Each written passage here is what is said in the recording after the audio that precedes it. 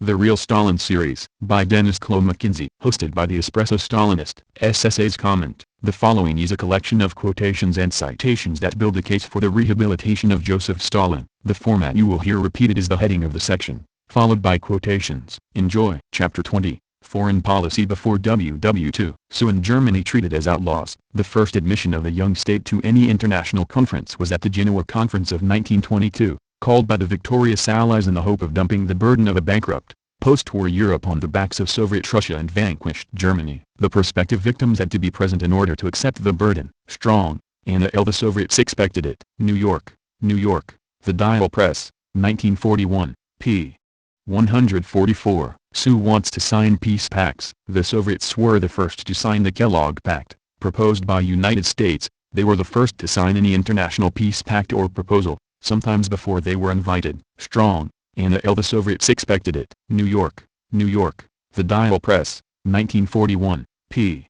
146. In an August 22, 1939, letter to Sumner Welles, acting American Secretary of State, Ambassador Davis said in reference to the Soviet-German Non-Aggression Pact, during the Litvinov tenure in the Foreign Office, there was to be sure a very strong moral impulse of hostility toward Germany and the aggressor powers, beginning with the accession of Hitler to power. During that period the Soviet regime, in my opinion, diligently and vigorously tried to maintain a vigorous common front against the aggressors and were sincere advocates of the indivisibility of peace. Litvinov's able battle for peace and democratic ideas at the League of Nations and the vigorous attitude of the Soviet government in being prepared to fight for Czechoslovakia were indications of real sincerity of purpose and a marked degree of high-mindedness. Beginning with Munich, and even before, however, there has been an accumulation of events which gradually broke down this attitude on the part of the Soviet government. During my tenure in Moscow I was much impressed with the fact that the Russians were undoubtedly severely irked by what appeared to be a policy of pinpricking and an attitude of superiority and talking down which diplomatic missions of the Western powers assumed toward the Soviet government. The Soviets are proud and resented this deeply. Davis, Joseph E. Mission to Moscow, New York, N. Y. Simon & Schuster, c. 1941, p. 454. In his conduct of foreign policy, Stalin showed great caution, restraint, and realism. He needed time to build up Russia's industries and military strength. He was constantly provoked in the East and West, and in ways that must have infuriated him, but he never lost sight of the overriding need to delay the outbreak of war as long as possible. It was for this reason that he placed the greatest emphasis on peace and disarmament in world affairs. Gray, Ian. Stalin, Man of History. London, Weidenfeld and Nicholson, 1979, p. 296. Each of the future allies sold space for time and let down allies and friends, until no space was left to be sold and no time to be bought. In the course of 1934 Stalin set out on his search for protective alliances. Gradually, but not imperceptibly, he switched over from opposition to the system of Versailles to its defense. In September Russia joined the League of Nations. Hitherto the Kremlin and the League had boycotted each other. To Lenin the League had been the robber's den, the organization designed to enforce the Peace of Versailles, to perpetuate colonial domination and to suppress movements of emancipation all over the world. Deutscher, Isaac, Stalin, A Political Biography. New York, Oxford University Press, 1967, p. 417. Yet, in spite of all this, one feels justified in asserting that in those years, 1935-37 and even later, Stalin was genuinely striving for an anti-Hitler coalition. This course of action was dictated to him by circumstances. At the Nuremberg rally of September 1936 Hitler spoke about the Ukraine and Siberia as belonging to the German Lebensraum in terms so emphatic and fiery that they seemed to exclude even a transient understanding between himself and Stalin. Later in the year the leaders of the Axis came together to announce the conclusion of the Anti-Comintern Pact. Throughout all that period clashes, some of them serious, were occurring between Russian and Japanese frontier troops. The storm seemed to be gathering over Russia in Asia and Russia in Europe. If not anti-fascist virtue, then the demands of self-preservation drove Stalin to seek security in a solid system of alliances. Deutscher, Isaac, Stalin, A Political Biography. New York, Oxford University Press, 1967, p. 420. Sinclair's comments only. Again and again Russia came into the conferences of Europe and proposed complete disarmament. Our reactionary newspaper columnists are quite sure that this was a bluff, but what a simple matter it is to call a bluff if you have the cards. Why didn't the warlords of the militarist nations accept Litvinov's propositions? Why didn't they pretend to accept them? The answer is because every one of them understood clearly that a collectivist economy can get along without colonies and foreign trade. Whereas a profit economy must have these things and must increase them, and therefore is driven continually to fresh aggressions under penalty of revolution at home. It is my belief that the disarmament proposals repeatedly made by the Soviet Union enable the country to stand before the world with clean hands, and place the blame for the wars which are coming upon the nations which refused the proposals and have gone on ever since to prepare for worse aggressions against the Soviet Union. Sinclair and Lyons. Terror in Russia? Two Views. New York, Rand School Press, 1938, p. 23. So and Mexico only wants to aid Spain. The Soviet Union shared with Mexico the honor of being the only governments that aided the democratic government of Spain. Strong, Anna L. The Soviets expected it. New York, New York, The Dial Press, 1941, p.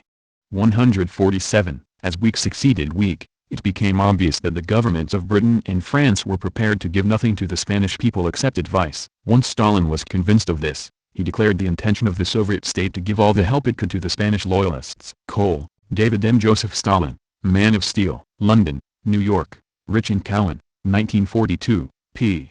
96. Three countries participated directly in the Spanish Civil War: Germany, Italy, and the Soviet Union. Krivitsky, Walter. I was Stalin's agent. London, H. Hamilton, 1939, p. 88. It was late in August 1936 and the Franco forces were firmly organized and marching successfully on Madrid, when three high officials of the Spanish Republic were finally received in Russia. They came to buy war supplies, and they offered in exchange huge sums of Spanish gold. Even now, however, they were not conveyed to Moscow but kept incognito in a hotel in Odessa. And to conceal the operation, Stalin issued, on Friday, August 28, 1936, through the Commissar of Foreign Trade, a decree forbidding the export, re-export, or transit to Spain of all kinds of arms, munitions, war materials, airplanes, and warships. The decree was published in broadcasts to the world on the following Monday. The fellow travelers of the Comintern, and the public, roused by them, already privately dismayed at Stalin's failure to rush to the support of the Spanish Republic, now thought that he was joining Leon Blum's policy of non-intervention. Stalin was in reality sneaking to the support of the Spanish Republic. While its high officials waited in Odessa, Stalin called an extraordinary session of the Politburo, and presented his plan for cautious intervention in the Spanish Civil War, all this under cover of his proclamation of neutrality. Krivitsky, Walter G. I was Stalin's agent. London, H. Hamilton, 1939, p. 91. 2 days later a special courier, who came by plane to Holland, brought me instructions from Moscow: extend your operations immediately to cover Spanish Civil War. Mobilize all available agents and facilities for prompt creation of a system to purchase and transport arms to Spain. A special agent is being dispatched to Paris to aid you in this work. He will report to you there and work under your supervision. Krivitsky, Walter G. I was Stalin's agent. London, H. Hamilton, 1939, p. 93. In plain terms, it was Captain Lansky's job to organize and operate a ring of arms smugglers, and to do this so cleverly that no trace could be discovered by the spies of foreign governments. If you succeed, Yagoda told him, come back with a hole in your lapel for the Order of the Red Banner. Krivitsky, Walter G. I was Stalin's agent. London, H. Hamilton, 1939, p. 96. We all met in Paris in perfect secrecy on September 21. Ziman brought explicit and emphatic instructions that we must not permit the slightest possibility of the Soviet government's becoming in any way associated with our traffic in arms. All cargoes were to be handled privately through business firms created for the purpose. Krivitsky, Walter G. I was Stalin's agent. London, H. Hamilton, 1939, p. 97. We made large purchases from the Skoda works in Czechoslovakia, from several firms in France, from others in Poland and Holland. Such is the nature of the munitions trade that we even bought arms in Nazi Germany. Krivitsky, Walter G. I was Stalin's agent. London, H. Hamilton, 1939, p. 98. By the middle of October, shiploads of arms began to reach Republic in Spain. The Soviet aid came in two streams. My organization used foreign vessels. Captain Lansky's private syndicate in Odessa began by using Spanish boats but found their number limited. Moscow, held by Stalin's insistence on absolute secrecy lest he become involved in a war, would not permit the use of ships sailing under Soviet papers. With these false papers, Soviet boats loaded with munitions would sail from Odessa under new names, fly in foreign colors, and they would clear the Bosphorus, where German and Italian counter-espionage agents were keeping a sharp lookout. When they had entered loyalist ports and delivered their cargo, Their names would be changed back to Russian ones and they would return to Odessa under their own colors. Krivitsky, Walter G. I was Stalin's agent, London, H. Hamilton, 1939, p. 99. My agent had bought the 50 government planes for £4,000 each, subject to inspection. When the question of the consignee came up, he offered a choice of a Latin American country or China. The dealer preferred China. Krivitsky, Walter G. I was Stalin's agent, London, H. Hamilton, 1939, p. 102. I was ordered to send the planes to Alicante, but that port was blockaded by Franco's vessels. The master of the ship made for Alicante, but had to turn back to save the ship and cargo. He attempted to head for Barcelona, but was prevented by my agent on board. My shipload of aircraft plied back and forth in the Mediterranean. Franco kept it from Alicante. Stalin kept it from Barcelona. The Norwegian ship finally slipped through Franco's blockade and discharged its planes at Alicante. At the same time, other war supplies, including tanks and artillery, arrived from the Soviet Union. All loyalist Spain saw that tangible aid was actually coming from Russia. The Republicans, socialists, anarchists, and Trotskyists, and syndicalists had only theories and ideals to offer. The communists were producing guns and planes to use against Franco. Soviet prestige soared. Krivitsky, Walter G. I was Stalin's agent, London, H. Hamilton, 1939, p. 103. While this international brigade, the Army of the Comintern, was taking shape in the foreground, purely Russian units of the Red Army were quietly arriving and taking up their posts behind the Spanish front. This Soviet military personnel in Spain never reached more than 2,000 men, and only pilots and tank officers saw active duty. Most of the Russians were technicians, general staff men, military instructors, engineers, specialists in setting up war industries, experts in chemical warfare, aviation mechanics, radio operators, and gunnery experts. These Red Army men were segregated from the Spanish civilians as much as possible, housed apart, and never permitted to associate in any way with Spanish political groups or figures. They were ceaselessly watched by the WW2, both to keep their presence in Spain a secret and to prevent any political heresy from corrupting the Red Army. This special expeditionary force was under the direct control of General Berzin, one of the two leading Soviet figures assigned by Stalin to captain his intervention in Spain. The other was Arthur Stashevsky, officially the Soviet trade envoy stationed in Barcelona. Krivitsky, Walter G. I was Stalin's agent, London, H. Hamilton, 1939, p. 107. Berzin was selected by Stalin to organize and direct the Loyalist army. Stalin's chief political commissar in Spain was Arthur Stashevsky. Krivitsky, Walter G. I was Stalin's agent, London, H. Hamilton, 1939, p. 108. Dr. Negrin, of course, saw the only salvation of his country in close cooperation with the Soviet Union. It had become obvious that active support could come only from that source. Krivitsky, Walter G. I was Stalin's agent, London, H. Hamilton, 1939, p. 112. The splendid feats of the International Brigade, and the material help received from the Soviet Union, so prompted the growth of the Communist Party of Spain that by January 1937 its membership was more than 200,000. The saving of Madrid enormously enhanced Soviet prestige. Krivitsky, Walter G. I was Stalin's agent, London, H. Hamilton, 1939, p. 114. The successful defense of Madrid with Soviet arms gave the WW2 new opportunities to extend its powers. Krivitsky, Walter G. I was Stalin's agent, London, H. Hamilton, 1939, p. 115. By February 15, however, the fascists, were forced to retreat by the newly reorganized Republican Army, and the support of 40 Soviet warplanes Moskos and Chatos that had just arrived in Spain, not as many in number as the German warplanes, but technically superior. Brar, Harpal, Trotskyism or Leninism. 1993, p. 327. Airplanes provided by the Soviet government, 500 pieces of artillery, and 10,000 machine guns were held up in France. Brar, Harpal, Trotskyism or Leninism. 1993, p. 336. The people of Spain had a loyal friend in the Soviet Union, which could be relied upon to do everything in its power to promote their cause and to frustrate the designs of every imperialist power. Brar, Harpal, Trotskyism or Leninism. 1993, p. 338. And henceforth the Soviet government did all it could to supply the Republicans with everything they needed, from men, through the international brigades who sent some 35,000 men to Spain, to military advisors from its own army, to armaments and food. Brar, Harpal, Trotskyism or Leninism. 1993, p. 440. It is common knowledge that soon after the fascist rebellion and the beginning of the Civil War in Spain, the Soviet Union began to aid and support the Spanish Republic. By the end of 1936, the Soviet Union had supplied Spain with 106 tanks, 60 armored cars, 136 airplanes, more than 60,000 rifles, 174 field guns, 3,727 machine guns, and an unspecified amount of ammunition. Medvedev, Roy. Let History Judge. New York, Columbia University Press, 1989, p.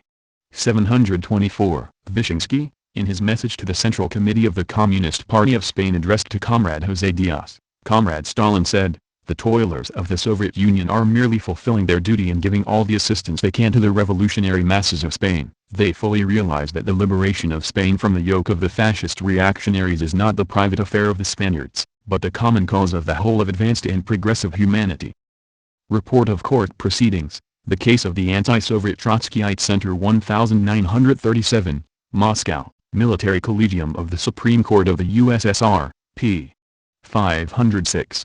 The experience of the Civil War in Spain, where no country except the Soviet Union provided assistance to the legal government of the Republic. Brizkov, Valentin. At Stalin's Side, Secaucus, New Jersey, Carroll Pub Group, c. 1994, p.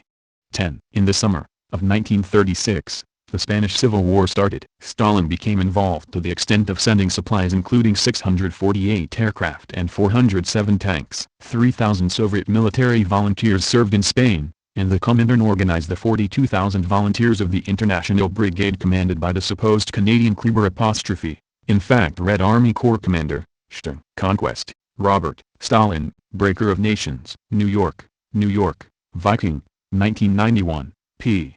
219. Stalin, while professing Soviet adherence to non-intervention in the Spanish Civil War, secretly approved the immediate dispatch of trained Soviet pilots to fly fighter aircraft supplied by the French. Costello, John and Oleg Zarev. Deadly Illusions. New York, Crown, c. 1993, p. 254. 16 Soviet freighters put to sea from the Black Sea port of Odessa, heading for the Mediterranean. By early November they had safely reached the Republican-held port of Cartagena, where they unloaded more than 800 tanks and aircraft along with thousands of gallons of badly needed fuel. Although military aid on a far more massive scale was needed to defeat Franco, Stalin's first grudging commitment of Soviet support proved an important morale booster for the Spanish Republicans. Soviet supplies meant that the Loyalists were no longer battling alone against a nationalist army being supplied with an increasing flood of arms from Germany and Italy. Madrid will not now fall, declared Prime Minister Caballero. Now the war will begin, because we now have the necessary materials.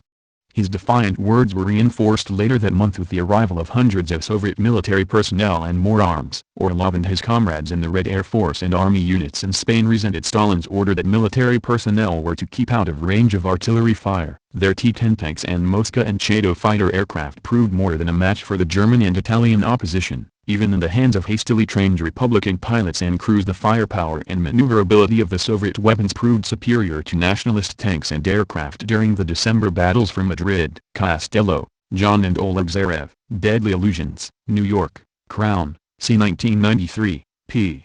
256. Stalin was as good as his word. 20 years later, when Orlov testified in 1957 before the Senate Internal Security Subcommittee and recounted how he had organized the looting of the Spanish treasury, Radio Moscow announced that the $420 million worth of Spanish gold smuggled to Russia in 1937 had been sent legitimately to finance the Republican cause. Franco's government was pressing the Soviets to send back the bullion after Negrin's heirs had returned to Madrid the official receipt for 510 million grams of gold which the Bank of Moscow had given to the cashiers of the Bank of Spain in 1938. Khrushchev, the Soviet president in 1957, certainly was not going to return a single peseta of Republican money to the fascist regime of Franco. This was made clear in a broadcast by Radio Moscow in which the USSR reminded the world that the value of Soviet aid delivered to the Spanish government during the Civil War amounted to much more than the value of 510 metric tons of gold. According to the statement, the Spanish account with the USSR was still overdrawn because of the Republicans' failure to repay $50 million of an additional $85 million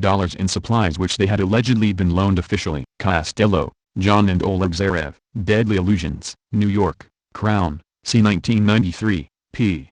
263. After all, We had to intervene in Spain because of the fear of agitation on the part of Trotskyites, the Instanza, Politburo, fears accusations of liquidation, accusations that we have let down the Spanish left. This is absurd. Questions of policy must be decided according to the demands of the state, and not from the point of view of dissidents, critics, and traitors. Litvinov, Maxim Maximovich, Notes for a Journal. New York, Morrow, 1955, p.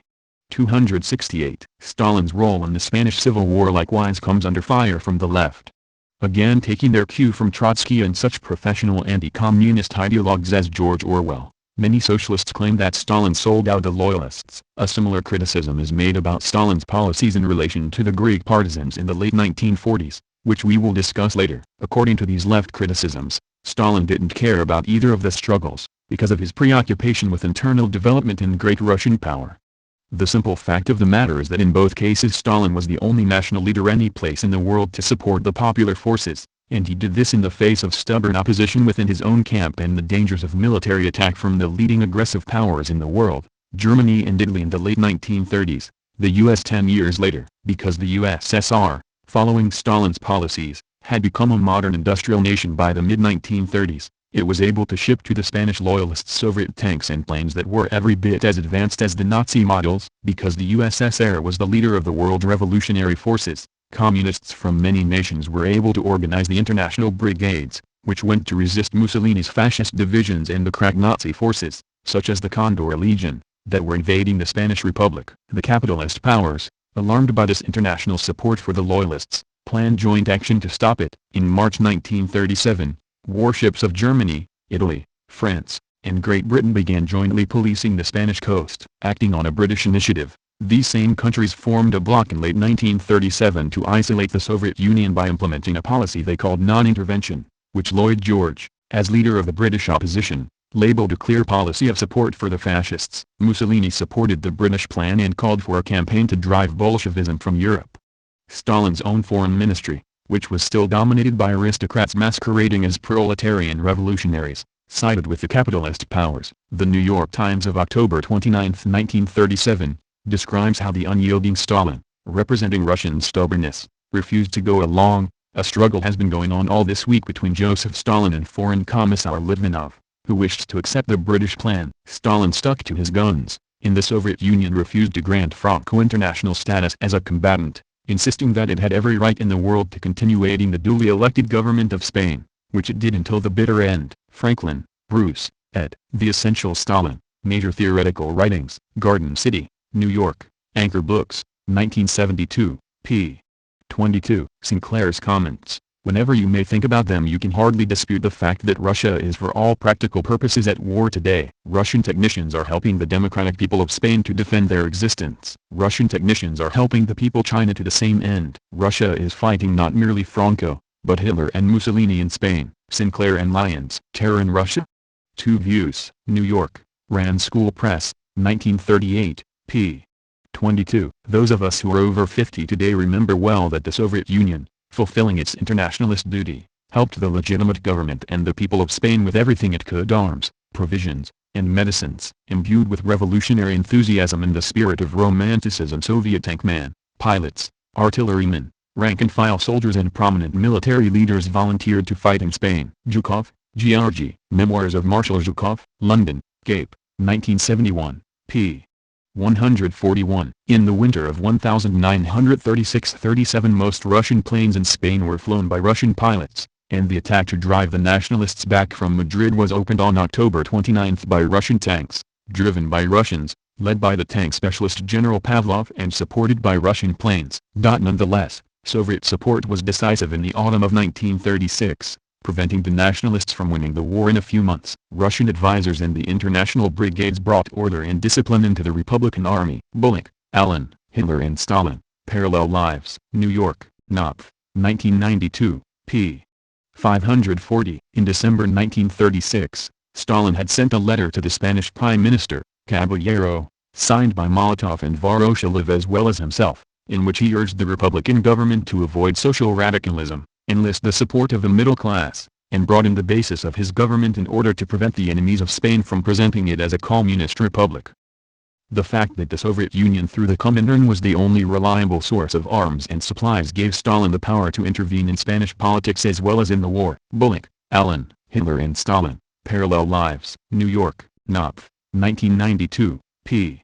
541. The Soviet Union sent to the Spanish government 806 military aircraft, mainly fighters, 362 tanks, 120 armored cars, 1,555 artillery pieces, about 500,000 rifles, 340 grenade launchers, 15,113 machine guns, more than 110,000 aerial bombs, about 3.4 million rounds of ammunition, 500,000 grenades, 862 million cartridges, 1,500 tons of gunpowder, torpedo boats, air defense searchlight installations, motor vehicles, radio stations, torpedoes and fuel. International Solidarity, Op. Cit. p. 32930. And under the new Soviet policy, a little more than 2,000 Soviet volunteers fought and worked in Spain on the side of the Republic throughout the whole war, including 772 airmen, 351 tank men, 222 army advisors and instructors, 77 naval specialists, 100 artillery specialists, 52 other specialists, 130 aircraft factory workers and engineers, 156 radio operators and other signals men, and 204 interpreters. International Solidarity, Op. Cit. p. 328. In Berlin on May 30, 1937 Hitler stated, after Red airplanes bombed British, German, and Italian ships lying in the harbor of Majorca a few days ago and killed 6 officers on an Italian ship, German ships were forbidden to remain in the harbor any longer. On Saturday, May 29, 1937, the pocket battleship Deutschland was lying in the roadstead of Ivica. The ship belongs to the forces assigned to the International Sea Patrol. In spite of this, the pocket battleship was suddenly bombed between 6 and 7 p.m. by 2 planes of the Red Valencia government in a gliding attack. The result of this criminal attack is that 20 were killed and 73 wounded. Damars, Max, ed. Hitler's Speeches and Proclamations, 1932-1945. Volume 2. Wakanda, Illinois, Bulchesi Carducci, c. 1990, p.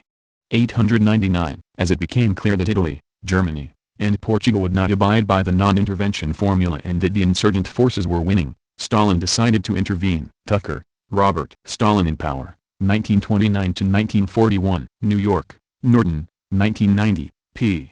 351. In a letter to Kaganovich and Chubar on August 18, 1936 Stalin stated, I consider it necessary to sell oil to the Spaniards immediately on the most favorable terms for them, at a discounted price, if need be. If the Spaniards need grain and foodstuffs in general, we should sell all that to them on favorable terms. Let me know how much oil we have already delivered to the Spaniards. Make it incumbent on the People's Commissariat of Foreign Trade to act quickly and decisively. Shabad, Stephen, trans. The Stalin-Kaganovich Correspondence, 1931-1936. New Haven, Yale University Press, c. 2003, p. 327. In a letter to Stalin on August 18, 1936 Kaganovich, Ordzhonikidze, and Chubar stated, we heard Comrade Sudan's progress report on the sale of oil to the Spaniards. It was determined that 6,000 tons of fuel oil have been sold as of 18th of August, and another tanker has been ordered to fill up with oil. In accordance with your, Stalin, telegram, the People's Commissariat of Foreign Trade has been instructed to sell oil to the Spaniards immediately at a reduced price in the necessary amount on the most favorable terms. Shabad, Stephen, trans. The Stalin-Kaganovich Correspondence, 1931-1936. New Haven, Yale University Press, c. 2003, p. 327. In a letter to Kaganovich on September 6, 1936 Stalin stated, it would be good to sell Mexico 50 high-speed bombers, so that Mexico can immediately resell them to Spain. We could also pick about 20 of our good pilots to perform combat functions in Spain and at the same time give flight training on the high-speed bombers to Spanish pilots. Think this matter over as quickly as possible. It would be good to sell by the same means 20,000 rifles, 1,000 machine guns, and about 20 million rounds of ammunition. We just need to know the calibers. Shabad, Stephen, trans. The Stalin-Kaganovich Correspondence, 1931-1936. New Haven, Yale University Press, c. 2003, p. 351. Footnote to a letter by Kaganovich on October 11, 1936 to Stalin. On 29 September the Politburo had decided to begin arms deliveries. By 22 October 5 ships had been dispatched to Spain containing 50 tanks, plus fuel and ammunition, 30 high-speed bombers, and artillery. Further Soviet arms shipments to Spain were made in larger quantities. Shabad, Stephen, trans. The Stalin-Kaganovich Correspondence, 1931–1936. New Haven, Yale University Press, c. 2003, p. 368. In the cruel Spanish Civil War which followed, anti-fascists all over the world helped the Republican Army. Stalin's reaction was instantaneous and, once again, enlightened. Soviet advisors, tanks, and planes were rushed to the aid of democracy in Spain together with a large number of NKVD agents. Radzinski, Edward. Stalin. New York, Doubleday, c. 1996, p. 337. Stalin's Russia was the only country to provide real help to Republican Spain. Ulam, Adam. Stalin, The Man in His Era. New York, Viking Press, 1973, p. 426. The fact remained that Russia was doing something to try to stop the march of fascism, that communism appeared to extend a helping hand to an embattled democracy, while the French and British statesmen prattled on about non-intervention in Spain, where German planes and pilots and fascism legions were openly assisting Franco. Ulam, Adam. Stalin, The Man in His Era. New York, Viking Press, 1973, p. 427. While Russian military, air, and naval personnel helped the Republican side and the USSR furnished it with supplies, Soviet participation in the Spanish Civil War was veiled in much more mystification than that of the fascist powers. Ulam, Adam. Stalin, The Man in His Era. New York, Viking Press, 1973, p. 468. My father also wondered why the British had not supported the Spanish Republicans, since they had every interest in preventing the expansion of Italy and Germany into Spain. Germany and Italy had sent many troops. France and Britain acted as though neutral and blocked the approaches, and the Soviet Union alone sent arms via the Black Sea. I know this from Admiral Kuznetsov, whom my father met at this time. He commanded a cruiser which escorted the convoys. Beria, Sergo. Beria, my father, inside Stalin's Kremlin. London, Duckworth, 2001, p. 31. On October 15, 1936, Soviet tanks, planes and advisors started arriving in Spain to support the Republican government against General Francisco Franco, backed by Hitler and Mussolini. Montefiore, Sebag. Stalin, The Court of the Red Tsar. New York, Knopf, 2004, p. 200.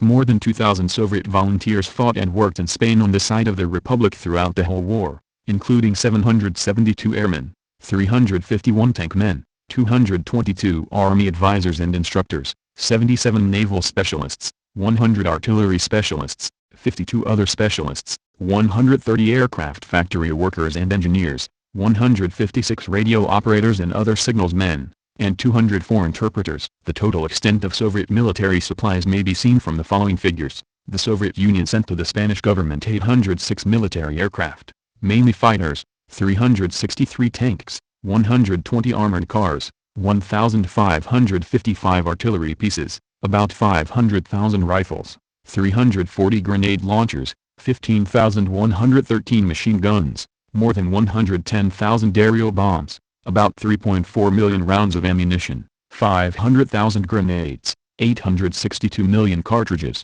1,500 tons of gunpowder, torpedo boats, air defense searchlight installations, motor vehicles, radio stations, torpedoes and fuel. International solidarity with the Spanish Republic, 1936-39. Moscow, Progress Publishers, c. 1974, p.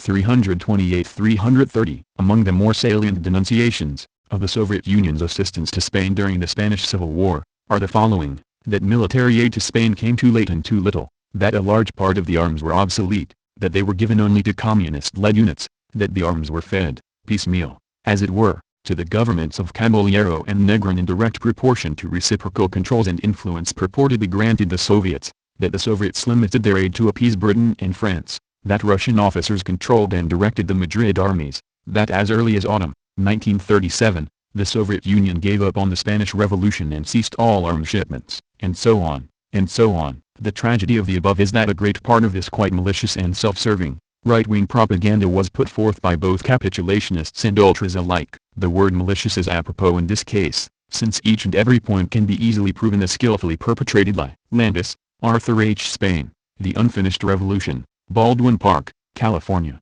Camelot Pub Company, 1972, p. 231. To all those who fault the USSR for not having sent sufficient arms to the Republic, the following data should be interesting. The Franco Admiral, Bastarich, at a conference in Zaragoza in 1960 stated that, the nationalist navy sunk during the period of our war 53 merchant ships with a total of 129,000 tons. Captured on the high seas were another 324 ships of some 484,000 tons. 24 foreign ships were also seized, and as many as 1,000 detained on the high seas for examination and later released. Interesting, isn't it? Among the known Russian ships sunk were the Komsomol, Timiryazev and the Blagoev, all in the autumn of 1936. A number of others were torpedoed in 1937, as were many Spanish ships of the Republican fleet. The evidence then is more than sufficient to conclude that despite the tremendous losses of men, ships, and material along the 1,000-mile, submarine-infested run from the Black Sea to Spain, the Soviets had never faltered in their aid to Spain. Indeed, with 53 merchant ships loaded with Russian arms for Spain torpedoed and sent to the bottom of the Mediterranean, the Soviets have a right to suggest to their unconscionable attackers of the ultra-left, and others, that they not be so hasty with their quite self-serving accusations. Landis, Arthur H. Spain, The Unfinished Revolution, Baldwin Park, California, Camelot Pub Company, 1972, page 242-244. The Spanish government rallied all the forces it could on the political left. Spain's communists in particular stood by it. The revolutionary tradition impelled Stalin to look favorably on the request from Madrid for help. So too did the awareness that if no resistance to German assertiveness were shown, Europe as a whole would be exposed to the expansionist aims of the Third Reich. Failure to act would be taken as a sign that the policy of the Popular Front had no substance. Finance and munitions were dispatched by boat to Spain from Leningrad. Simultaneously, the Comunis International sent the Italian Communist Party leader Togliatti under the alias Ercole to direct the activities of the Spanish Communists. Service: Robert Stalin. Cambridge, Mass. Belknap Press of Harvard University Press, 2005, p. 387. But he, Stalin, and the Comintern at least did something, and it is hardly likely that the Republicans would have held out so long if he had not sanctioned the Spanish Communist Party's participation. His Trotskyist critics accused him of excessive pragmatism in his management of the Soviet foreign policy. They ignored the limited resources available to the USSR. Economically, militarily, and above all geographically, there was no serious chance for him to do more than he achieved at the time. Service: Robert Stalin. Cambridge, Mass. Belknap Press of Harvard University Press, 2005, p. 389. Churchill supports soon moving into Poland. Americans still talk as if Stalin and Hitler jointly and cynically divided the unfortunate Poles. But Winston Churchill, then First Lord of the Admiralty, said in a broadcast on October 1, 1939, "The Soviets have stopped the Nazis in eastern Poland. I only regret that they are not doing it as our allies." A few weeks later, on October 26, Prime Minister Chamberlain himself rather sourly admitted in the House of Commons that it had been necessary for the Red Army to occupy part of Poland as protection against Germany. Strong, Anna L. The Soviets expected it. New York, New York, The Dial Press, 1941, p.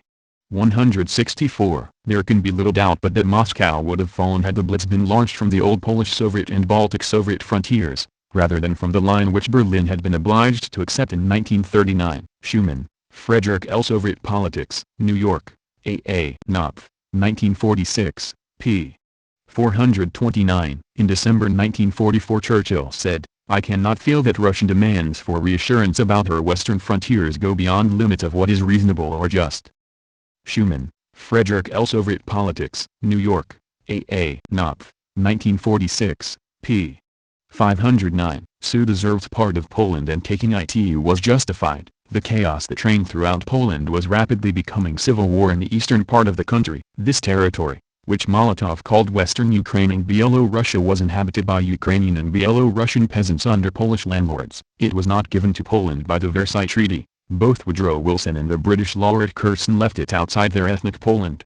The Polish landlords thrust the new Polish state into a war of aggression in 1920 and took the lands. Through the Warsaw government, which they dominated, the landlords treated their peasants more brutally than had the Russian Tsar. In an effort to Polonize the territory by force, they settled demobilized Polish soldiers along the frontier, often by dispossessing whole villages of natives. For 20 years the League of Nations reports indicated that eastern Poland had one of the most brutally handled minority problems anywhere in Europe. Strong, Anna L. The Soviets expected it. New York, New York, The Dial Press, 1941, p. 165. Special attention must be paid to the secret protocols signed at the same time as the Non-Aggression Pact. They provided for the division of Poland into German and Soviet spheres of influence in the event of territorial and political changes on the territory belonging to the Polish state. Some historians regard these agreements as totally wrong and speak of the Fourth Partition of Poland.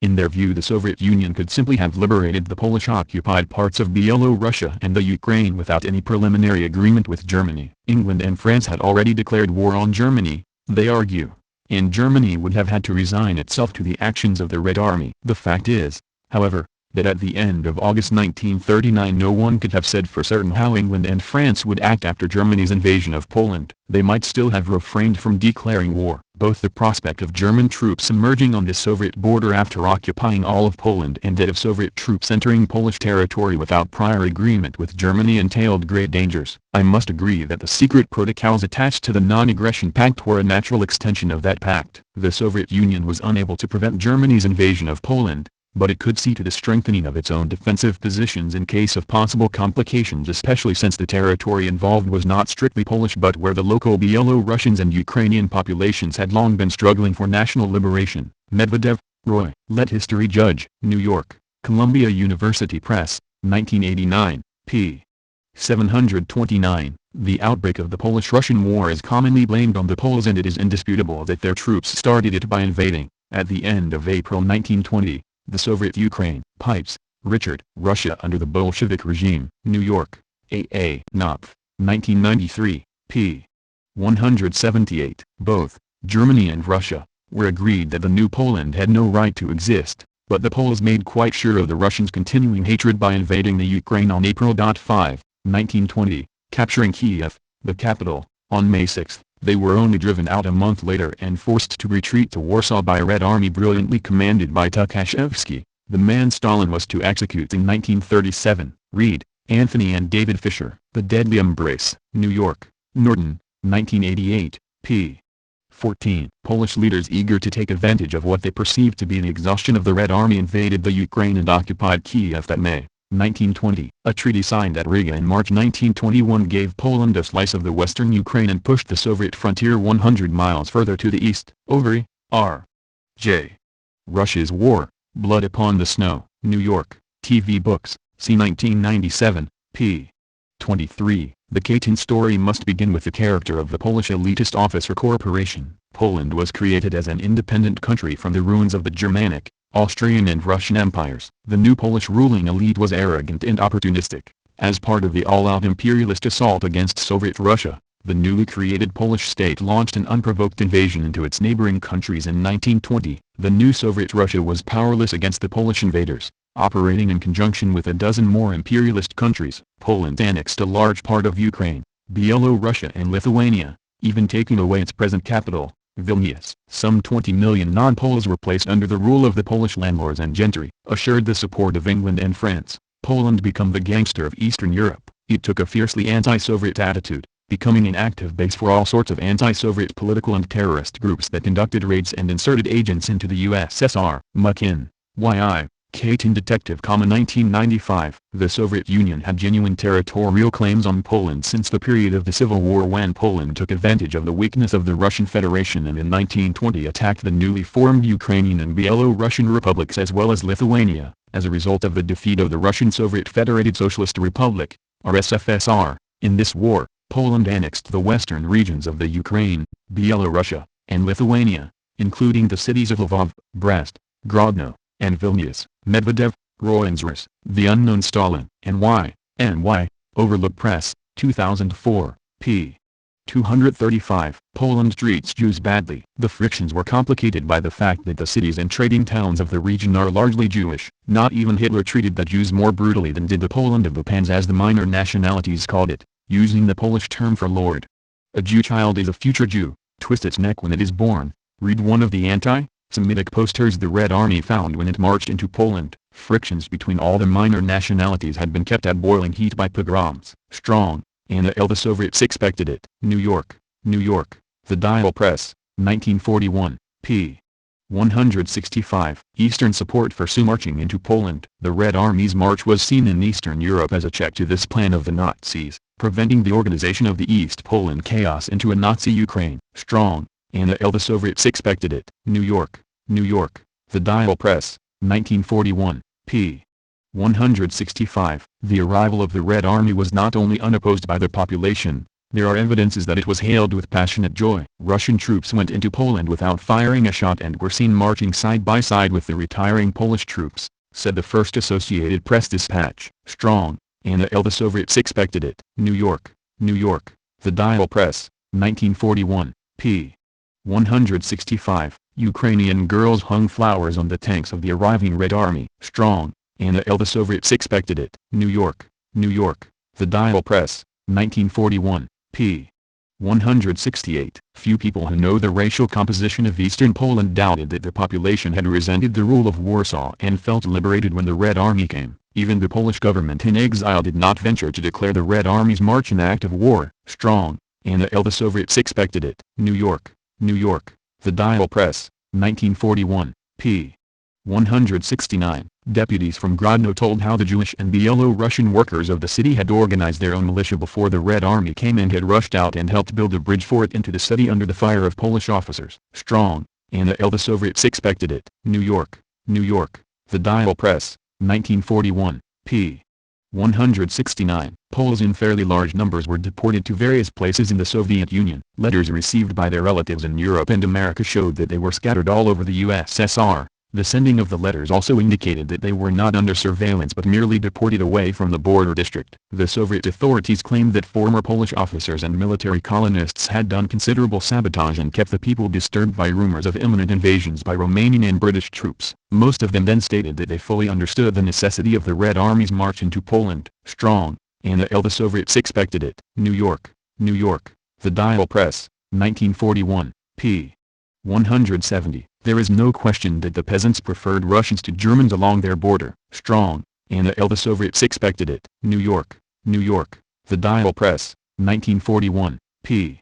175. The way was prepared by the Soviet refusal of the boundary line which Hitler first offered in Poland, and which would have given to the Soviets territory in ethnic Poland as far as Warsaw. This refusal not only preserved Soviet neutrality in the eyes of Britain but helped convince East European powers that the Soviets were not only strong but just. Strong, Anna L. The Soviets expected it. New York, New York. The Dial Press, 1941, p.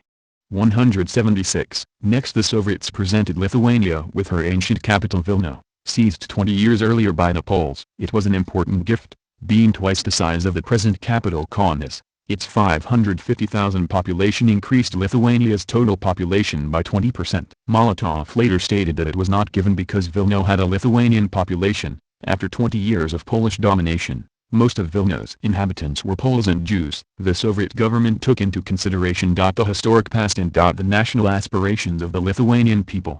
In other words, that gift was made, not for the sake of Vilna, which didn't particularly want to be transferred, but for the psychological effect on the Lithuanians. Strong, Anna L. The Soviets expected it. New York, New York. The Dial Press, 1941, p. 176. They added that the Soviets could have demanded anything up to annexation and complete Sovietization of their countries and neither Germany nor the Allies could have stopped it.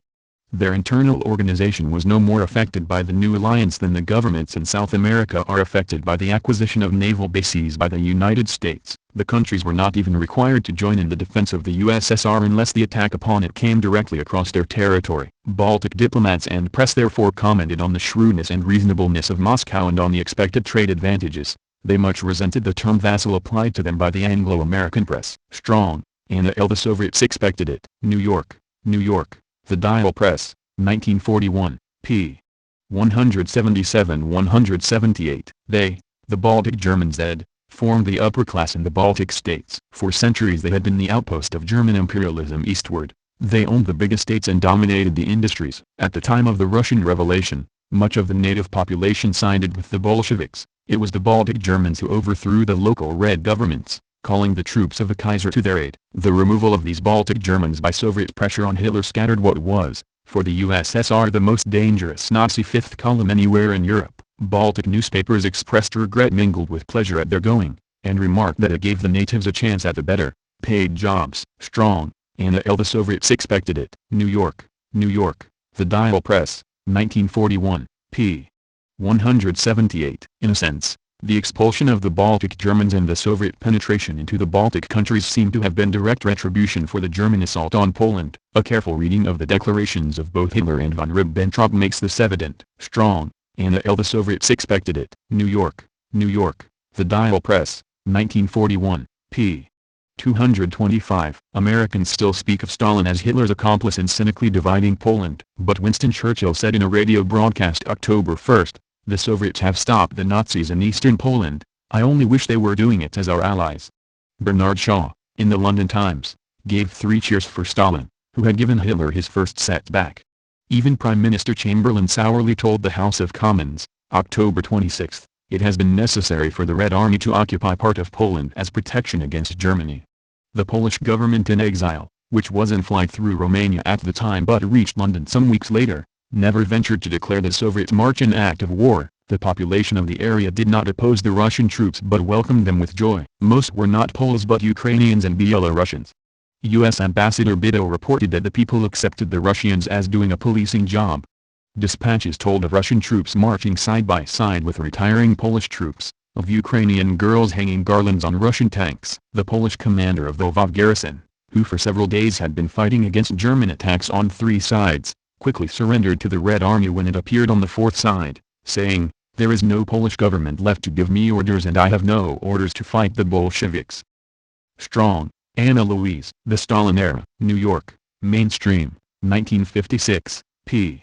80. The American view that Stalin and Hitler had petitioned Poland in advance is not borne out by the way the partitioning occurred. The boundary between Germans and Russians changed 3 times before it was fixed at a conference, September 28.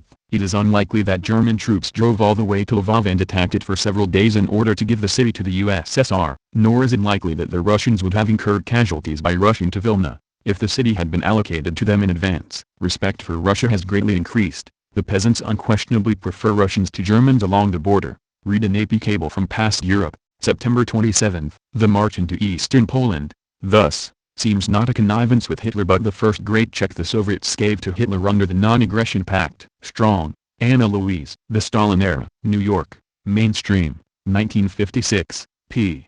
81. When it became absolutely clear that the Polish state had collapsed, then the Soviet forces entered Poland, on September 17, in order to safeguard her defenses and the people of territories invaded by Soviet forces alike. The truth is that the Soviet army was greeted by the local population as liberators and heroes. Brar, Harpal. Trotskyism or Leninism. 1993, p. 572. And indeed, the invading Red Army units were welcomed by many Ukrainian, Belarusian, and Jewish inhabitants of this territory where the dominant Poles were an ethnic minority living mainly in the towns and the non-Polish population suffered discrimination. Tucker, Robert. Stalin in Power, 1929–1941. New York, Norton, 1990, p. 601. Priests welcome Bolsheviks. Dovzhenko laughed when I asked him about the attitude of the Ukrainian priests. It is probably the first place where priests welcomed the Bolsheviks, he said. Under the Poles they were constantly being arrested for such crimes as false registry of names, which meant that they registered children in the Ukrainian language instead of in Polish. Strong, Anna L. The Soviets expected it. New York, New York, The Dial Press, 1941, p. 173. People experience freedom with fury. There is no fury greater than that of people who, after centuries of oppression, have glimpsed freedom for a little while. Strong, Anna L. The Soviets expected it. New York, New York, The Dial Press, 1941, p. 174. Finnish independence came from Bolsheviks. Finnish independence was a gift from the Bolshevik Revolution. Any schoolteacher in present-day Finland would lose her job if she mentioned this incontrovertible historic fact. When Kerensky came to power, Finland applied for independence. The Kerensky government refused. Neither Britain, France, America, nor any foreign power approved of Finland's independence in those days. Only the Bolsheviks approved. Strong, Anna L. The Soviets expected it. New York, New York, The Dial Press, 1941, p. 180. Finland served the Nazis. This early democratically elected Finland was quickly suppressed. Baron Mannerheim, a Tsarist general, called in German troops to overthrow the government. Strong, Anna L. The Soviets expected it. New York, New York, The Dial Press, 1941, p. 180. Finland was therefore known to the Soviet leaders as the most hostile of all the Baltic states. Strong, Anna L. The Soviets expected it. New York, New York. The Dial Press, 1941, p. 182. With the aid of German officers and engineers, Finland had been converted into a powerful fortress to serve as a base for the invasion of the Soviet Union. 23 military airports had been constructed on Finnish soil, capable of accommodating 10 times as many planes as there were in the Finnish Air Force. Sayers and Kahn, The Great Conspiracy, Boston, Little, Brown and Company, 1946, p. 332. As for the Finns, they carried out unrestrained propaganda against the Soviet Union. There can be no doubt that Finland was eager to join in a campaign against the Soviet Union. Schechter, Gerald, Trends and ed. Khrushchev remembers, The Glasnost Tapes, Boston, Little, Brown, c. 1990, p. 51. Bolsheviks gave Finns good terms. Moscow first proposed an alliance such as she had with her other Baltic states, but almost at once dropped the proposal in view of Finland's clear unwillingness. The Soviets wanted the frontier moved back far enough to take Leningrad out of gunshot from Finland. They did not ask, as some have thought, for the Mannerheim Line. They also wanted some small islands that covered Leningrad's sea approach. They offered in return twice as much equally good but less strategic land. Later they raised the offer. They also asked a 30-year lease of Hango, or some other point at the entrance to the Gulf of Finland, as a naval base. Strong, Anna L. The Soviets expected it. New York, New York. The Dial Press, 1941, p. 183. In the peace terms, the Soviet Union exacted from Finland considerably more territory adjacent to Leningrad than had originally been asked. The naval base at Hango was secured, but the Soviets returned Petsamo and the nickel mines near it, which they had captured. They asked no indemnities but agreed on a treaty whereby they supplied Finland with food. As terms go, these were not excessive. Strong, Anna L. The Soviets expected it. New York, New York. The Dial Press, 1941, p. 191. Sir Stafford Cripps, British ambassador to Moscow, thinks that the terms might have been stiffer. He told me that all the Soviet annexations from Finland to Bessarabia had been necessary strategic moves against the coming attack by Hitler. He added, the Soviets may be sorry someday that they didn't take more of Finland when they could. Strong, Anna L. The Soviets expected it. New York, New York. The Dial Press, 1941, p. 191. Sir Stafford was wrong. Stalin's sense of timing is better than Sir Stafford's. Strong, Anna L. The Soviets expected it. New York, New York. The Dial Press, 1941, p. 191. Eastern Europe support for Red Army marching in. The most applauded folk in all Lithuania during my visit were the Red Army boys. At concerts, dances, trade union meetings, I heard them mentioned scores of times and never without cheers. Strong, Anna L. The Soviets expected it. New York, New York. The Dial Press, 1941, p. 200. Old-time Lithuanians said, we have seen in our lives 3 armies, the old Tsarist army, the German army of occupation during the First World War, and now these Soviet troops. This is by far the most cultured army we have ever known. As boosters for the Soviet Union's reputation, the Red Army did an excellent job. Strong, Anna L. The Soviets expected it. New York, New York. The Dial Press, 1941, p. 202. At the American legation they explained that, Lithuanian people were afraid not to come to the elections. But Smetona, right-wing Lithuanian president, had openly used police terror to make the peasants come to previous elections, yet they had not come. It was not terror that brought them to the places I visited, it was new hope. Strong, Anna L. The Soviets expected it. New York, New York. The Dial Press, 1941, p. 208. On July 21, 1940, Lithuania became a Soviet Socialist Republic by unanimous vote of the people. Same. A few hours later, on the same day, Latvia and Estonia followed. Strong, Anna L. The Soviets expected it. New York, New York. The Dial Press, 1941, p. 212. What is the use of all these little nations? They only put on heavy taxes for big armies and then their armies are no good anyway. We see what is happening in Europe to all the little countries. Strong, Anna L. The Soviets expected it. New York, New York. The Dial Press, 1941, p. 214. They secured a wide buffer belt from the coast of Finland to the Black Sea. Strong, Anna L. The Soviets expected it. New York, New York. The Dial Press, 1941, p.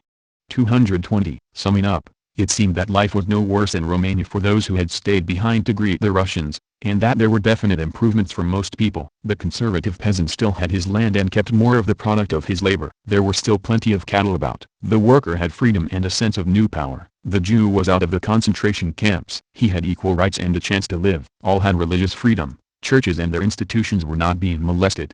Snow, Edgar, The Pattern of Soviet Power, New York, Random House, 1945, p.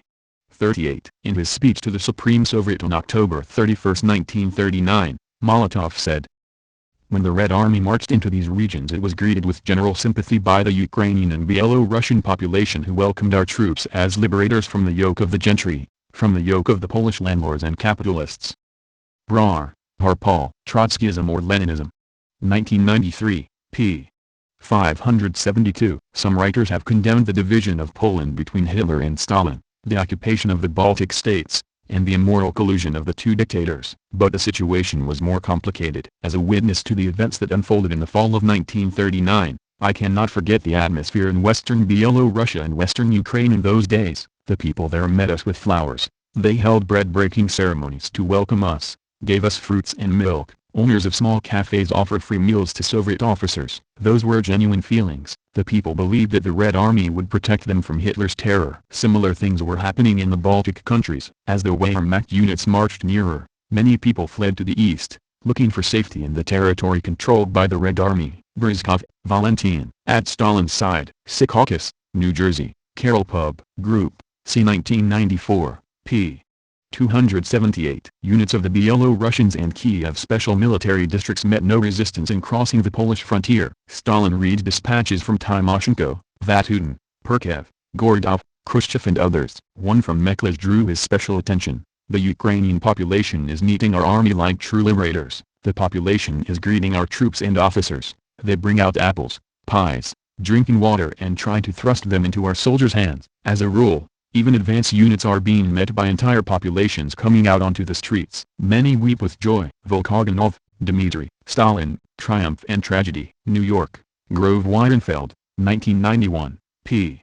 359. The troops were allowed to use their weapons only if attacked. Only isolated armed clashes took place. There was in fact no resistance. The ethnic majority, being Ukrainians and Belarusians, sincerely welcomed the arrival of the Soviet forces. In June 1940 the Soviet government succeeded in recovering Bessarabia and the northern Bukovina by peaceful means, and by agreement with the Romanian government the frontier was re-established along the rivers Prut and Danube. The Moldavian Soviet Republic had been formed. Volkogonov, Dmitry. Stalin, Triumph and Tragedy. New York, Grove Weidenfeld, 1991, p.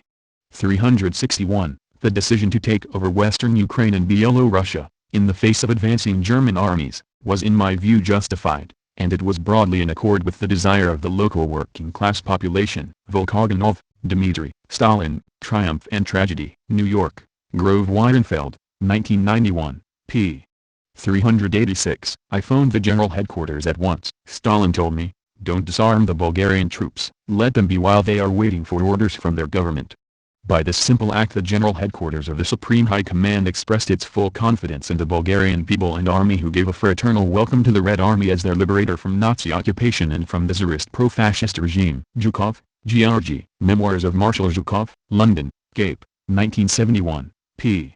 548. Russian-German non-aggression pact was needed. The non-aggression pact was not an alliance. Without violating the pact, the Soviet Union was free to oppose, even by armed force, a German attack on Turkey or Yugoslavia. She agreed not to take part in aggression against Germany, but had promised nothing about resisting an aggression that the Nazis might start. The pact did more. The Soviet Union, acting as a neutral, blocked Nazi expansion on several important occasions more effectively than could have been done by engaging in war. Strong, Anna L. The Soviets expected it. New York, New York, The Dial Press, 1941, p.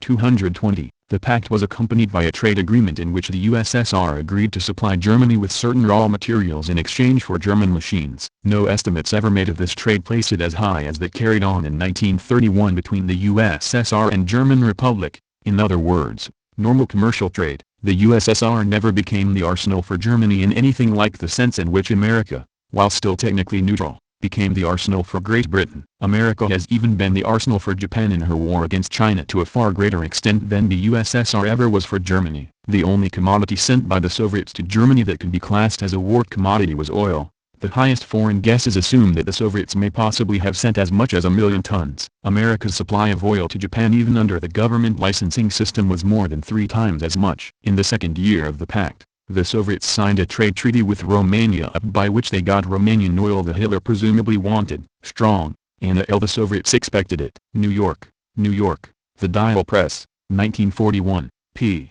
220. There is no proof of the often made assertion that the non-aggression pact provoked Hitler's march into Poland. Strong, Anna L. The Soviets expected it. New York, New York, The Dial Press, 1941, p.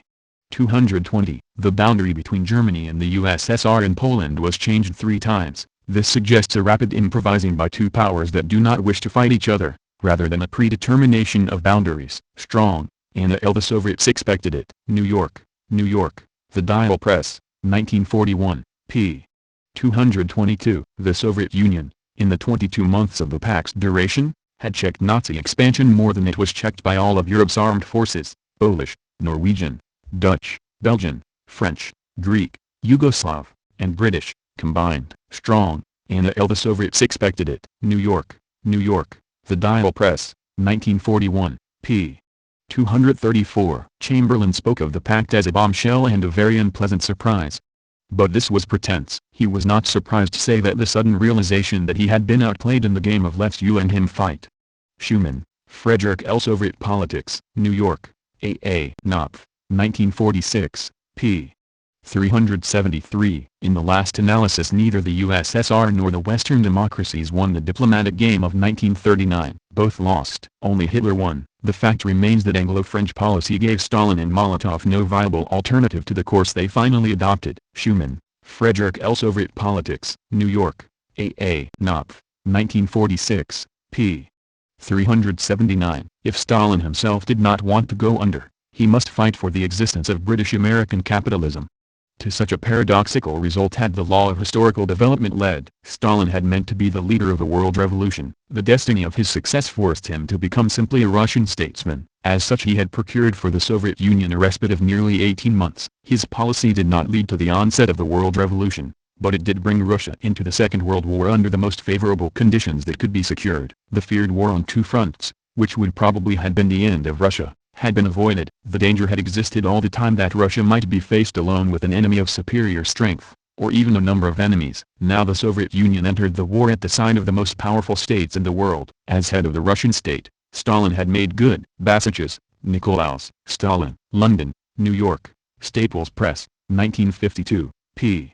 358. From that time on, Russia used the breathing space granted by the pact, not only to prepare for defense but to block Hitler's penetration of East Europe through measures short of war. Hitler revealed this later in his declaration of war against the USSR and bitterly listed the Russian acts that blocked him. Moscow's first move was to build a wide buffer belt along her western border by alliances. Moscow invited Lithuania, Latvia, and Estonia to send foreign ministers to Moscow to discuss an alliance. One by one, they went and signed. The Baltic states, themselves, resented the term vassal applied to them by the Anglo-American press. They thought themselves not badly off. Their internal organization was not at the time affected. They merely gave bases to the USSR in return for help in their defense. The dramatic expulsion of 500,000 Germans from the Baltic states followed. How bitterly Hitler resented this was shown in his declaration of war when he told how far more than 500,000 men and women were forced to leave their homeland. To all this I remained silent, because I had to.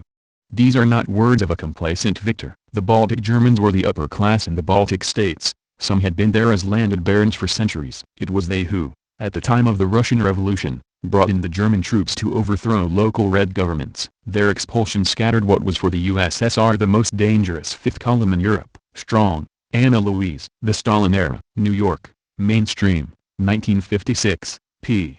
82. Many say that the treaty with Hitlerite Germany allowed us to do what we wanted with Estonia, Latvia, Lithuania, Finland, and Romania. Naturally, we understood that there were concessions to us in the treaty and that they were to our advantage. I want to say this straightforwardly. The access we gained to the Baltic Sea significantly improved our strategic situation. By reaching the shores of the Baltic, We deprived the Western powers of a foothold that they might use against us and that they actually had used during the Civil War for establishing a front against the USSR. Schechter, Gerald. Trends and ed. Khrushchev remembers. The Glasnost tapes. Boston. Little, Brown, C. 1990, p. 51. At 6:30 on the afternoon of July 3, 1941, the day after his return to Moscow, Stalin spoke to his people. One must ask, how could it have happened that the Soviet government consented to conclude the pact of non-aggression with such felons and monsters as Hitler and Ribbentrop? Had not the Soviet government thereby made a mistake? Of course not. A pact of non-aggression is a pact of peace between two countries. It was just such a pact that Germany offered us in 1939. Could the Soviet government reject such an offer? I think no peace-loving country should reject an agreement with a neighboring state, even if at the head of that state stand such monsters and cannibals as Hitler and Ribbentrop. This, naturally, depends on the indispensable conditions that the peace agreement does not infringe either directly or indirectly the territorial integrity, independence, and honor of the peace-loving country. Fishman and Hutton, The Private Life of Joseph Stalin, London, W. H. Allen, 1962, p. 141. Selfless aid to other countries. Second meeting of Hoxha with Stalin, March to April 1949. I mentioned this, Stalin continued, to show how important it is to bear in mind the concrete conditions of each country, because the conditions of one country are not always identical with those of other countries. That is why no one should copy our experience or that of others, but should only study it and profit from it by applying it according to the concrete conditions of his own country. The Chief of your General Staff, Comrade Stalin told me, has sent us some requests for your army. We ordered that all of them should be met. Have you received what you wanted? We have not yet received any information about this, I said. At this moment Stalin called in a general and charged him with gathering precise information about this question. After a few minutes the telephone rang. Stalin took up the receiver and, after listening to what was said, informed me that the materiel was en route. Did you get the rails? He asked. Is the railway completed? We got them, I told him, and we have inaugurated the railway, and continued to outline the main tasks of the plan for the economic and cultural development of the country and the strengthening of its defenses. On this occasion I also presented our requests for aid from the Soviet Union. Just as previously, Comrade Stalin received our requests sympathetically and said to us quite openly, "Comrades, we are a big country, but you know that we have not yet eliminated all the grave consequences of the war. However, we shall help you today and in the future, perhaps not all that much, but with those possibilities we have. We understand that you have to set up and develop the sector of socialist industry, and in this direction we agree to fulfill all the requests you have presented to us, as well as those for agriculture." Then, smiling, he added, "But will the Albanians themselves work?"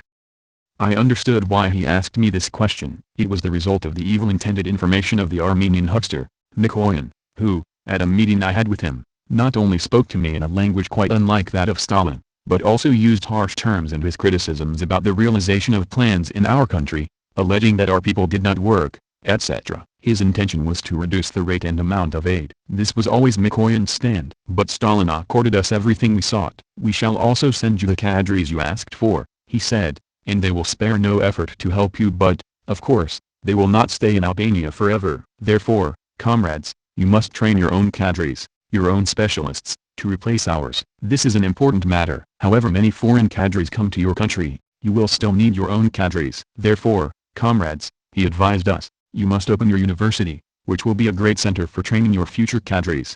We have opened the first institutes," I told Comrade Stalin, "and work is going ahead in them, but we are still only at the beginning. Apart from experience and textbooks, we also lack the cadres necessary for opening the university. The important thing is to get started," he said. "Then step by step, everything will be achieved. For our part, we shall assist you both with literature and with specialists, in order to help increase the number of higher institutes which are the basis for the creation of the university in the future. The Soviet specialists," Comrade Stalin went on, "will be paid by the Albanian government the same salaries as the Albanian specialists. Don't grant them any favor more than your specialists enjoy." "The Soviet specialists come from far away," I replied, "and we cannot treat them the same as ours." Comrade Stalin objected at once. No, whether they come from Azerbaijan or any other part of the Soviet Union, we have our rules for the treatment of the specialists we send to the assistance of the fraternal peoples. It is their duty to work with all their strength as internationalist revolutionaries, to work for the good of Albania just as for the good of the Soviet Union. The Soviet government undertakes to make up the necessary difference in their salaries. Hoxha, Enver. With Stalin, Memoirs. Tirana, 8 Tory Pub House, 1979. We assisted Spanish democracy, which had not yet become socialist. We assisted China in her struggle against Japanese imperialism, although China is not yet a socialist country. Murphy, John Thomas. Stalin, London, John Lane, 1945, p. 241. Comintern was necessary regardless. It has been asserted that the Comintern was formed as an appendage of the Soviet Foreign Office. That assertion I regard as wholly inaccurate. There is ample evidence in Lenin's writings to prove that he would have established it even had there been no Russian Revolution. Murphy, John Thomas. Stalin, London, John Lane, 1945, p. 190. Stalin signed with Hitler because of a wide rejection. This, the masses having to choose between bourgeois democracy and fascism, continued until 1939, when the reluctance of the non-aggressor powers to ally themselves with the Soviet Union led Stalin to sign the Non-Aggression Pact with Germany. Murphy, John Thomas. Stalin, London, John Lane, 1945, p. 198. Soviets banked on capitalist disagreements. While they, communist parties of other countries, recognized differences in the capitalist countries and differences between them, there is always the assumption in their policy that the capitalists would converge into a common front against the USSR. But once again the contradictory interests of the capitalist states intervened and saved us, communist parties, from that disaster. Fortunately capitalism as a whole has never been able to secure world unity on anything. Murphy, John Thomas. Stalin, London, John Lane, 1945, p. 199. Stalin tried to aid the world's workers. Naturally the capitalist elements of every country, each influenced by their own special interests, accused the Bolsheviks in general and the Soviet government in particular of responsibility for all the disturbances and unrest in the world. Stalin answered the critics, "The accusation does us too much honor. Unfortunately, we're not yet strong enough to give all the colonial countries direct aid in their struggle for liberation." Russian trade unions collected £1 million from their members to aid locked-out British miners. This incident undoubtedly paved the way to the severing of diplomatic relations with the Soviet Union in 1927. But the severance did not divert Stalin from the policy of aiding the workers of other countries. Murphy, John Thomas. Stalin, London, John Lane, 1945, p.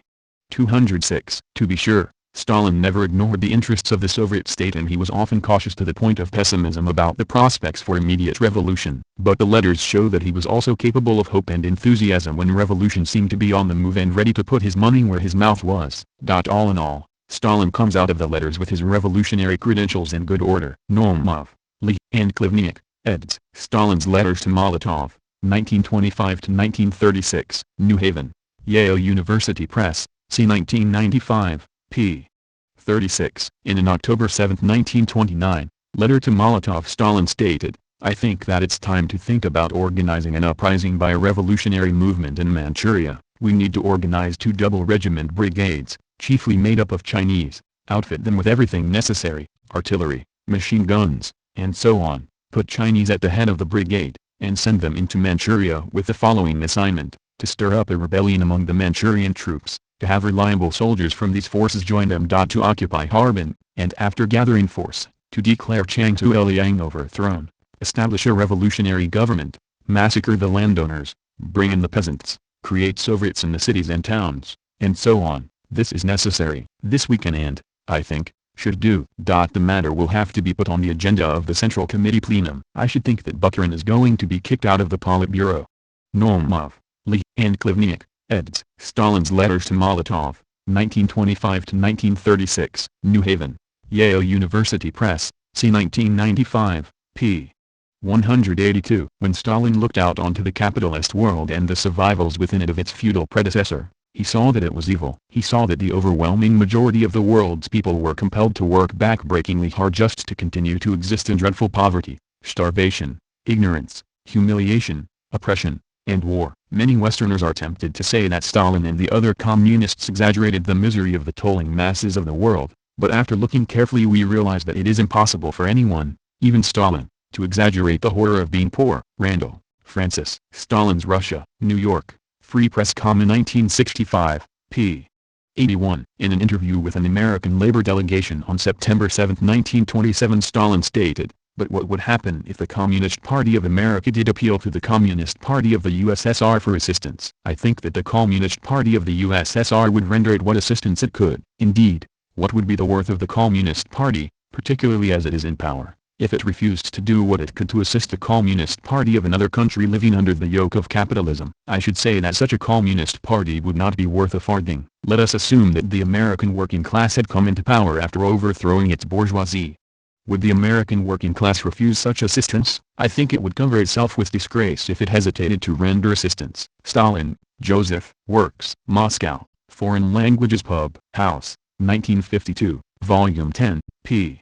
136. Stalin felt fully justified in signing the pact. It was a dramatic moment when in the conference room of the Kremlin, Stalin and Molotov, the leaders of world revolution, stood side by side with Ribbentrop, the spokesman of Hitler, the leader of world counter-revolution. But Stalin was unperturbed. His evaluation of the course of events and of the forces engaged was not that of the frantic critics in the West. Rightly or wrongly, he was convinced that he had averted, at least for a time, a war with Nazi Germany in which the Chamberlain and later governments of Britain and France would have become first Hitler's arms merchants and finally his co-belligerents. He felt that his conscience had nothing with which to reproach him. He laughed to scorn those who regarded the pact as a wedding of Bolshevism and Nazism, and regarded their attacks as the chatter of fools. Why should he be regarded as a criminal for signing such an agreement when a statesman of the critics' own governments had been in constant political and personal association with the leaders of Nazism and fascism, and had made pacts with them without consulting the Soviet Union or even the League of Nations, of which they were members and with which they were pledged to prior consultation? Murphy,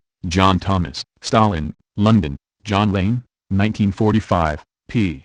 215-16. As for Stalin's decision to sign the treaty, that was also a political maneuver. He thought he was deceiving Hitler, turning him against the West. I don't think either Stalin or Hitler took the treaty seriously. Each was pursuing his own goals. Hitler's were those that we knew from Mein Kampf. Stalin understood correctly what Hitler was up to, but he thought he could deflect the blow of the German army away from the USSR and direct it at the West, and in that way buy time. Of course, the West, meanwhile, did everything it could to turn Hitler against the East. Schechter, Gerald. Trends and ed. Khrushchev remembers. The Glasnost tapes. Boston. Little, Brown, c. 1990, p. 50. These events served to feed the suspicion and arouse the dissatisfaction of the realistic Soviet leaders, including Stalin. Apparently they got fed up with attempting to stop the aggressors by participation in European affairs, and characteristically boldly reversed their attitude and decided to secure their own position by making a pact of non-aggression with Germany, which would assure peace for Russia, at least for a time, regardless of any possibility of war in Europe. Davis, Joseph E. Mission to Moscow, New York, N. Y. Simon and Schuster, c. 1941, p.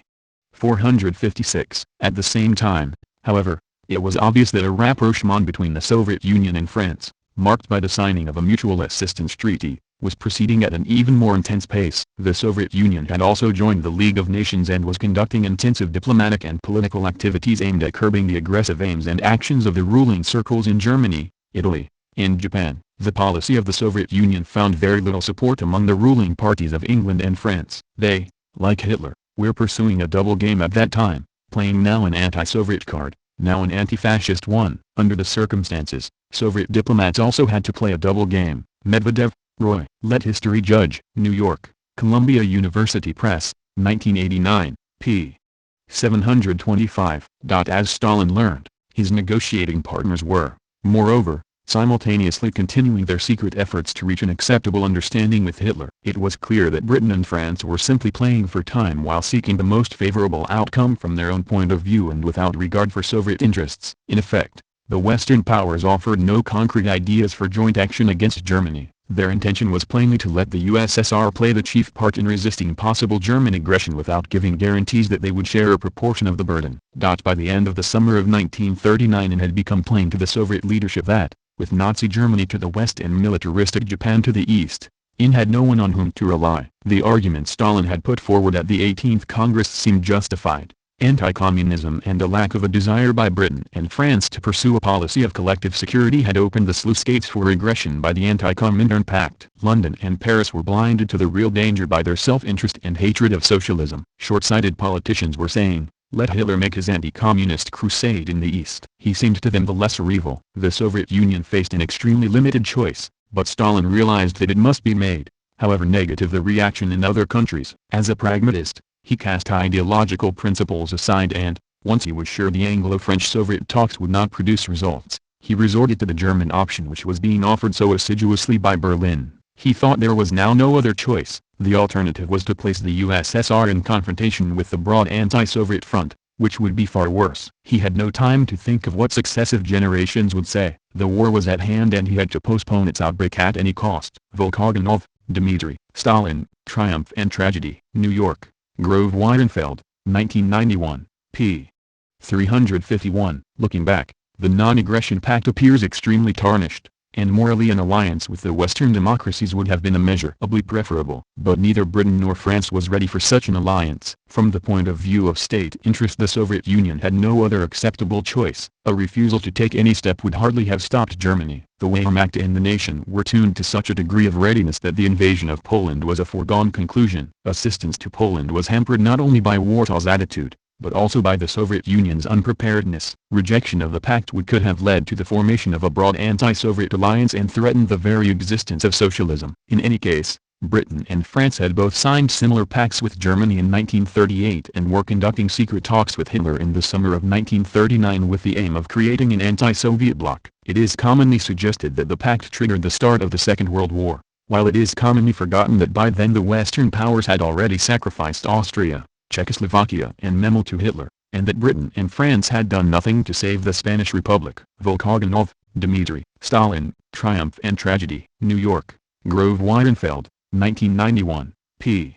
356. After the war, the French Communist leader Bond stated that the Kemsley visit, along with knowledge of the clandestine meeting between Goring and the British businessman, had been the chief factors in influencing the Soviets to seek an agreement with Germany. While this is certainly an exaggeration, there can be no doubt that the undercover dealings did have a strong influence on Stalin, as well as on Hitler, who was convinced by them that Britain would not fight. How could the Soviet leader trust a government which continued to indulge in such underhand activities while supposedly negotiating seriously with him? Admittedly, he was himself talking to the Germans, but he could always justify this as insurance, in case the Allied talks failed. In keeping his options open until the very last moment, Stalin does seem to have been prepared to give the Allies every opportunity to succeed. Read Anthony and David Fisher. The Deadly Embrace. New York, Norton, 1988, p. 230. To the people of the USSR and foreign communists, this Soviet-German pact was a blow. True communists were dismayed that socialist Russia should make a treaty with the archenemy Hitler. They regarded fascism as the most aggressive form of capitalism and imperialism. But Stalin had his answer. He called the unpopular pact a marriage of reason, and slowly the Soviet nation swallowed the pill, accepted their leader's explanation, and even began to agree that Stalin had made one of the wisest moves in history.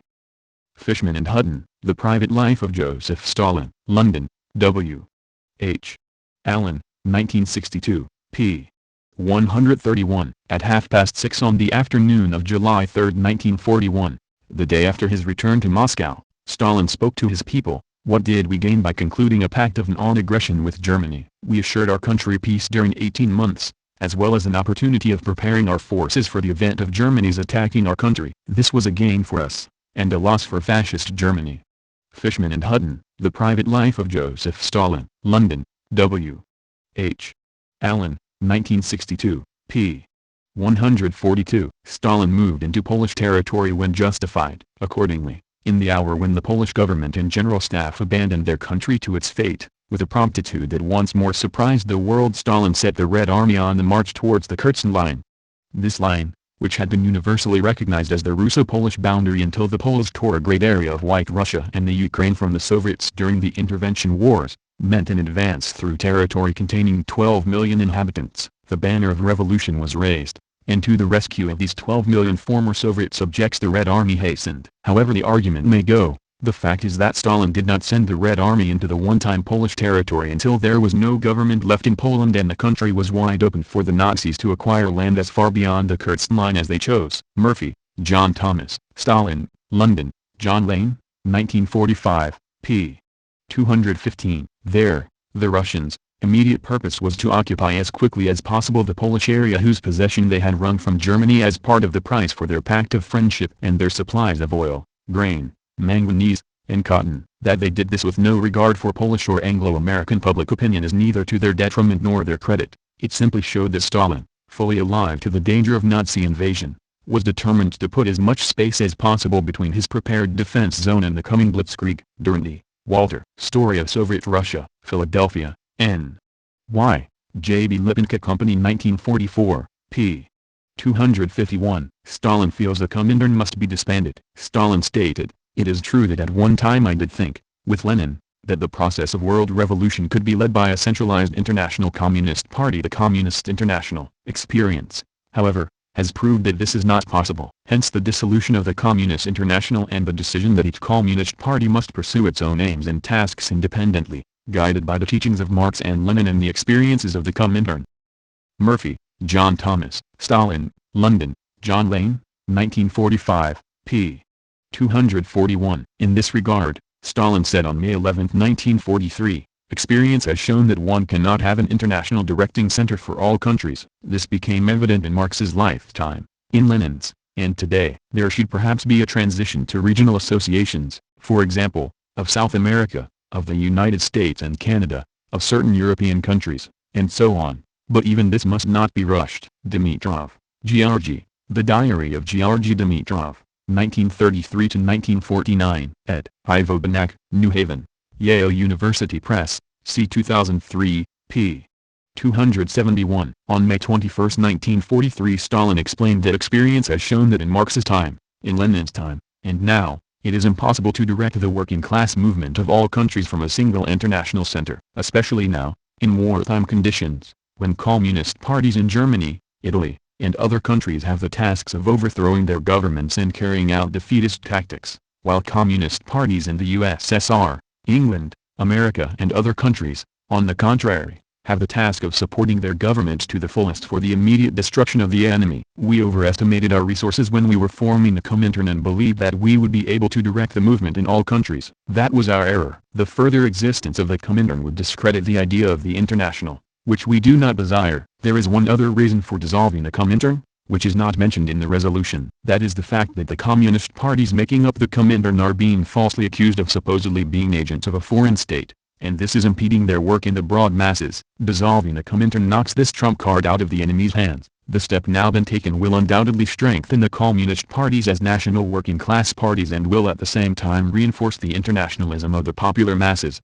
whose base is the Soviet Union. Dimitrov, Georgy, The Diary of Georgy Dimitrov, 1933-1949, ed. Ivo Banak, New Haven, Yale University Press, c. 2003, p.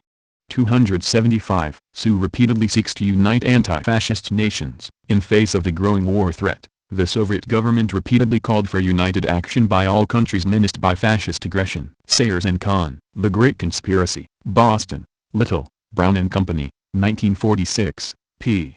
270. The verdict of the record is unmistakable and obvious. Responsibility for the breakdown of collective security rests on the Western democracies, not on the Soviet Union. The melancholy details of the record need no restatement, except as they bear upon the situation in which the USSR found itself by 1939. 8 times during the preceding 8 years the aggressors posed to the Western democracies a test of their willingness to organize and enforce peace. 8 times the Soviet Union called for collective action against aggression. 8 times the Western power evaded their responsibilities and blessed the aggressors. The first test was posed by the Japanese seizure of Manchuria in September 1931. The second test was posed by Hitler's repudiation of the disarmament clauses of Versailles in March 1935. The third test was posed by the fascist invasion of Ethiopia in October 1935. The fourth test was posed by Hitler's remilitarization of the Rhineland in March 1936. The fifth test was posed by the fascist attack of the Spanish Republic. The sixth test was posed by the resumption of the Japanese attack on China in July 1937. The seventh test was posed by the Nazi seizure of Austria in March 1938. The eighth test was posed by the unleashing,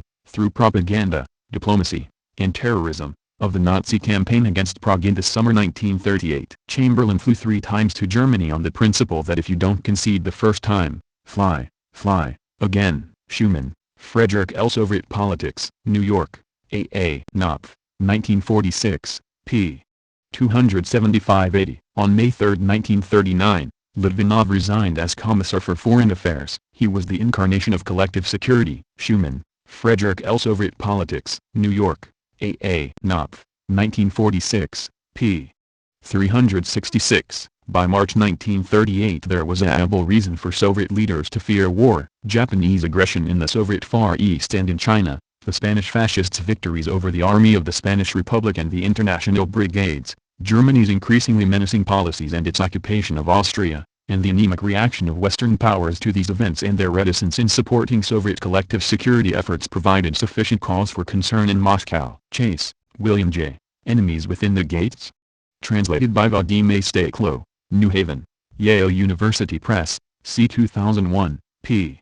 294. Stalin offered Finland very good terms. During the first week of October, 1939, while still negotiating its new treaties with the Baltic states, the Soviet government proposed a mutual assistance pact with Finland. Moscow offered to cede several thousand square miles of Soviet territory on Central Karelia in exchange for some strategic Finnish islands near Leningrad, a portion of the Karelian Isthmus, and a 30-year lease on the port of Hango for the construction of a Soviet naval base. The Soviet leaders regarded these latter territories as essential to the defense of the Red Naval Base at Kronstadt and the city of Leningrad. But the pro-Nazi clique dominating the Finnish government refused to make any concessions and broke off all the negotiations. Sayers and Kahn, The Great Conspiracy, Boston, Little, Brown and Company, 1946, p.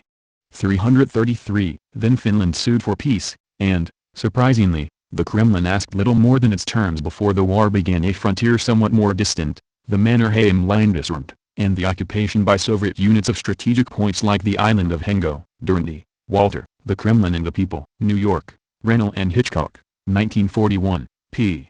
179. Having secured the southern Baltic against surprise attack, Moscow approached Finland, which holds the gateway of the north. Though Finland's independence was a free gift from the Russian Revolution, Finland was known as the most hostile of the Baltic states. That early democratic Finland had been bloodily overthrown by Baron Mannerheim, an ex-Tsarist general. With the aid of the Kaiser's troops, Finland had become a base for international actions against the USSR. Finland's airfields were built by the Nazis, made to accommodate 2,000 planes. When Finland had 150, they were clearly designed for use by a major power. The Finnish delegation came to Moscow October 11. The Soviets proposed an alliance, but dropped it since the Finns were unwilling. Then they proposed an exchange of territory to protect Leningrad. They asked that the border be moved back enough to take Leningrad out of gunshot and that some small islands, guarding the sea approach, be given to the USSR. They offered in return twice as much territory, equally good but less strategic. They also asked a 30-year lease of Hango or some other point at the entrance to the Gulf of Finland, that long thin waterway that leads to Leningrad, as a naval base. President Kajandar,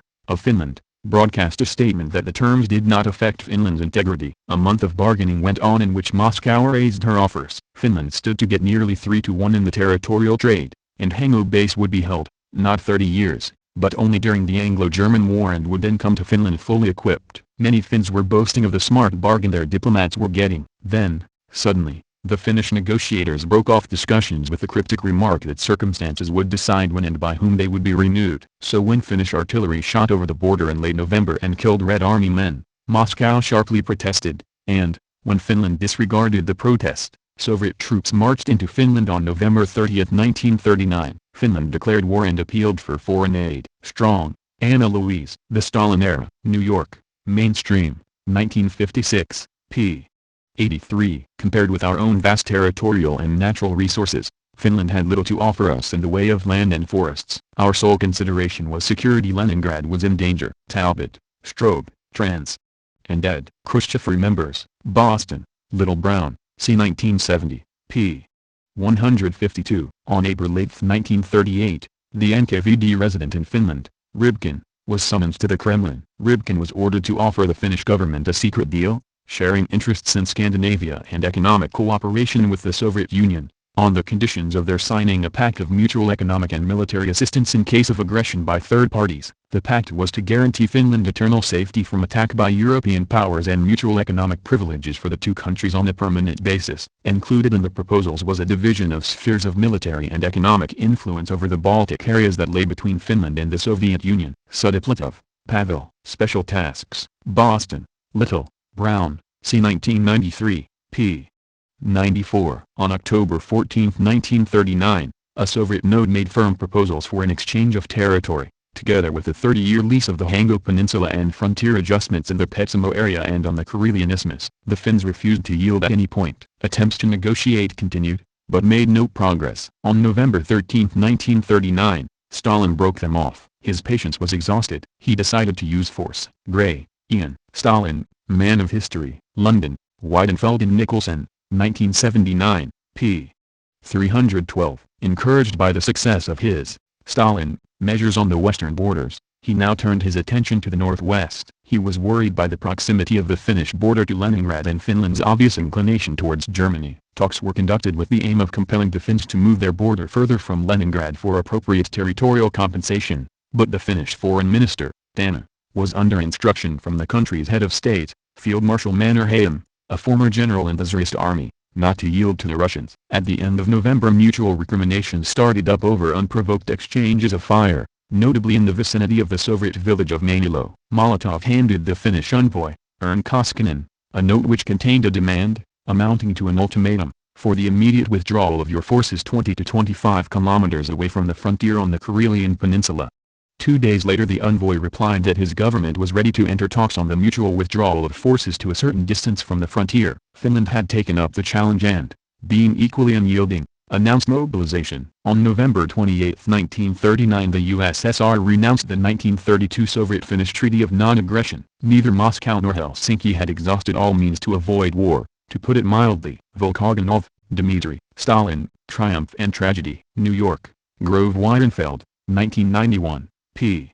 363. In 1938, the Soviet fear was that in the event of war between Germany and the Soviet Union, the islands, ALANDS, could be used as a base for the protection of ships carrying vital German supplies of iron ore from Sweden. For Finland, the ALANDS were important for the protection of her western shore. Now, Stalin was prepared to allow Finland to fortify the islands, on 2 conditions. One was that the Soviets should participate in the building and send observers to supervise the work. The other was that the Finns should allow them to build a fortified air and naval base on Suursaari, one of the Finnish islands which commanded the approach to Leningrad and the Soviet Baltic Fleet's base at Kronstadt. The protection of both had become a matter of urgency for Stalin, and he was now, for the first time, prepared to do deals in order to acquire strategic bases for this purpose. Once again, however, mutual distrust caused the talks to end in deadlock. Yards suggested that they should be continued under cover of the official trade negotiations which were then taking place in Moscow. The Finns refused, but Stalin did not give up. In March 1939 he sent a new emissary to Helsinki,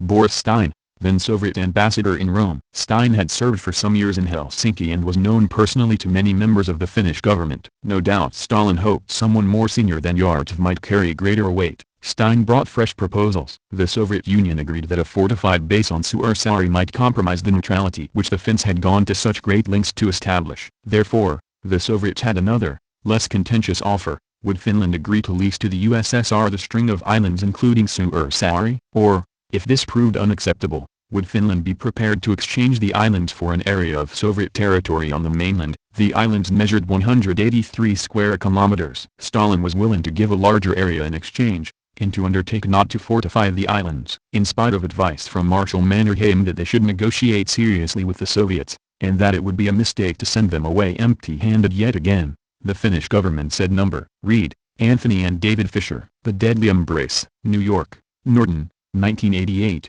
p.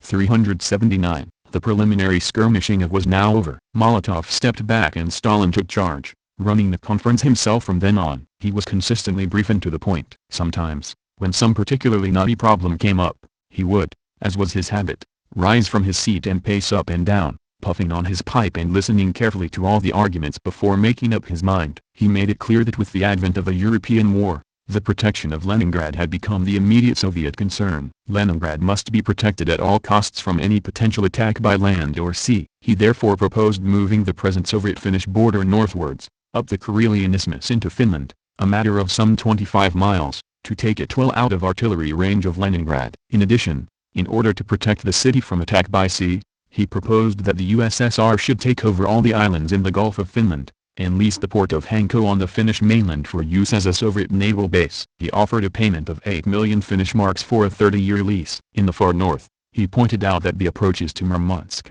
the Soviet Union's only ice-free ocean port in the western part of the huge country, were also vulnerable. Here, he demanded that Finland should cede to him the Raibachi Peninsula, which commanded the approaches to Murmansk. Reed, Anthony and David Fisher. The Deadly Embrace. New York, Norton, 1988, p. 388. In return for the territory to be ceded to the Soviet Union in both the north and south, Stalin offered the Finns over twice as much territory alongside the center of Finland. This would have the beneficial effect to Finland of thickening her dangerously narrow waist. The nightmare of Finnish military strategists, since it meant an invader can swiftly divide the country in two. The meeting ended on that note, and Paasikivi, the Finnish representative, and his team returned to the legation to wire the Soviet demands to their government in Helsinki. The government's reply was uncompromising. They were not disposed to concede much, if anything at all. Stalin was not a soldier, he was a bureaucrat. His days of military glory, such as they were long past. Yet throughout the conference he was evidently haunted by the ghosts of the Russian Civil War of 20 years before, when British warships had lurked in the Gulf of Finland and the White General Yudenich had tried to take Petrograd, the home of the revolution. Then Stalin, having already claimed the glory for saving Zaritsa, the city which was later to be renamed Stalingrad, took control of the Red Forces, as the special representative of the party's Central Committee, and saved Petrograd, the city which was to become Leningrad. Read, Anthony and David Fisher. The Deadly Embrace. New York, Norton, 1988, p. 389. In June 1919, against the advice of his military experts, he, Stalin, had flown units of the Baltic Fleet, a few aircraft, and 800 troops from Petrograd into an assault on the two forts, Krasnaya Gorka and Saroyalost, which guarded the approaches to the city. The swift capture of Gorka, he had written in a report at the time which did nothing to play down his part in the proceedings, came as a result of the rudest intervention by me and other civilians in operational matters, even to the point of countermanding orders on land and sea and imposing our own. He had added ominously, I consider it my duty to announce that I shall continue to act in this way in the future.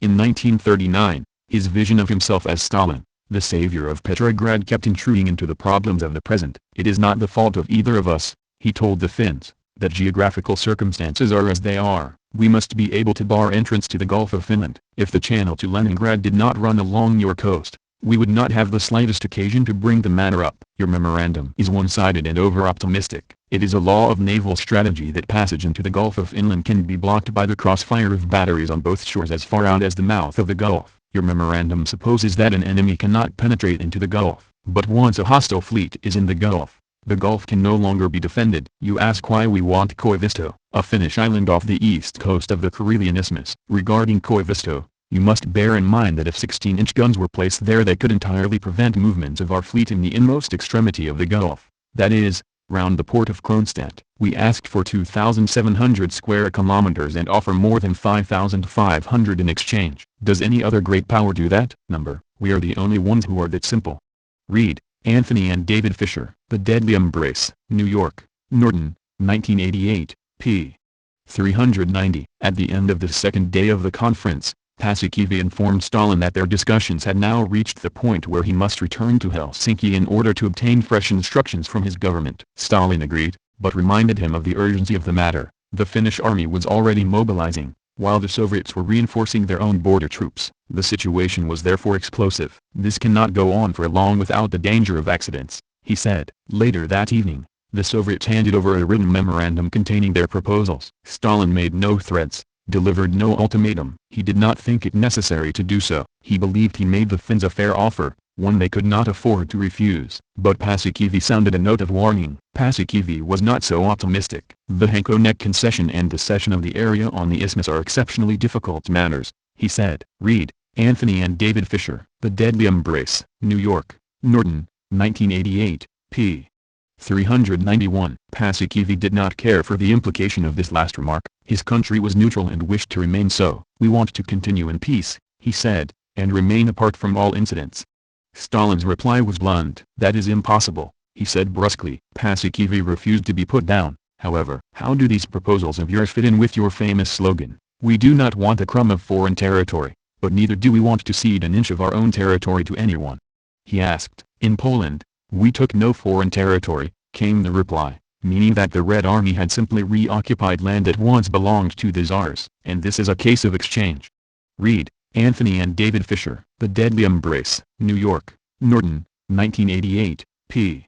392. Paasikivi started by saying Finland was now prepared to make some concessions. These included ceding various islands in the Gulf of Finland and moving the Karelian frontier back up the isthmus some 13 kilometers, 8 miles, though not the 25 miles demanded by Stalin. However, he made it clear that on Hanko the Finns had not changed their position. Stalin was not impressed, and insisted the new concessions were not enough. The original demands, he said, had been the bare minimum required for Soviet security, and could not be bargained away. He thought the present European war could easily escalate into a world war which might last for many years. In that event, the USSR must be able to defend Leningrad from attack via the Gulf. Reed, Anthony and David Fisher. The Deadly Embrace. New York, Norton, 1988, p. 393. Paasikivi's tough stand paid off. At about 9 p.m., barely an hour after the Finns had walked out, Molotov's secretary telephoned them to ask if they would come back to the Kremlin for further talks that night. The resumed meeting started at 11 p.m. Again, Stalin and Molotov faced the Finns alone. Molotov had drafted a memorandum after the earlier session, in which the Soviets made certain modifications to their position. Instead of demanding the right to put a Soviet garrison of 5,000 men into Hakko, they were prepared to reduce the number to 4,000, and guarantee to remove them on the termination of the British-French-German War. In addition, they were prepared to compromise on the Karelian frontier issue. Neither Paasikivi nor Tanner thought these concessions were in themselves enough to change the mind of the government, but they agreed to report them to Helsinki nevertheless. Early next morning, Paasikivi went to Tanner's room in the legation. After a sleepless night spent trying to find a way through the impasse, he had come to the conclusion. He told Tanner that for the past 20 years the Finns had been living in a fool's paradise. They had chosen neutrality,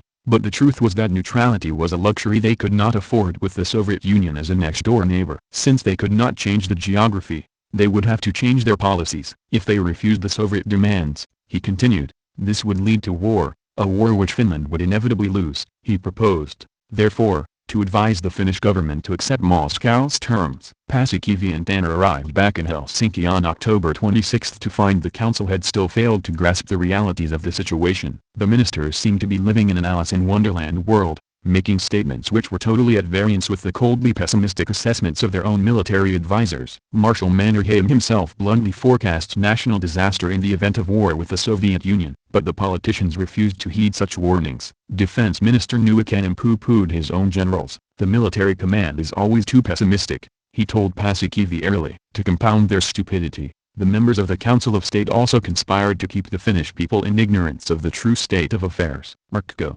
Finnish foreign minister, even continued to preserve the fiction that in the last resort they could rely on Sweden to come to their aid. Bolstered by this false confidence, he drafted yet another set of proposals for Paasikivi to take back to Moscow. These offered a little more territory in Karelia, taking the border to 37 miles from Leningrad, and some in the far north, but not enough to come close to satisfying even the latest, scaled-down Soviet demands. Reed, Anthony and David Fisher. The Deadly Embrace. New York, Norton, 1988, p. 394. On the Soviet side it is clear that Stalin, no doubt advised by Otto Kasainen, his Finnish confidant, still believed the Finns would see sense in the end. Perhaps Kasainen overestimated the political flexibility of his countrymen. In any event, the last thing Stalin wanted at this time was a war on his northern frontier. He and his advisers had analyzed the Finnish position with great care, concluding that it was hopeless. They presumed the Finns must have come to the same conclusion. What other conclusion was there to be reached? Surely, their argument went, no country would contemplate its own destruction when, by coming to an agreement, it would actually gain rather than lose territory. As always with Stalin, political logic dictated his own actions, and, as always, he presumed it dictated the actions of others. Reed, Anthony and David Fisher. The Deadly Embrace. New York, Norton, 1988, p. 395. Molotov told Schulenburg in Moscow that he was extremely angry with the Finns, saying their stubbornness in refusing such modest Soviet demands could be explained as only resistance bolstered by England.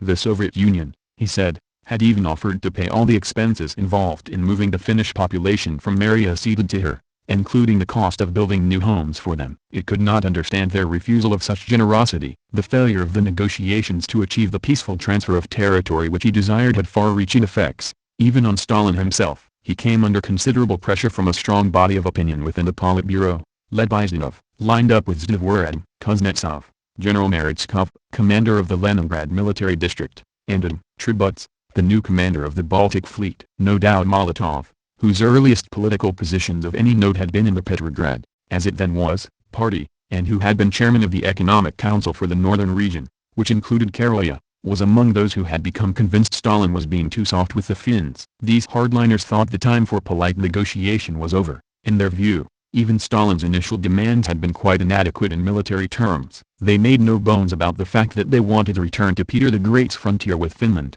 which had included the whole of the Karelian Isthmus and the city of Viipuri. In Zhdanov's eyes, the security of Leningrad was the single most important foreign policy issue facing the USSR. If Leningrad were not made secure from any external threat, the country could be sucked into the so-called Second Imperialist War because of the need to defend the city. Stalin was a cautious man, but in the end he was won over by Zhdanov's argument, and possibly by the fear of the consequence of his not backing the judgment of his own military men. Reed, Anthony and David Fisher. The Deadly Embrace. New York, Norton, 1988, p.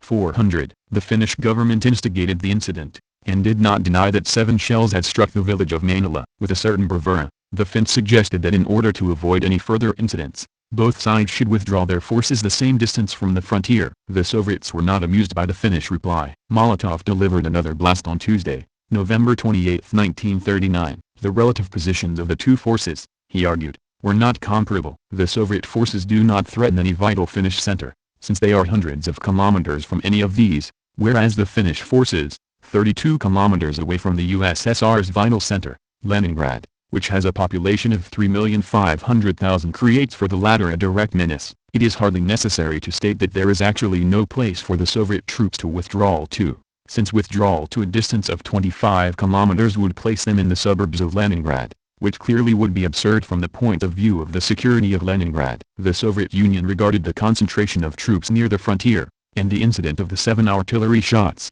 as hostile acts. This was, Molotov declared, incompatible with the 1934 non-aggression pact between the two countries. Consequently, the Soviet government considers itself obliged to declare that it considers itself as of today as being relieved of its obligations under the non-aggression pact. Which is being systematically violated by the government of Finland. Reed, Anthony and David Fisher. The Deadly Embrace. New York, Norton, 1988, p. 404. Only that afternoon, December 1, a People's Government of Finland, under the presidency of Kasainen, had been established in Tarajuki, which the Red Army had managed to liberate. The Soviet Union instantly recognized this government as representing the Democratic Republic of Finland, and announced the formation of a First Finnish Corps made up of volunteers, which would form the nucleus of the future People's Army. Next day, Molotov signed the Pact of Mutual Assistance with Kasainen. Stalin, Voroshilov, and Zhdanov, Moscow radio announced, were all present at the negotiations. It was no surprise to anyone that the new pact gave the Soviets everything they had demanded in the talks with Paasikivi, including the whole of the Karelian Isthmus, Hanko and the islands in the Gulf. What was surprising was that in return the Soviet Union gave the Finnish Democratic Republic no less than 70,000 square kilometers of Central Karelia, over 20 times the amount of territory being ceded by the Finns, plus 120 million Finnish marks as compensation for the railways in the Isthmus and 3 million marks for the islands and the Raibachi Peninsula in the far north. Reed, Anthony and David Fisher. The Deadly Embrace. New York, Norton, 1988, p.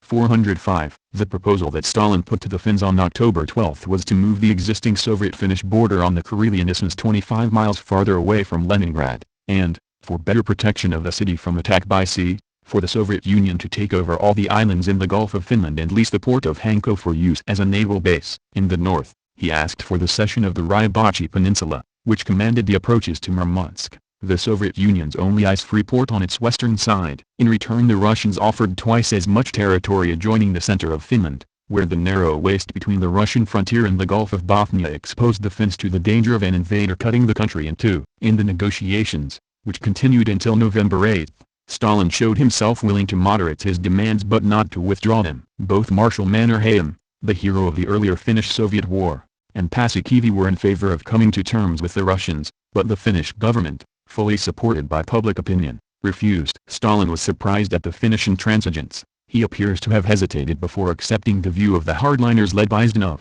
the party boss of Leningrad, that they should not waste any more time but take what they needed by force. He finally agreed, subject to the proviso that only troops from the Leningrad military district were to be involved. Bullock, Alan, Hitler and Stalin, Parallel Lives. New York, Knopf, 1992, p. 660. It so happened that I was gone, during that week, on a visit to Finland. I found the Finns pleasant and friendly. I was received in audience by President Paasikivi, that great Finnish realist, who, though originally a highly conservative businessman, considered it in Finland's interest never to quarrel with the Russians. He said he had done his utmost, in November 1939, to meet the Russians at least halfway, since he regarded their demand for a frontier or rectification northwest of Leningrad understandable and reasonable in the tense atmosphere of the Second World War, which had already begun. He was prepared at the time to make concessions to the Russians, but he was overruled by the Finnish government. I met the future president of Finland, Mr. Kekkonen. Kekkonen's line was very similar to Paasikivi. Finland had to be realistic. The Finnish government of 1939 was wrong to have dug in its heels, but although the Russian armistice terms, particularly the $300 million in reparations, were pretty tough, Finland was lucky not to be occupied by Russian troops, and the most important thing for her was to maintain good neighborly relations with Russia and to remain strictly neutral. The Finns, he said, were happy to have remained masters in their own house. Needless to say, a good deal was said about the Fulton speech. Nobody present was happy about it. On the contrary, as Kekkonen said, it was going to poison the international atmosphere. This kind of thing, he remarked, would do nobody any good, and Finland was frankly worried about it, for it might provoke the Russians, who until then had been pretty reasonable in their relations with the Finns. Worth, Alexander, Russia, the Post-War Years. New York, Tapliner Pub Company, 1971, p. 110-111. He, Stalin, expressed strong resentment over the Iron Curtain speech made at Fulton, Missouri, by former Prime Minister Winston Churchill. This speech, Stalin said, was an unfriendly act. It was an unwarranted attack upon the USSR. Such a speech, if directed against the United States, never would have been permitted in Russia. Smith, Walter Bedell. My 3 Years in Moscow, Philadelphia, Lippincott, 1950, p. 52. Would the Tsarist government have dealt so reasonably with Finland? Asked Stalin. There is no doubt on this, he replied. Would any other great power offer 5,500 square kilometers in exchange for 2,700? For the Soviets were willing to compensate the Finns in the north for the territory that the Finns were asked to cede in the south. We are the only one that is so stupid. McNeill, Robert. Stalin, Man and Ruler. New York, New York University Press, 1988, p. 223. Early in 1939 Stalin, with security in mind, asked the Finns to meet him for discussions about frontier adjustments, offering to exchange territory. In addition, he wanted the lease of a port on the Gulf of Finland, and asked the Finns to give up other strategic parcels of territory, totaling 1,066 square miles, in return for nearly twice as much but less valuable Russian territory in the far north. No agreement was reached. After the signing of the German-Soviet Non-Aggression Pact and Hitler's invasion of Poland, Stalin again sought territorial adjustments with Finland. Axel, Albert. Stalin's War, Through the Eyes of His Commanders. London, Arms and Armour Press. 1997, p.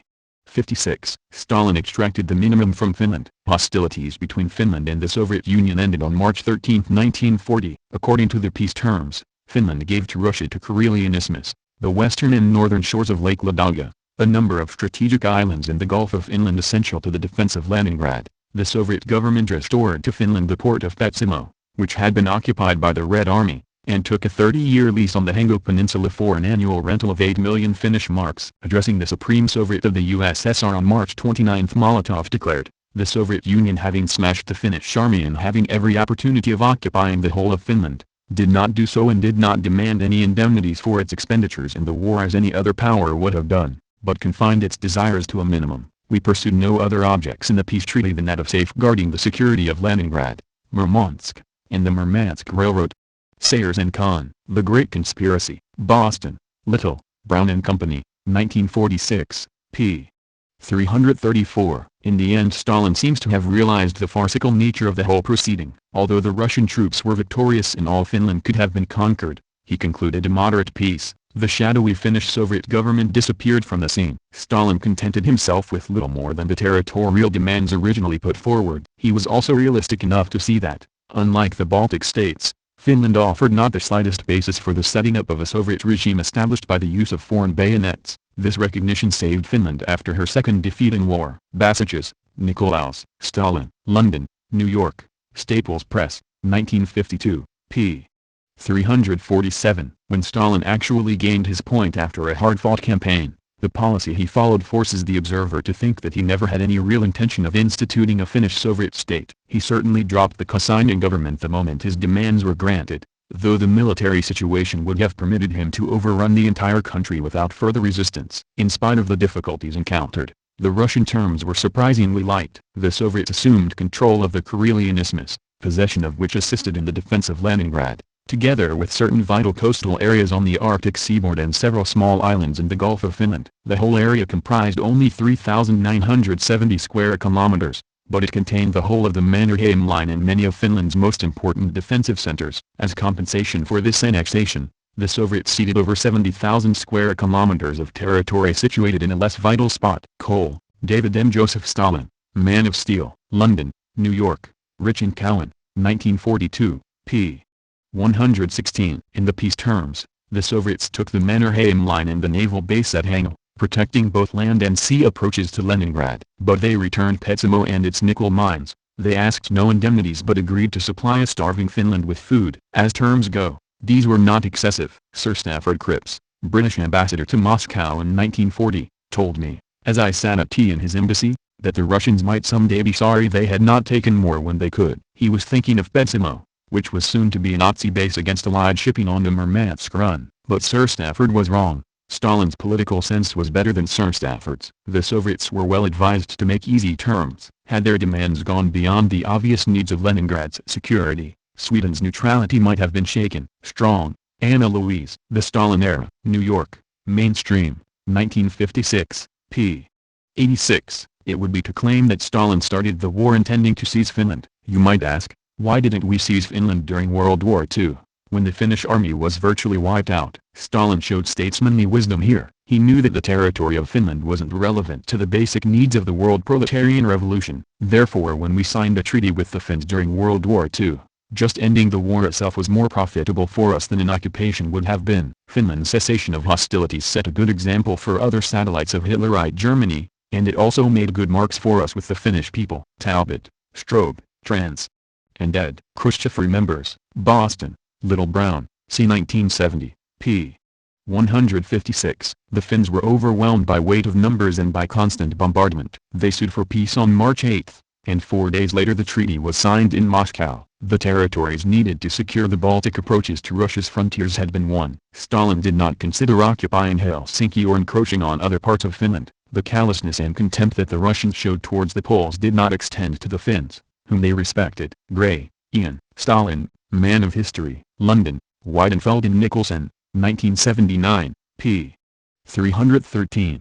Stalin recognized there were limits beyond which it would be dangerous to push one's luck. The most striking example of this is his retreat over Berlin in 1949, but there are two other examples in 1944 that are more surprising because they affected areas closer, in one case very much closer, to Russia's borders. The first was Finland. When the Finns sought peace, the terms they were granted in September made permanent the loss of territory they had suffered in 1940, imposed a substantial indemnity, and required them to lease the naval base at Porkala to Russia for 50 years. But remembering the international reaction to Russia's earlier attack on them, Stalin allowed Finland to retain a greater degree of independence than any other East European country and acquiesced in the exclusion of the Finnish Communist Party from a share in power. Bullock, Alan, Hitler and Stalin, Parallel Lives. New York, Knopf, 1992, p.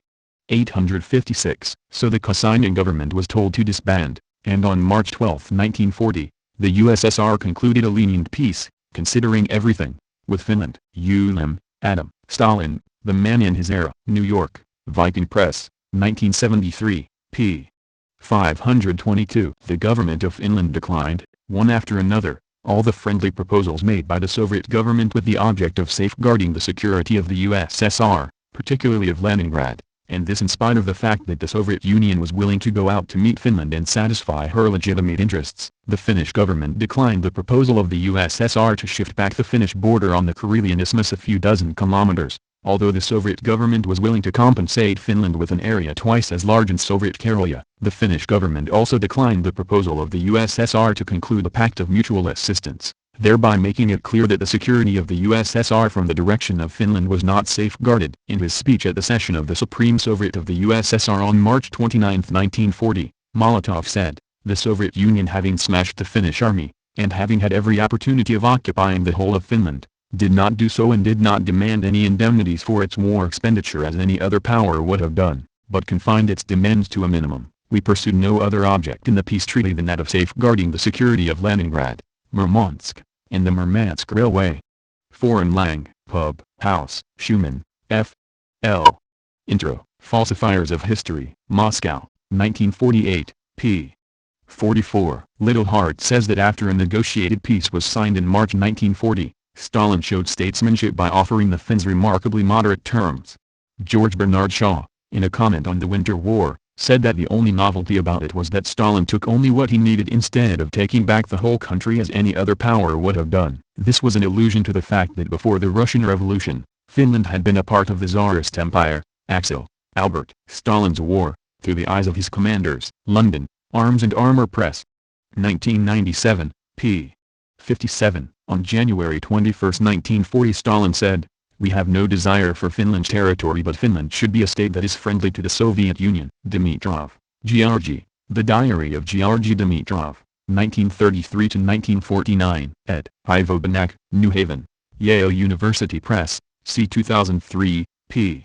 124. Nazi Treaty involved economic exchanges and trade. The Nazi-Soviet pact had also a strong economic aspect. By this and later agreements, the USSR agreed to deliver great quantities of oil, grain, cotton, manganese, and other raw materials, but this was no mere tribute or sacrifice imposed by force. The Soviets received in exchange, through a clearing system, German machines and spare parts, machine tools, instruments of precision, chemicals and drugs. Soviet industry had run down badly during the purge, and most of its machines and tools needed replacement or repair. It was already beginning to produce such things for itself, but of all machinery imported in the last 10 years, more than 60% was of German origin. Thus Germany received much needed raw materials, but the USSR benefited even more by the change. Durand, Walter, The Kremlin and the People. New York, Rennell and Hitchcock, 1941, p.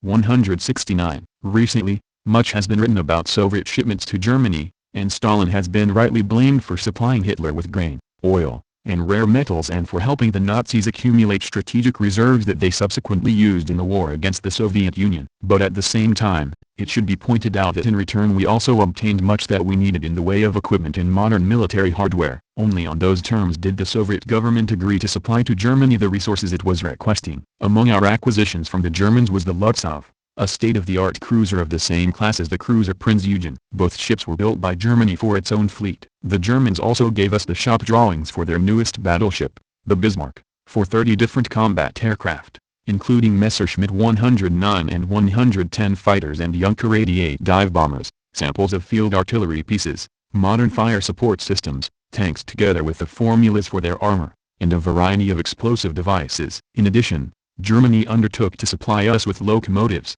turbines, diesel motors, merchant ships, metal-cutting machine tools, presses, press forging and other equipment for heavy industry, including the oil and electric industries. Bryzkov, Valentin. At Stalin's side. Secaucus, New Jersey, Carroll Pub Group, c. 1994, p. 75. I saw clearly now why Soviet materials continued to be shipped into Germany on a regular basis even though the Germans didn't comply with their delivery schedules. The idea was to gain time, to appease Hitler, and at the same time to demonstrate to him that it made no sense for Germany to go to war with the Soviet Union since this would effectively cut it off from a rich source of supplies. Bryzkov, Valentin. At Stalin's side. Secaucus, New Jersey, Carroll Pub Group, c. 1994, p. 102. The Soviet-German trade agreement, concluded a few days before the signing of the Non-Aggression Pact, provided for deliveries of modern equipment and the latest technology to the Soviet Union. Among others, our Navy was very much interested in getting new equipment and technology. Bryzkov, Valentin. At Stalin's side. Secaucus, New Jersey, Carroll Pub Group, c. 1994, p. 269. By early evening, in August 1939, the complete text of the trade treaty had been agreed. It was a complex document, allowing the Soviet Union to buy capital goods such as machinery and machine tools, construction and scientific equipment, chemical plants, ships and vehicles, to the value of 200 million Reichsmarks over a 2-year period. In order to pay for them, the Soviet Union would export to Germany equivalent values of raw materials, semi-finished products, oil, grain, timber, ores, phosphates and so on. Read, Anthony and David Fisher. The Deadly Embrace. New York, Norton, 1988, p. 208. Stalin, for his part, was as conscious of the military deficiencies revealed by the Winter War as any German general. It was clear that something had to be done. The question was what? Read, Anthony and David Fisher. The Deadly Embrace. New York, Norton, 1988, p. 422. The assistance the Soviet Union was able to give Germany in Murmansk and in the transit of goods from other countries was welcome and undoubtedly of great value. But the most important area of whole operation for both sides during the period of the pact was the direct trade between them. There has long been a myth that in order to buy time and postpone the threat of invasion by the mechanized might of the Wehrmacht, Stalin was Hitler's dupe, prepared to pay any price he demanded. The reality was entirely different. Stalin could have had no illusions about Hitler's ultimate ambitions. Neither did he have any illusions, even before the debacle of the Red Army's performance in Finland, about the Soviet Union's ability to withstand a German attack. But before he could prepare his country, and perhaps even increase its military strength to such an extent that Hitler would be deterred from attacking, Stalin needed to buy not only time but also technology. The only people he could obtain neither from were the Germans. For his part, Hitler needed vital raw materials for his arms industry in order to build up his forces to the level necessary for attacking the Soviet Union, and food to sustain his people while the military machine was made ready. Once he had failed to keep Britain,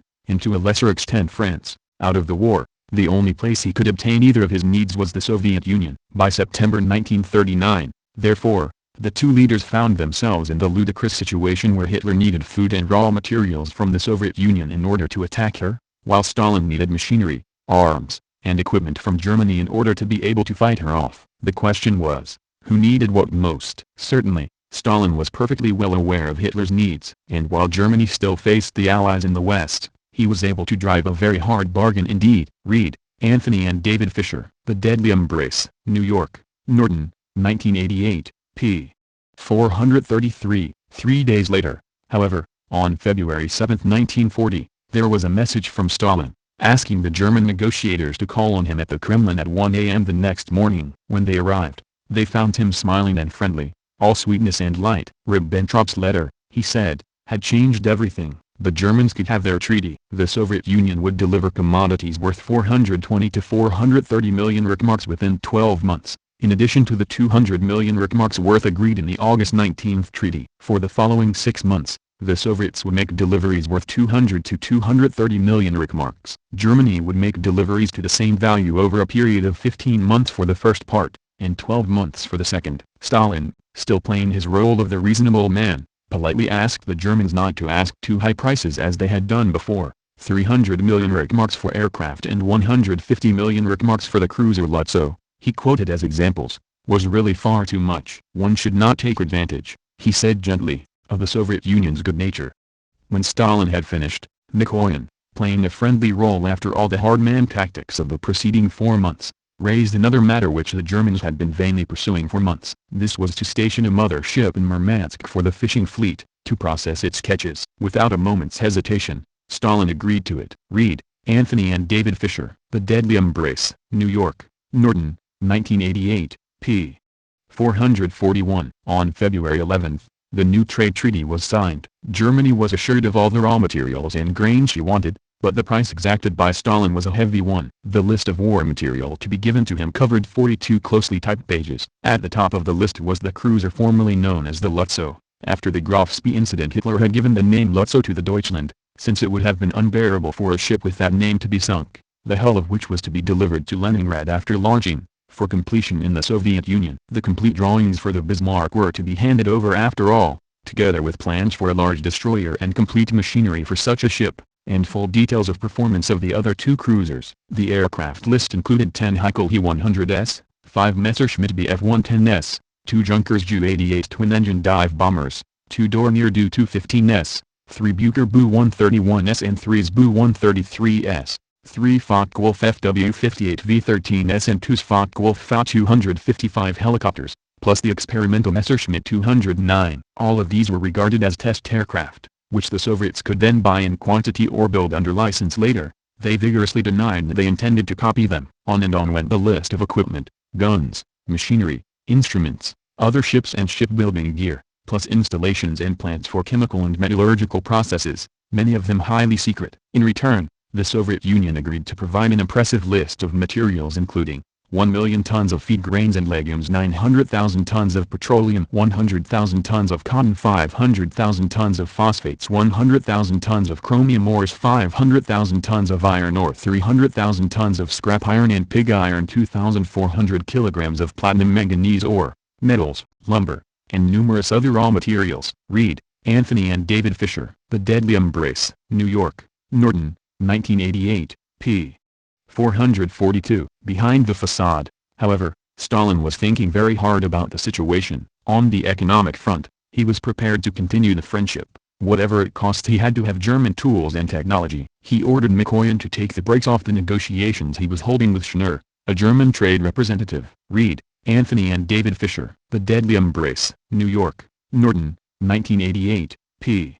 536. Su sells goods below world prices, but nothing short of a world embargo will prevent Soviet Russia from selling her goods at a lower price than any capitalist country can meet in order to buy the equipment she requires. Durndy, Walter. Durndy reports Russia, New York, The Viking Press, 1934, p.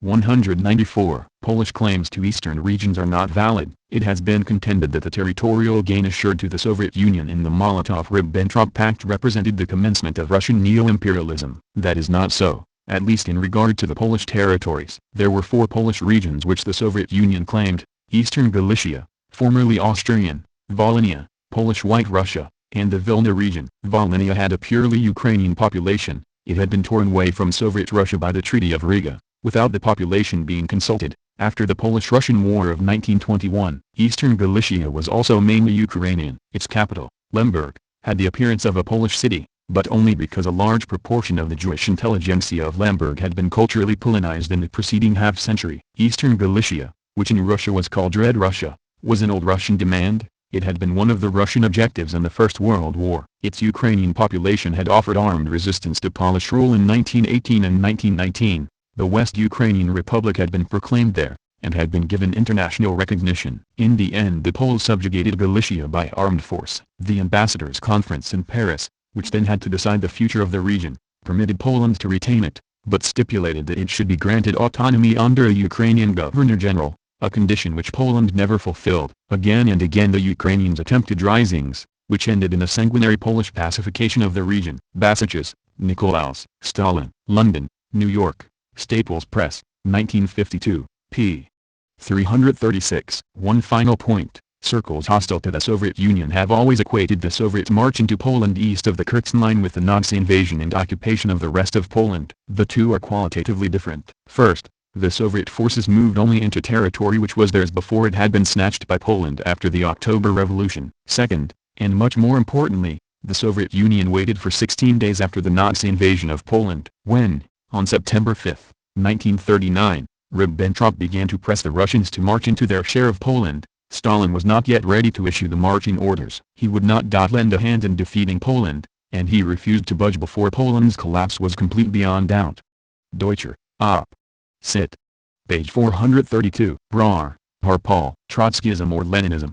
1993, p. 571. Stalin sought sensible, ethnically based Western borders. Undoubtedly the population of Eastern Galicia had no desire to be under Polish rule. What is not known is whether it was ready to join Soviet Ukraine. Nevertheless, when Stalin marched into Eastern Galicia, claiming that he must protect from the Germans, on national grounds, a population that was identical with that living in the Soviet Union, these were not empty words. As a matter of prudence he had halted along the Kerch Line, the line drawn by the Western powers in 1919. Almost exactly following the ethnographic dividing line between Poles and Ukrainians. Polish White Russia was also taken from the Russians in the Polish-Russian War in 1920. There is no doubt about the feeling of the population, who are Orthodox White Russians. These peasants always wanted to belong to Soviet White Russia. The Vilna region was inhabited by Lithuanians and the White Russians. Only the city of Vilna was regarded as Polish. That city had actually a Jewish majority, but was even closer to Polish hearts than Lemberg. The Vilna region had also been annexed by armed force by the Poles. In its peace treaty with Lithuania in 1920 the Soviet state had recognized the Vilna region as belonging to Lithuania and the city of Vilna as the Lithuanian capital. The result was that from 1922 right up to the outbreak of the Second World War there had never been a reconciliation and resumption of normal diplomatic relations between Lithuania and Poland. Throughout the period the Soviet Union had steadily refused to recognize the region as Polish and had always recognized the Lithuanian claim to it. Now, when the Polish state seemed to have come to an end, it was only natural that Moscow should not abandon the Vilna region to the Germans. It turned it over to the then formally independent Lithuania, in conformity with the Treaty of 1920. Barely a year later, however, Lithuania became a Soviet state and a part of the Soviet Union. This policy of Stalin's is quite intelligible. In his distrust of Hitler, he had obviously, for reasons of military security, to push forward his frontier as far as possible. He chose the ethnographic frontier, the frontier that in 1919, in fact, had been internationally assigned to Russia. In his view, moreover, he had finally solved the Ukrainian and White Russian question by uniting those two peoples in a single state. Passages, Nicolaus, Stalin, London, New York, Staples Press, 1952, p.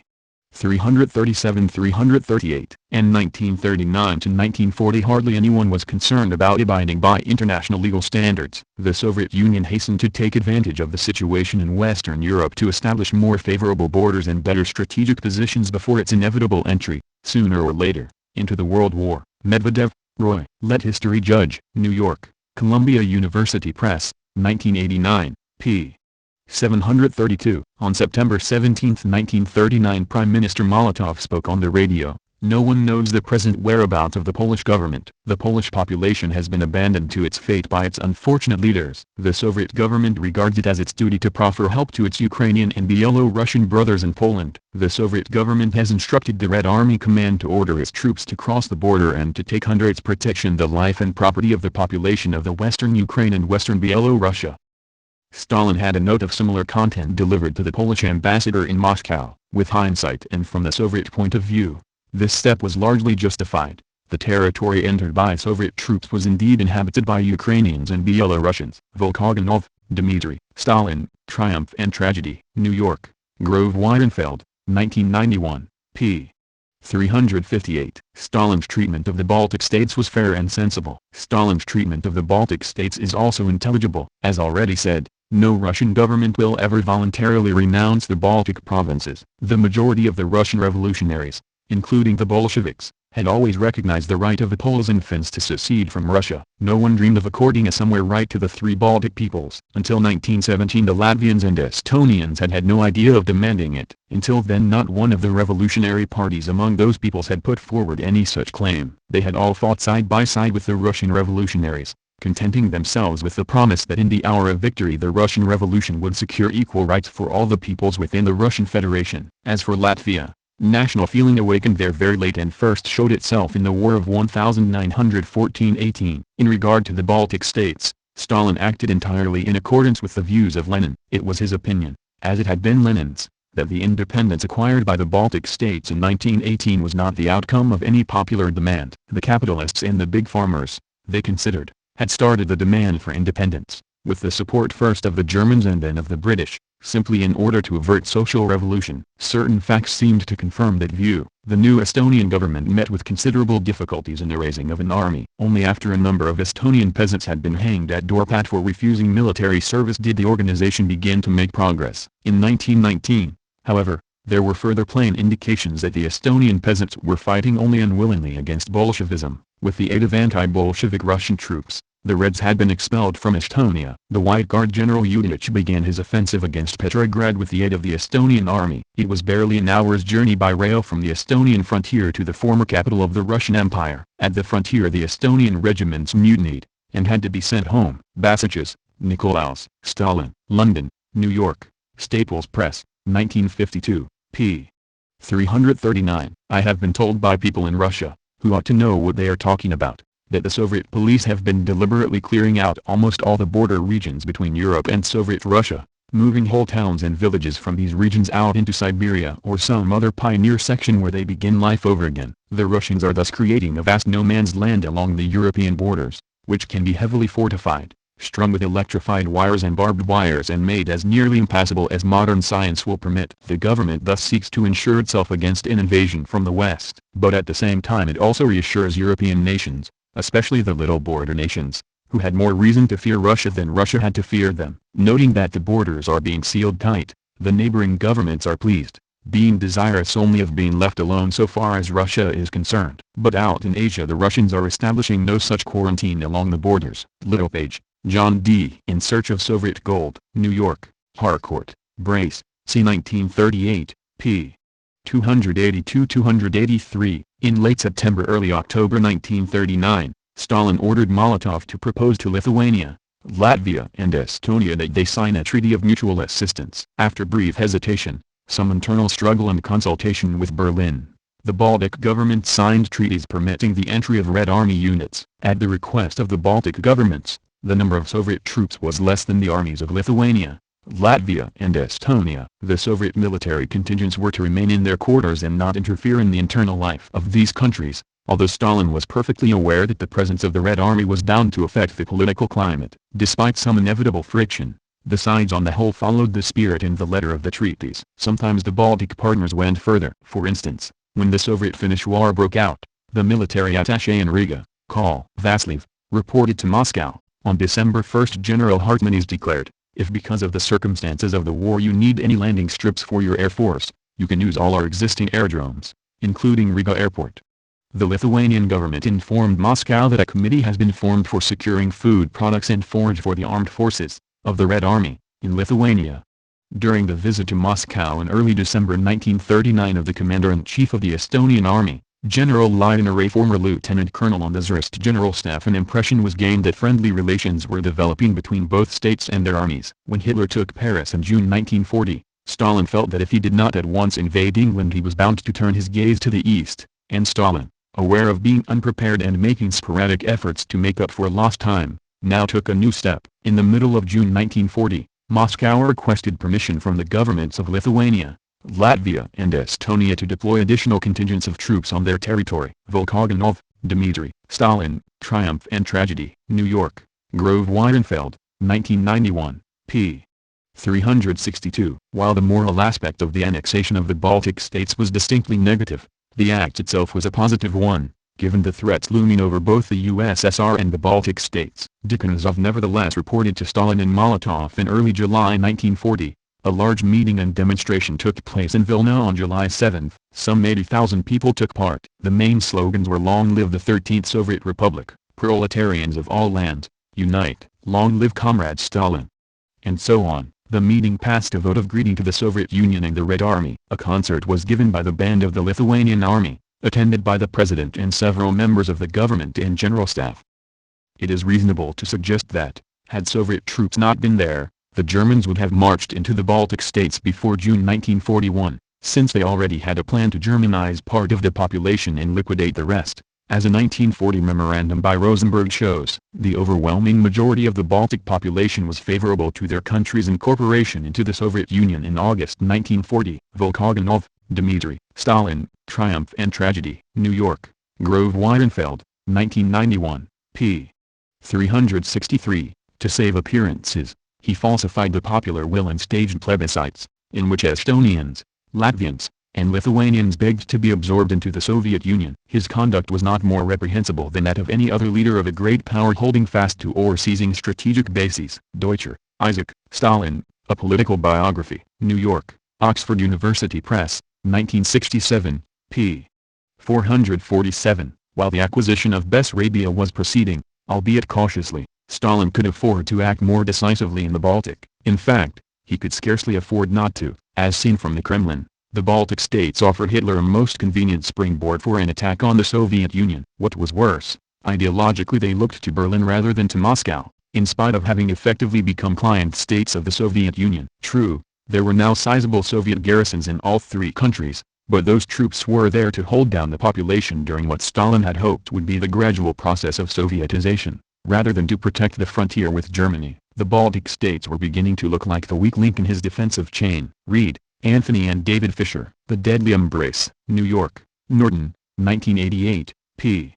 465. Latvians and Latvian troops supported the Bolsheviks. Still more ambiguous was the situation at that time in Latvia. Latvia had in the past harbored the most radical of socialist movements. The revolution of 1905 had there been exceptionally sanguinary. After the fall of the Tsardom, Kerensky had permitted the Latvian soldiers in the Russian army, together with the new volunteers, to form regiments of their own under Latvian officers. These Latvian guards soon became specially well-disciplined, first-class troops. When the Bolshevik Revolution broke out, these were almost the only units that did not disintegrate but remained disciplined. Nor did they obey the order from Latvia to return there. On the contrary, they unanimously declared their support of the Bolsheviks. and remained in Russia. They were fanatical followers of the revolution. In the first 2 years of the revolution they were almost the only disciplined troops on which the new Soviet government could count. For a long time they formed the principal protection of the government itself, and they were also the troops of the new terrorist authority, the Cheka. In that terrorist organization the Latvians occupied the principal key positions. Very soon the whole of the senior staff of the organization were Latvians. The Red Army that marched against Latvia in 1918,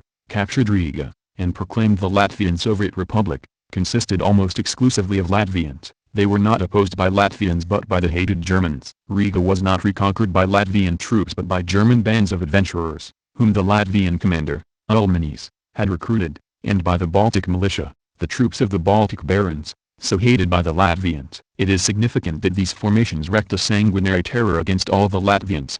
They regarded all Latvians as Bolsheviks. Basaches, Nikolaus. Stalin. London, New York, Staples Press, 1952, p. 340. Sue recognized early on the independence of Estonia and Latvia, when in 1920 and 1921 the Soviet government concluded treaties of peace with Latvia and Estonia, and recognized the independence of those states. This, in the eyes of the Moscow politicians, was not really a conclusion of peace with those two states themselves, but primarily with the European Western powers, part of the steps intended to bring to an end the foreign intervention in the Russian Revolution and to give the young Soviet state a breathing space. In the minds of the Bolsheviks, including Lenin and Stalin, the circumstances of the birth of those states governed their whole existence. They were always regarded as the creations of the anti-Bolshevik powers, and not of the Latvian and Estonian peoples. Basaches, Nikolaus. Stalin. London, New York, Staples Press, 1952, p. 341. Stalin invaded the Baltic states on very valid grounds. The question for Stalin in August 1939 was quite clear. He distrusted Hitler. The Baltic states neither would nor could resist a German lightning invasion. That would face him with an accomplished fact, but it would be difficult to declare war on that account against the Baltic states, and, of course, he had no desire to do so. If, however, he placed Russian garrisons in the Baltic states, it would be known in Berlin that any invasion would bring immediate fighting with Soviet troops. That would be a deterrent for Berlin. Stalin went to work very cautiously. The Russian troops sent into the Baltic states were stationed in encampments of their own, far away from any settlement, and nowhere did they come into contact with the population. They were hardly seen. The Soviet state in no way interfered in the affairs of the three Baltic states. It did not even attempt to influence their armies. The regime remained as it was in all three states, and they retained their own diplomatic representation abroad. Even their communists, particularly in Latvia, still remained in prison. Probably it will never be known how Stalin expected this to end, but he was overtaken by events. He seemed to have judged well. Indeed, when war came the Western powers seemed even weaker than he had assumed. France collapsed, and the British troops returned to their island. Hitler was virtually master of the whole of Europe outside Russia. Stalin had to safeguard his country. It proved that the garrisons in the Baltic states were insufficient. President Ulmanis, in Latvia, began to move. He was in intimate personal touch with Berlin. It seemed to him, Ulmanis, to be possible to bring about a German-Russian conflict. He no longer contented himself with dealing through the Latvian minister in Berlin, but sent men in his confidence as his personal representatives, to persuade the Germans to intervene.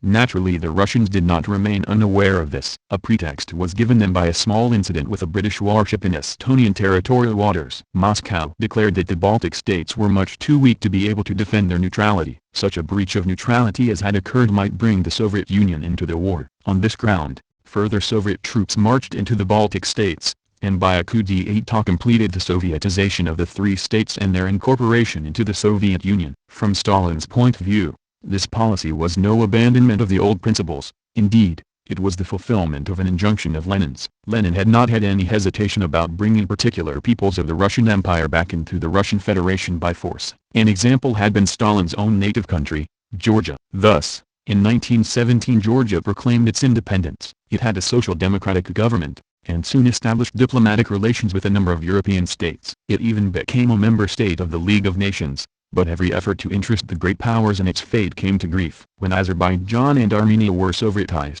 Georgia, too, was compelled to conclude peace with Soviet Russia. The peace treaty seemed entirely normal. In its Soviet Russian unreservedly recognized Georgian independence and bound itself not to interfere in internal Georgian affairs. But this treaty had a secret clause, which was published later. Under this clause the Georgian government bound itself not only to amnesty all the imprisoned Georgian communists but to grant legal existence and freedom of propaganda to the communists. Scarcely had this clause been given effect when the communists provoked rioting in one of the public gardens of Tiflis. It was a trifling incident, but Lenin at once declared that the Georgian government was unable to guarantee law and order in its own territory, thus endangering the neighboring states. Russian troops marched into Georgia, and the country was Sovietized. Stalin had entirely concurred. In 1923 there was a new rising in Georgia, on an important scale. It was brutally crushed, with a great deal of bloodshed. Thus it cannot be said that Stalin's policy toward the Baltic states was an innovation, it was entirely in line with the Leninist policy. Passages, Nicolaus, Stalin, London,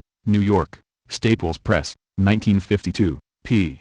342. A new and important shift thus occurred in Stalin's foreign policy. His first move in the Baltic lands, the establishment of bases, had been dictated solely by strategic expediency. He had apparently had no intention of tampering with their social system. His sense of danger, heightened and intensified by the collapse of France, now impelled him to stage revolutions in the three small countries. For the first time he now departed, in a small way, from his own doctrine of socialism in one country, the doctrine that he had so relentlessly inculcated into a whole Russian generation. Deutscher, Isaac, Stalin, A Political Biography. New York, Oxford University Press, 1967, p.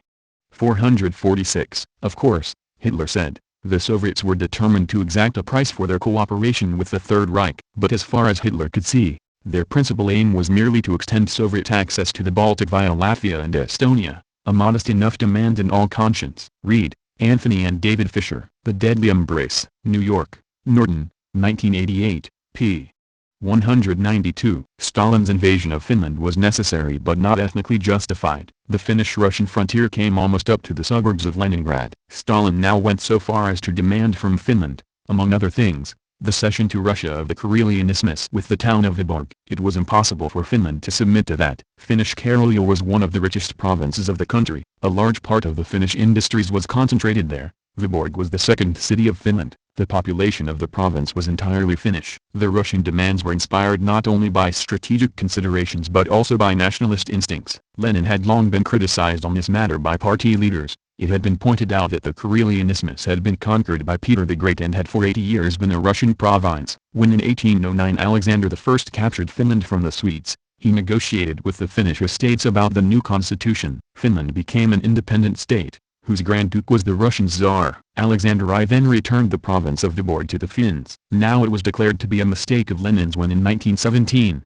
in recognizing Finnish independence, he failed to demand the return of that province to Russia. This demand was, of course, a breach with the Leninist and the whole Bolshevik tradition. The Bolsheviks, like all Marxists, condemned such arguments from so-called historical rights as reactionary and a pretext for imperialistic claims. Only the actual ethnographic facts counted for them. Lenin had therefore acted entirely consistently in 1917, in putting forward the new demand. Stalin departed from the line of argument on which he had relied in the past in annexing Polish and Romanian territory. In those cases he had relied on the ethnographic conditions. The Soviet Union nevertheless declared war on Finland. This was Stalin's first real breach with all past tradition. In three respects, it was a breach with Lenin's past policy toward Finland. It was also definitely a preventive war, a sort of war which until then all Bolshevik theorists had condemned. And finally it was impossible, from the standpoint of Bolshevism itself, to reconcile the action against Finland with it against the Baltic states. Passages, Nicolaus, Stalin, London, New York, Staples Press, 1952, p. 346. Even though today we rightly condemn Stalin, we should also recognize that, given the situation at the time, many of the measures he took to delay the war and strengthen the USSR's western defenses were to a large extent forced on him. Volkogonov, Dmitry, Stalin, Triumph and Tragedy. New York, Grove Weidenfeld, 1991, p. 366. We doubt whether Stalin had any more illusions about the value of this pact than Hitler had. That is best proved by the Russian invasions of Poland, Finland, and Bessarabia, which tragic and indefensible though they were when judged by any moral standards, particularly in view of the hypocritical propaganda that accompanied these acts of aggression, were clearly and unambiguously measures of strategic protection against a threatening German attack. They were nothing more, certainly nothing in the nature of a red imperialism, as many people suggested. Socialist Clarity Group, the U.S. S. R. Its significance for the West. London, v. Gollancz, 1942, p. 59. Su closely adhered to the Russo-German Pact. It was obvious that the Soviet Union must be ready to supply Germany's economic requirements, especially it must be ready to supply strategic raw materials. This was the price not only of the peace enjoyed by the Soviet Union, but of its territorial gains, and Stalin delivered the supplies, carefully keeping to the agreements. Only in this way could he keep war away from his frontiers. Passages, Nicolaus, Stalin, London, New York, Staples Press, 1952, p. 348. Stalin was clearly determined, from the very start of the alliance, that nothing should be done which might in the slightest degree offend or upset his new partner. Reed, Anthony and David Fisher. The Deadly Embrace. New York, Norton, 1988, p. 296. Despite hard times, Stalin aided China repeatedly. In 1931 Japan delivered the first armed blow at the system of Versailles by occupying Manchuria. Stalin openly assisted the Chinese in every way possible. Short of a declaration of war, he did this in spite of the fact that the whole of his country's energies were directed towards the fulfillment of the first five-year plan and that widespread famine and sabotage were decimating the land. Cole, David M. Joseph Stalin, Man of Steel, London, New York, Rich and Cowan, 1942, p.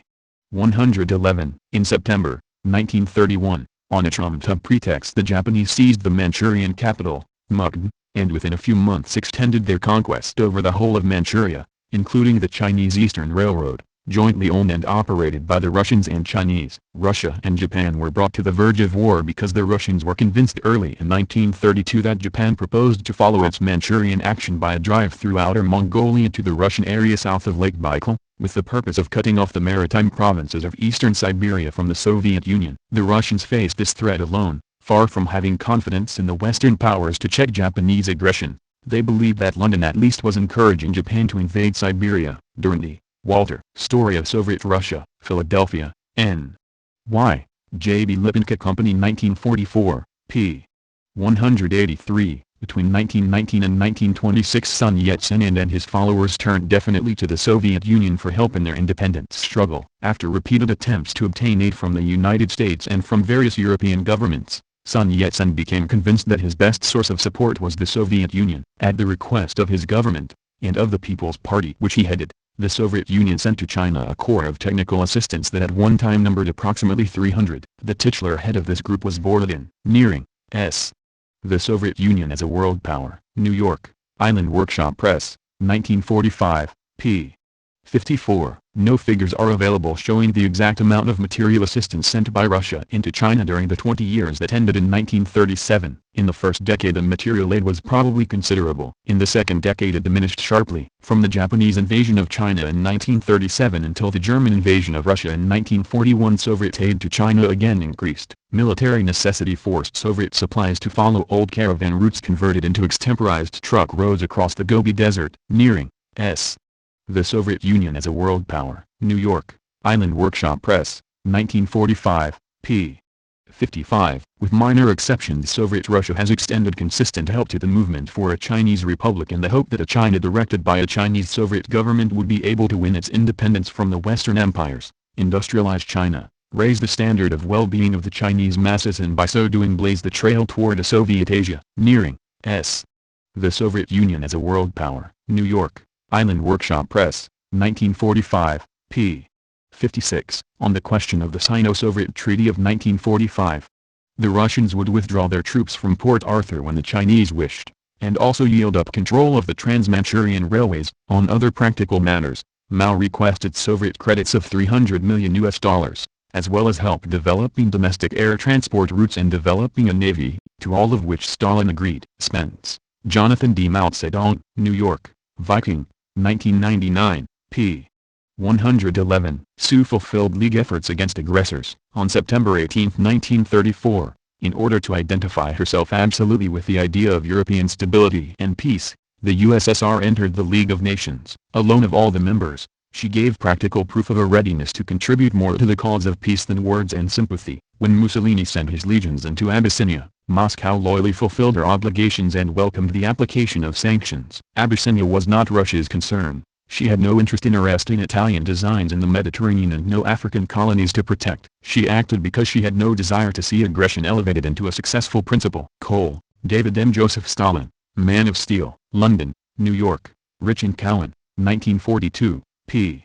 112. Stalin criticizes the Chinese Communist Party. Stalin has paid particular attention to the Chinese Communist Party and the heroic efforts of the Chinese Soviets. He personally undertook the stiffening of the line of the Chinese Party at the Chinese Commission of the Comintern in 1926. His intervention, which has become famous in the annals of the Communist International, contended against the errors and faults resulting from diffidence with regard to the workers' and peasants' revolution, and a certain tendency to consider the Chinese Revolution as having to remain a middle-class democratic revolution. Well, all the measures which he recommended have been ultimately justified by events. Barbus, Henri, Stalin, New York, The Macmillan Company, 1935, p.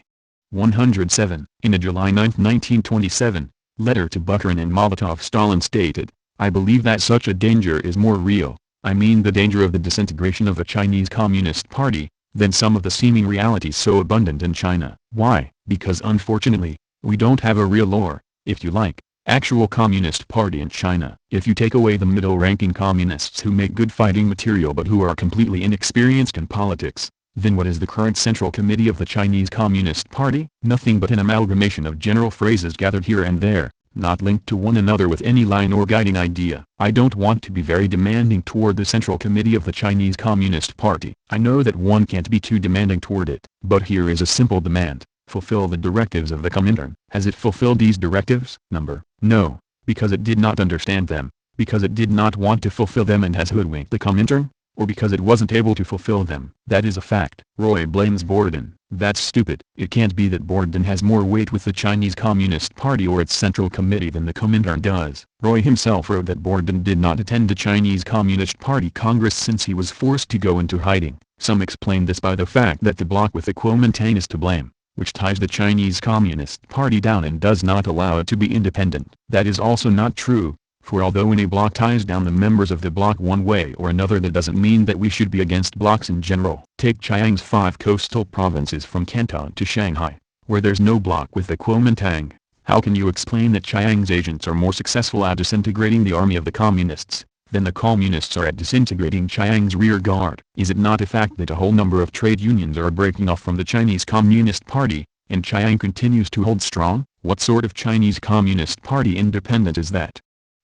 I think the reason is not in these factors, although they have their significance, but in the fact of the current Central Committee. Its leadership was forged in the period of the nationwide revolution and received its baptism by fire during this period, and it turned out to be completely unadaptable to the new, agrarian phase of the revolution. The Chinese Communist Party Central Committee does not understand the point of the new phase of the revolution. There is not a single Marxist mind in the Central Committee capable of understanding the underpinning, the social underpinning, of the events now occurring. The Chinese Communist Party Central Committee was unable to use the rich period of the bloc with Kuomintang in order to conduct energetic work in openly organizing the revolution, the proletariat, the peasantry, the revolutionary military units, the revolutionizing of the army, the work of setting the soldiers against the generals. The Chinese Communist Party Central Committee has lived off the Kuomintang for a whole year and has had the opportunity of freely working and organizing, yet it did nothing to turn the conglomerate of elements, true, quite militant, incorrectly called a party, into a real party. Of course there was work at the grassroots. We are indebted to the middle-ranking communists for that. But characteristically,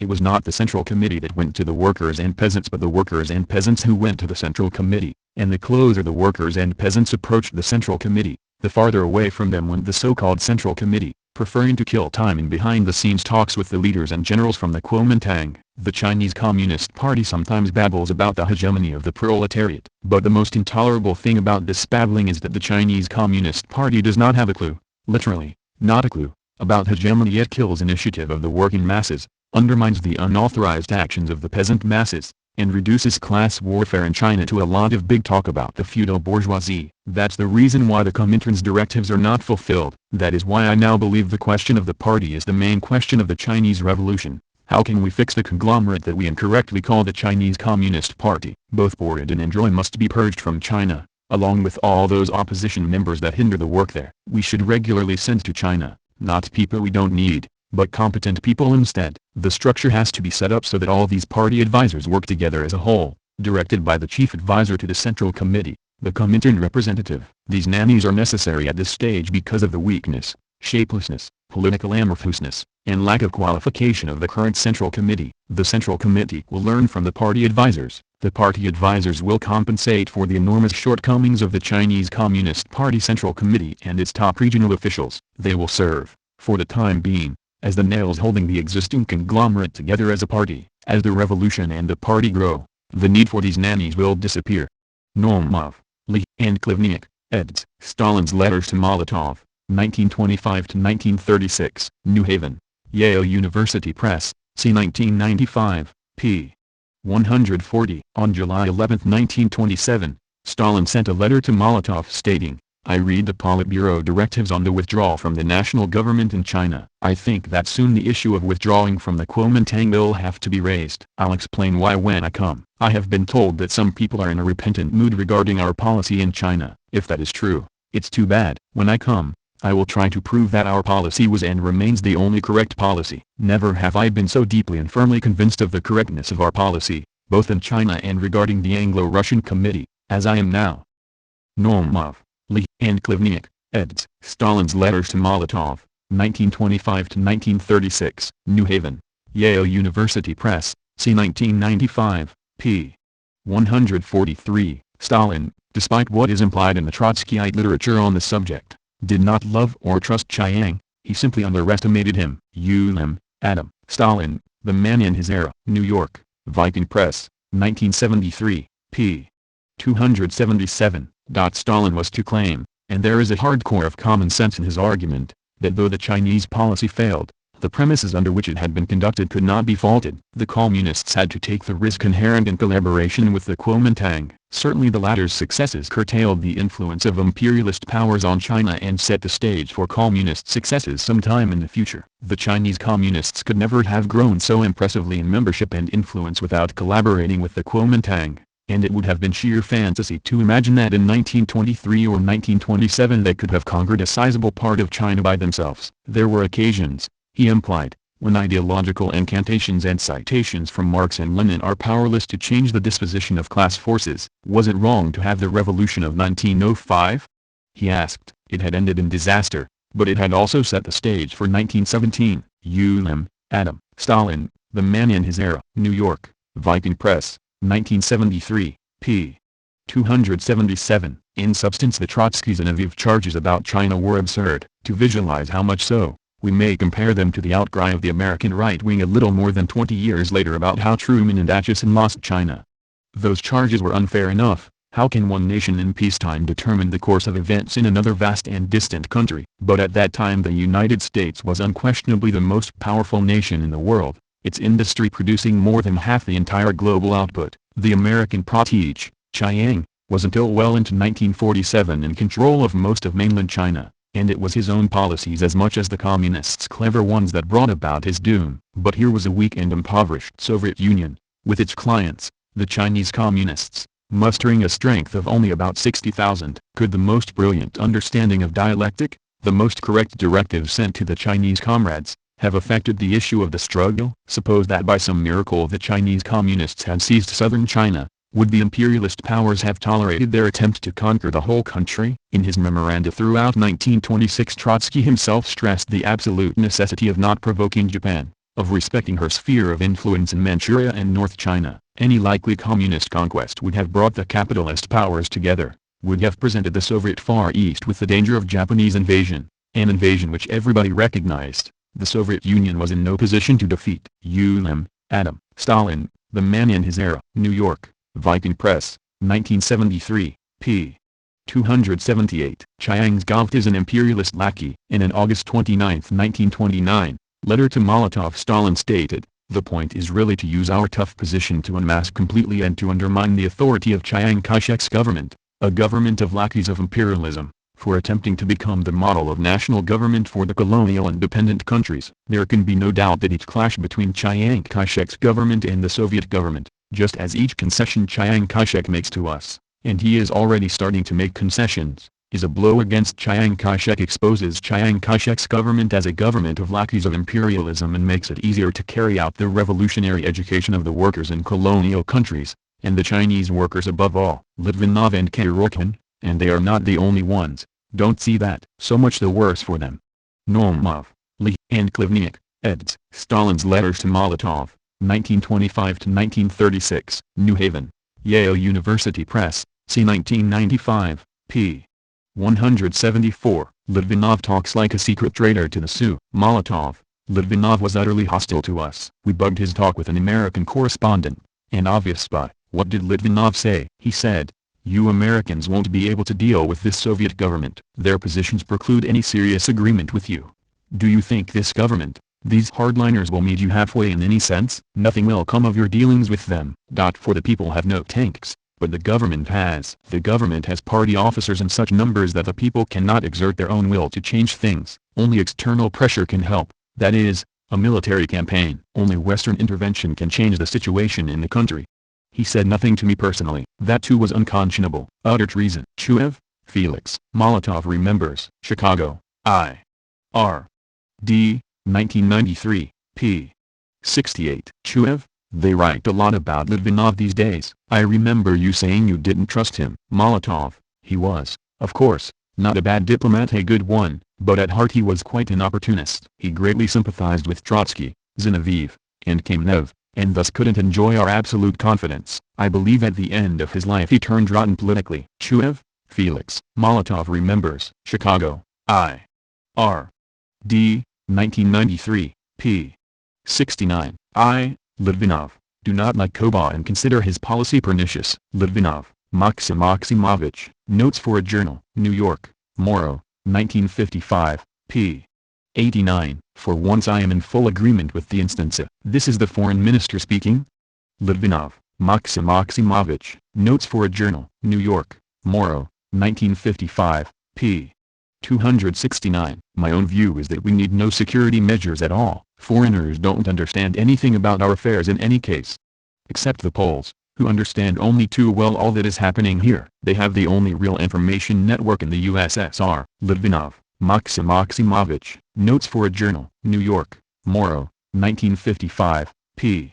278. Stalin understands the tricks of capitalist govts. In a September 9, 1929, letter to Molotov, Stalin stated, "It's not Henderson, British Foreign Office official, who is dangerous, since we have pushed him to the wall, but Litvinov, who believes wise and other bastards more than the logic of things. Remember, we are waging a struggle. Negotiations with enemies is also struggle, not with England alone, but with the whole capitalist world, since the MacDonald government is the vanguard of the capitalist governments in the work of humiliating and bridling the Soviet government with new, more diplomatic, more disguised, and thus more effective methods. The MacDonald government wants to show the whole capitalist world that it can take more from us, with the help of gentle methods, than Mussolini, Poincaré, and Baldwin, that it can be a greater Shylock than the capitalist Shylock himself. And it wants this because only in this way can it win the trust of its own bourgeoisie, and not only its bourgeoisie. We really would be worthless if we couldn't manage to reply to these arrogant bastards briefly and to the point. You won't get a friggin' thing from us."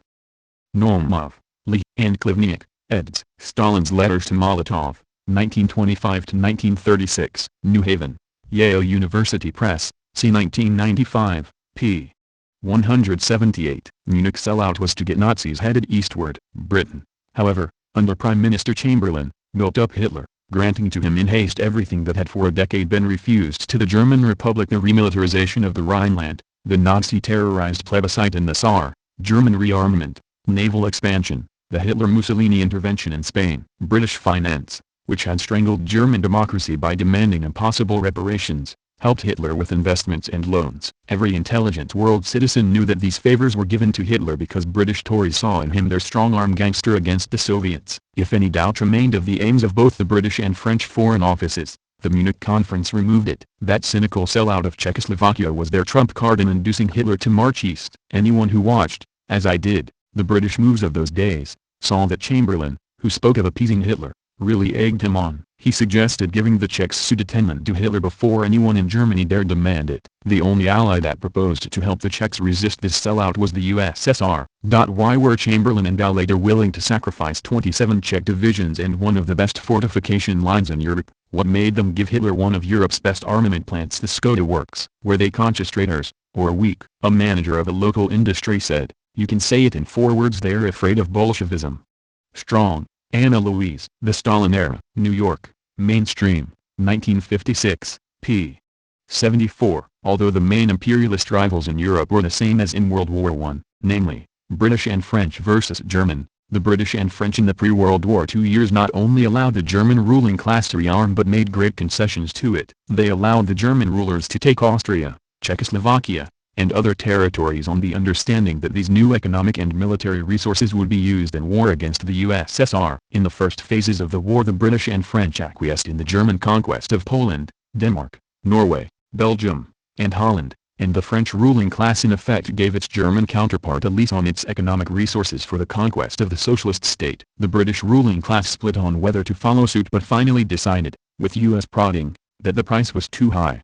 U.S. imperialism saw such concessions as a serious risk, realizing that if German imperialism controlled all of Europe, including the USSR and Britain, it would next join forces with Japan and mount a war against the United States. On the hand, neither the American imperialists nor the British wished to see the USSR victorious. Both hoped that the USSR and Germany would mutually exhaust each other and allow British and American imperialist interests to penetrate deep into Europe. Thus they supplied the USSR with what they thought was just enough assistance to help it to resist but not conquer the Germans. They delayed opening a second front in the hope of a Soviet-German stalemate, but delayed too long until the Soviet armies were rolling onto Berlin and seemingly threatened to overrun Europe. The reason for their miscalculation was that they did not understand the special strengths of the socialist state. Stalin, in spite of later assertions to the contrary, was well aware of all these matters. In March 1939, more than 2 years before the German invasion of the USSR, he commented, "Or take Germany, for instance. They let her have Austria, despite the undertaking to defend her independence. They let her have the Sudeten region. They abandoned Czechoslovakia to her fate, thereby violating all their obligations," and then began to lie vociferously in the press about the weakness of the Russian army, the demoralization of the Russian Air Force, and riots in the Soviet Union, egging the Germans on to march farther east, promising them easy pickings, and prompting them, "Just start war on the Bolsheviks, and everything will be all right." Cameron, Kenneth Neal. Stalin, Man of Contradiction. Toronto, On Sea Press, c. 1987, p. 109. Stalin understood perfectly that France and Britain were preparing a new Munich, that they were ready to sacrifice Poland, encouraging Hitler to march on the Soviet Union. Harold Ickes, U.S. Secretary of the Interior, wrote at the time in his journal, "England kept hoping against hope that she could embroil Russia and Germany with each other and thus escape scot-free herself." Harold L. Ickes, The Secret Diary of Harold L. Ickes, New York, Simon & Schuster, 1954, Volume 2, p. 705. Martens, Ludo, Another View of Stalin. Antwerp, Belgium, Epo, Lang Pasthorstraat 2527 2600, p. 233, p. 187 on the net. To complete the picture of our mood, I must say what we felt about the Western democracies. Tragically, they offered us no hope. Both in the eyes of the thinking opposition and of the men in the street, the Munich Agreement had destroyed their moral authority. By that agreement Britain and France committed moral suicide. Hard though it is to say, in that crucial period between 1938 and 1941 hardly anyone in the USSR had a warm place in his heart for the British or the French. There was no need for any central party directive. At meeting after meeting the opinion was expressed with genuine spontaneity that the Western powers would betray us at the slightest opportunity and that we must, therefore, keep the utmost vigilance regarding the West. We mistrusted it from the bottom of our hearts. Tokayev, Grigory. Comrade X. London, Harville Press, 1956, p. 169. To the Russians, Chamberlain, the British Prime Minister, was the arch-villain. They held him in contempt, and blamed him for the collapse of the Soviet policy of collective security. They were convinced that he was encouraging Germany to march eastwards, leaving Britain and France to enjoy peace while fascism and communism destroyed each other. It was probably about this time that Stalin decided to open the door to an alliance with Hitler. It was a calculated gamble, but he could see no alternatives. Gray, Ian. Stalin, Man of History. London, Weidenfeld and Nicholson, 1979, p. 304. In April 1939 diplomatic negotiations among the Soviet Union, England, and France were reactivated with the aim of establishing a system of collective security in Europe. But the most important Soviet proposals were rejected, while many of the English and French proposals were clearly unacceptable to the USSR. Moreover, The government of Chamberlain secretly continued to seek an agreement with the Germans to guarantee England's security. The French and English ruling circles had obviously not abandoned their primary hope of turning German aggression eastward, against the Soviet state. Under these conditions, Soviet diplomats again began to seek contacts with Germany. Medvedev, Roy. Let History Judge. New York, Columbia University Press, 1989, p. 726. England and France were playing an insecure and dangerous political game. They dragged out the negotiations with the Soviet Union while holding secret talks with Germany, still hoping that Germany would direct its aggression eastward. Medvedev, Roy. Let History Judge. New York, Columbia University Press, 1989, p.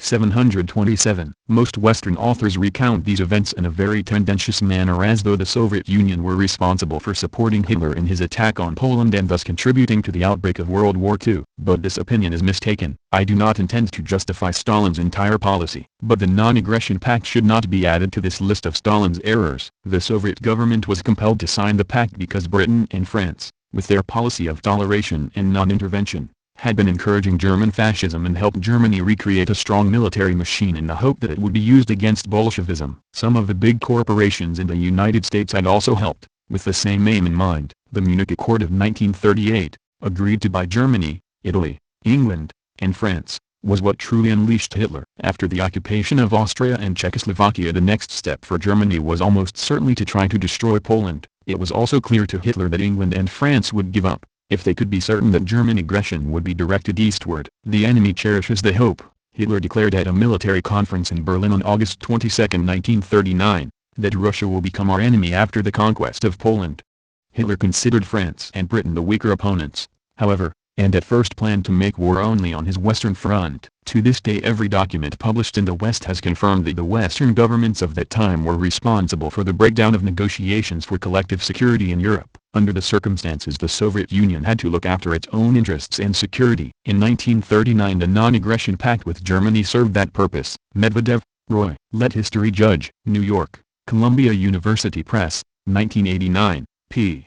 728. I would note in passing that, under the terms of an existing treaty, the Soviet Union and France were to assist Czechoslovakia jointly in case of an active aggression against her. When in the fall of 1938 the threat became real, Moscow was ready to fulfill its commitment. Mobilization orders were issued in the western part of the Soviet Union. France, on the other hand, did not live up to its part of the agreement and struck a deal in Munich without even consulting Moscow. Brizkov, Valentin. At Stalin's side. Secaucus, New Jersey, Carroll Pub Group, c. 1994, p. 22. In 1936 Stalin said to Radek, "You know they'll do all they can to forestall us by offering Hitler the neutrality of the West, to force him in our direction. We must put a stop to that." Alexandrov, Victor. The Tukashevsky Affair. London, MacDonald, 1963, p. 28. With the temperature of the crisis soaring towards boiling point in September 1938, Britain and France studiously avoided all the Soviet efforts to form a united front against Hitler. Reed, Anthony and David Fisher. The Deadly Embrace. New York, Norton, 1988, p. 27. We must make it clearly understood that we shall continue the old historical process, that our dispute with Germany will be settled on the battlefields, and that if somebody else, say Roosevelt, also resolves to fight Hitler, we shall be on his side in that hour when the fate of mankind is at stake. Again he, Stalin, paused, and then added, "Please understand me, we must not act prematurely. The danger is extremely great. We cannot afford to receive the first blow. The most terrible blow of that war machine, the biggest the world has ever seen. If we did, we should be betrayed and finished. All these Chamberlains, Halifaxes and the like wait only for that moment to let us down, to make us the prey of German imperialism. They have less interest in us than in Togoland or the Cameroons. They would rather give away the Ukraine than sacrifice any of their colonies. We must be cautious." Litvinov, Maxim Maximovich. Notes for a Journal. New York, Morrow, 1955, p. 253. Europe in early 1939 was, in Stalin's own words, a poker game with three players, in which each hoped to persuade the other two to destroy one another and leave the third to take the winnings. Montefiore, Sebag, Stalin, The Court of the Red Tsar. New York, Knopf, 2004, p. 302. The principal matter was settled. Everyone, Stalin included, believed that Chamberlain was urging Hitler to embark on a crusade against the Russians, and that the Soviet government would have to take steps to divert the Germanic flood, and to direct it toward the valley of the lower Danube. And then the Balkans and Asia Minor, Delbars, Eve, The Real Stalin, London, Ellen and Unwin, 1951, p. 230. German Foreign Office documents captured by the Soviet troops after Germany's defeat reveal the true purport of Great Britain's and France's policy at that period. They show that, essentially, British and French policy was not to unite the forces of the peace-loving states for a common struggle against aggression, but to isolate the USSR and direct Hitler's aggression toward the East, against the Soviet Union, using Hitler as a tool for their own ends. Foreign Lang, Pub, House, Schumann, F. L. Intro, Falsifiers of History, Moscow, 1948, p. 16. Stalin chuckled, and said, "The French government headed by Daladier and the Chamberlain government in Britain have no intention of getting seriously involved in the war with Hitler. They still hope to be able to persuade Hitler to start a war against the Soviet Union. They refused to form an anti-Hitler bloc with us in 1939. Because they did not want to hamper Hitler in his aggression against the Soviet Union. But nothing will come of it. They will have to pay a high price for their short-sighted policy." Zhukov, Georgy, Reminiscences and Reflections Volume 1, Moscow, Progress Pub, c. 1985, p. 206. While wishing to preserve peace as the decisive condition for building socialism in the USSR, Stalin saw that the governments of Britain and other Western countries were doing everything possible to prod Hitler into a war with the Soviet Union, that, being in a critical military situation and striving to save themselves from catastrophe, they were strongly interested in having the Germans attack the USSR. That was why Stalin distrusted the information he was getting from Western governments that Germany was about to attack the Soviet Union. "Don't you see?"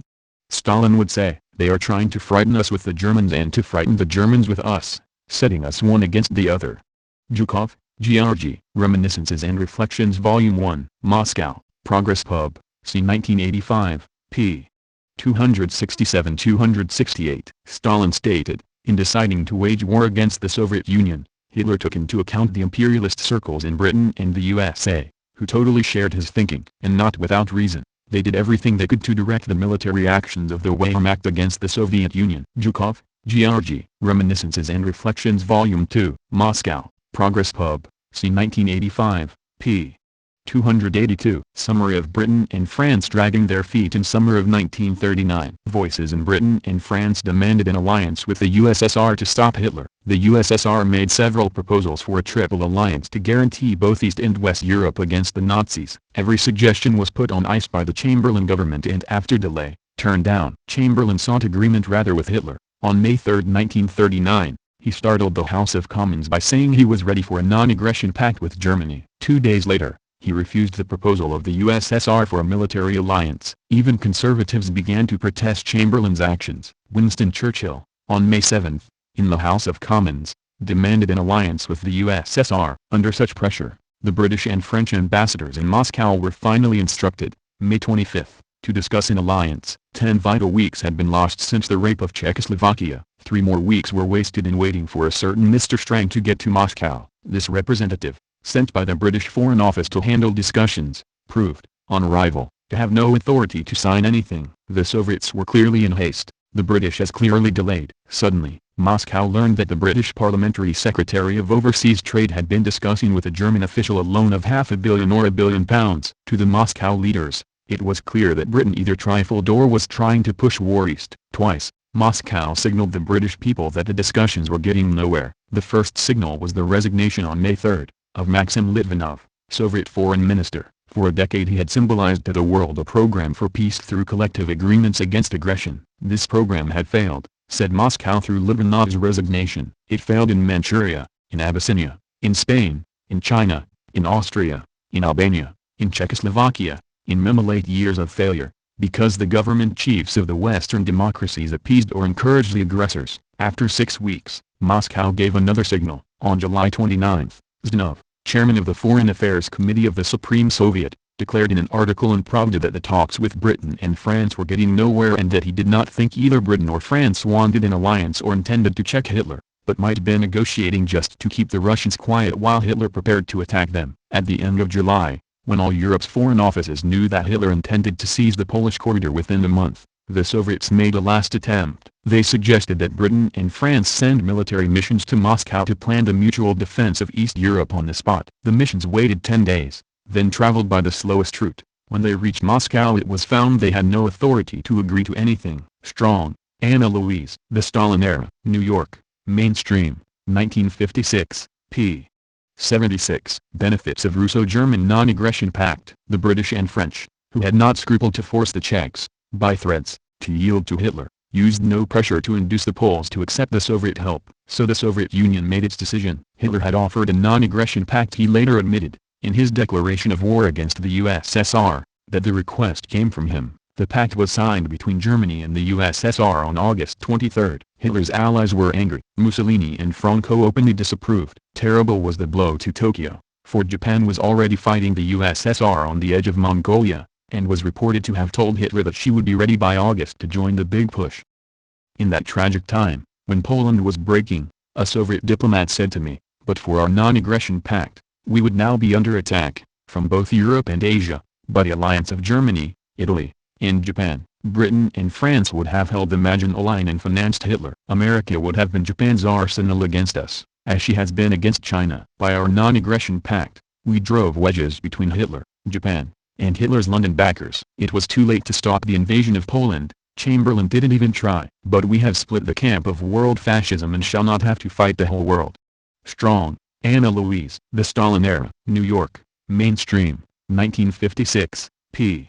78. I believe that the Ribbentrop-Molotov Pact of 1939 was historically inevitable, given the circumstances of the time, and that in the final analysis it was profitable for the Soviet Union. It was like a gambit in chess. If we hadn't made that move, the war should have started earlier, much to our disadvantage. As it was, we were given a respite. I think the vast majority of the party considered the signing of the treaty tactically wise on our part, even though nobody could say so publicly. All the while the English and French and the whole bourgeois press were trying to sick Hitler on the Soviet Union, trumpeting, "Russia is nothing but a colossus with feet of clay."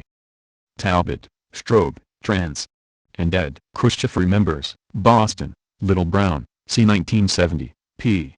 129. The same Edward H. Carr, noting that the Chamberlain government as a defender of capitalism turned down an alliance with the USSR against Germany, made the following estimation of the gains made by the Soviet Union as a result of signing the non-aggression treaty with Germany. In the Pact of August 23, 1939, they, the Soviet government, secured a breathing space of immunity from attack, b.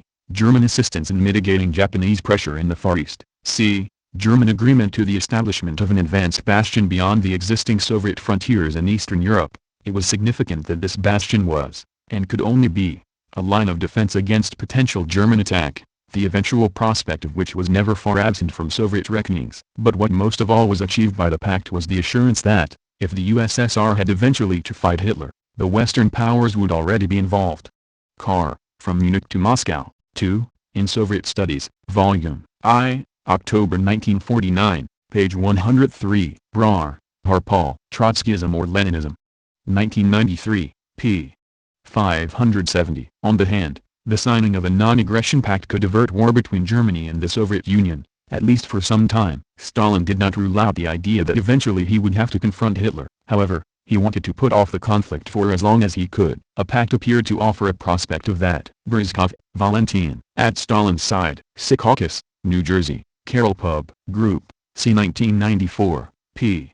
29. Russia was to supply Germany with grain and raw materials and to receive German machines and machine tools. One of the first things Stalin did, after the conclusion of the pact, was to dispatch his military missions to Germany. With what avidity those missions tried, in the first flush of friendship, to ferret out the German war industries can be seen from the complaints about their excessive curiosity, which Göring, Keitel, and Raeder were already lodging at the beginning of October 1939. A little later Nazi economic leaders complained that the Russians wanted too many machine tools for the production of artillery and too much other war material. Deutscher, Isaac, Stalin, A Political Biography. New York, Oxford University Press, 1967, p. 443. 4 days later, on May 11, 1939, the first attack came. The crack Japanese army that had invaded Manchuria struck into the Soviet Union. The Soviet-Japanese War of 1939 is conveniently omitted from our history books, but this war, together with the Anglo-French collaboration with the Nazis and fascists in the West, formed the context for another of Stalin's great crimes, the Soviet-German Non-Aggression Pact of August 1939. Stalin recognized that the main aim of the Axis was to destroy the Soviet Union, and that the other capitalist nations were conniving with this scheme. He also knew that sooner or later the main Axis attack would come on the USSR's Western Front. Meanwhile, Soviet forces were being diverted to the east, to fend off the Japanese invaders. The non-aggression pact with Nazi Germany, which horrified and disillusioned communist sympathizers, particularly intellectuals, in the capitalist nations, was actually one of the most brilliant strategic moves of Stalin's life, and perhaps of diplomatic history. From the Soviet point of view, it accomplished 5 things. 1. It brought needed time to prepare for the Nazi attack, which was thus delayed for 2 years. 2. It allowed the Red Army to concentrate on smashing the Japanese invasion, without having to fight on 2 fronts. They decisively defeated the Japanese within 3 months. 3. It allowed the Soviet Union to retake the sections of White Russia and the Ukraine that had been invaded by Poland during the Russian Civil War and were presently occupied by the Polish military dictatorship. This meant that the forthcoming Nazi invasion would have to pass through a much larger area defended by the Red Army. 4. It also allowed Estonia, Latvia, and Lithuania, which also had been part of Russia before the Civil War, to become part of the USSR as Soviet republics. This meant that the forthcoming Nazi attack could not immediately outflank Leningrad. 5. Most important of all, it destroyed the Anglo-French strategy of encouraging a war between the Axis powers and the Soviet Union while they enjoyed neutrality. World War II was to begin as a war between the Axis powers and the other capitalist nations, and the Soviet Union, if forced into it, was not going to have to fight alone against the combined fascist powers. The worldwide defeat of the fascist Axis was in part a product of Stalin's diplomatic strategy, as well as his later military strategy. Franklin, Bruce, ed. The Essential Stalin, Major Theoretical Writings, Garden City, New York, Anchor Books, 1972, p. 25. At Munich, the British and French had given Germany parts of Czechoslovakia as a prize for undertaking to launch war on the Soviet Union, which the Germans now refused to honor. Bullock, Alan, Hitler and Stalin, Parallel Lives, New York, Knopf, 1992, p. 604. No counterfeiters can expunge from history or from the minds of the peoples the overriding factor that under the circumstances the Soviet Union was faced with the alternative.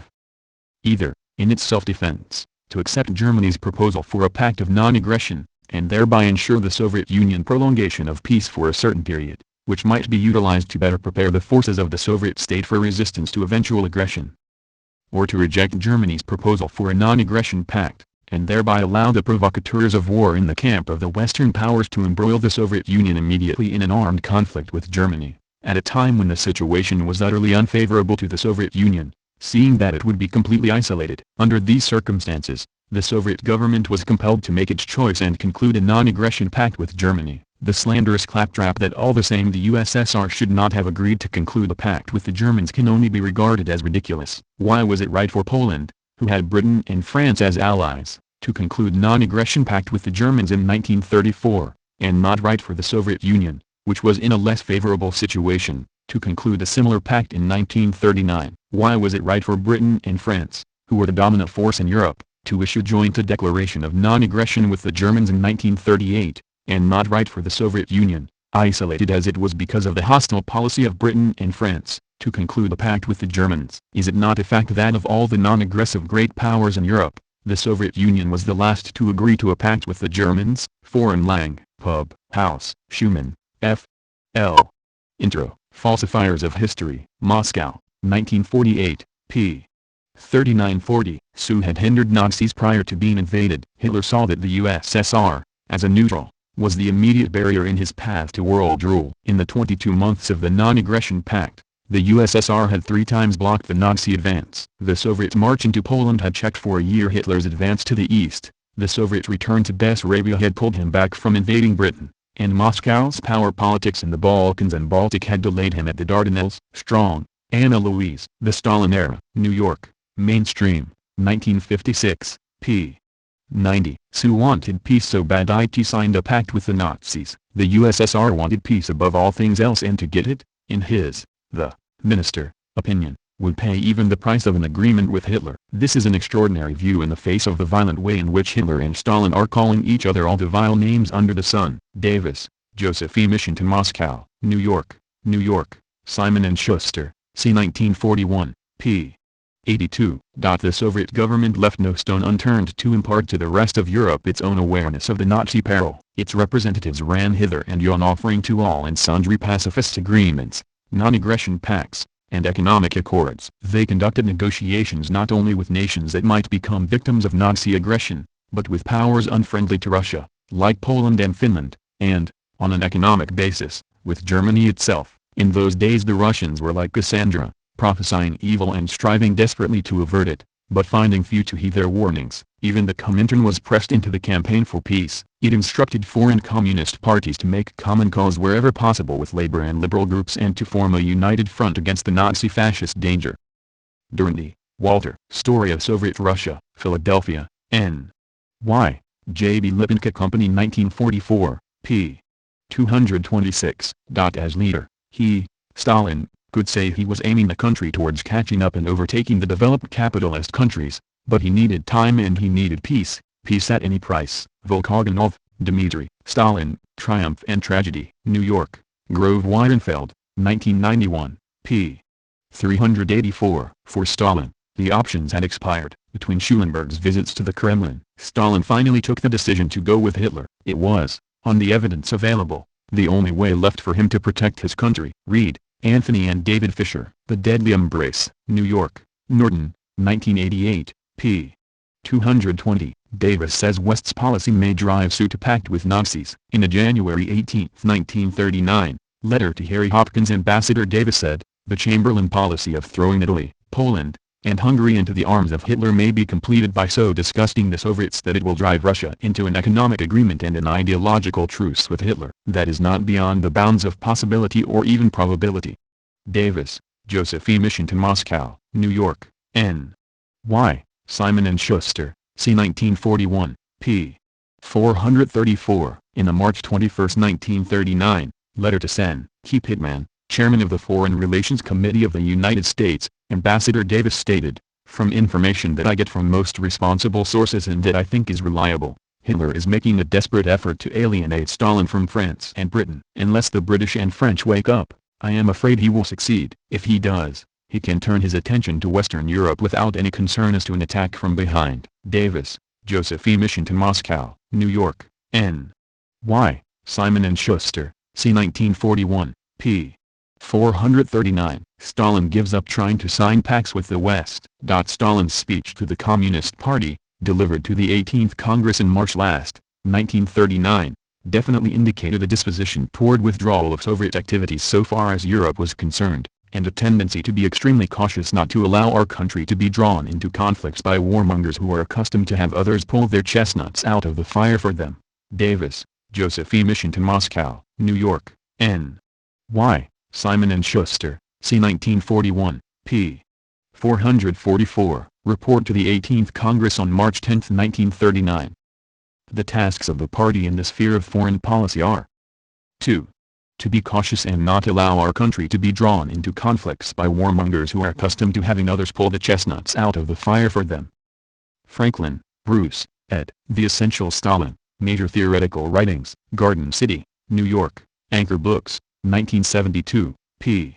346. In a July 18, 1941, letter to Harry Hopkins, Ambassador Davis said, from my observation and contacts, since 1936, I believe that outside of the President of the United States alone no government in the world saw more clearly the menace of Hitler to peace and the necessity for collective security and alliances among non-aggressive nations than did the Soviet government. They were ready to fight for Czechoslovakia. They cancelled their non-aggression pact with Poland in advance of Munich because they wished to clear the road for the passage of their troops through Poland to go to the aid of Czechoslovakia if necessary to fulfill their treaty obligations. Even after Munich and as late as the spring of 1939 the Soviet government agreed to join with Britain and France if Germany should attack Poland or Romania, but urged that an international conference of non-aggressor states should be held to determine objectively and realistically what each could do and then serve notice on Hitler of their combined resistance. They claimed that this was the only thing that would stop Hitler's aggression against European peace. The suggestion was declined by Chamberlain by reason of the objection of Poland and Romania to the inclusion of Russia,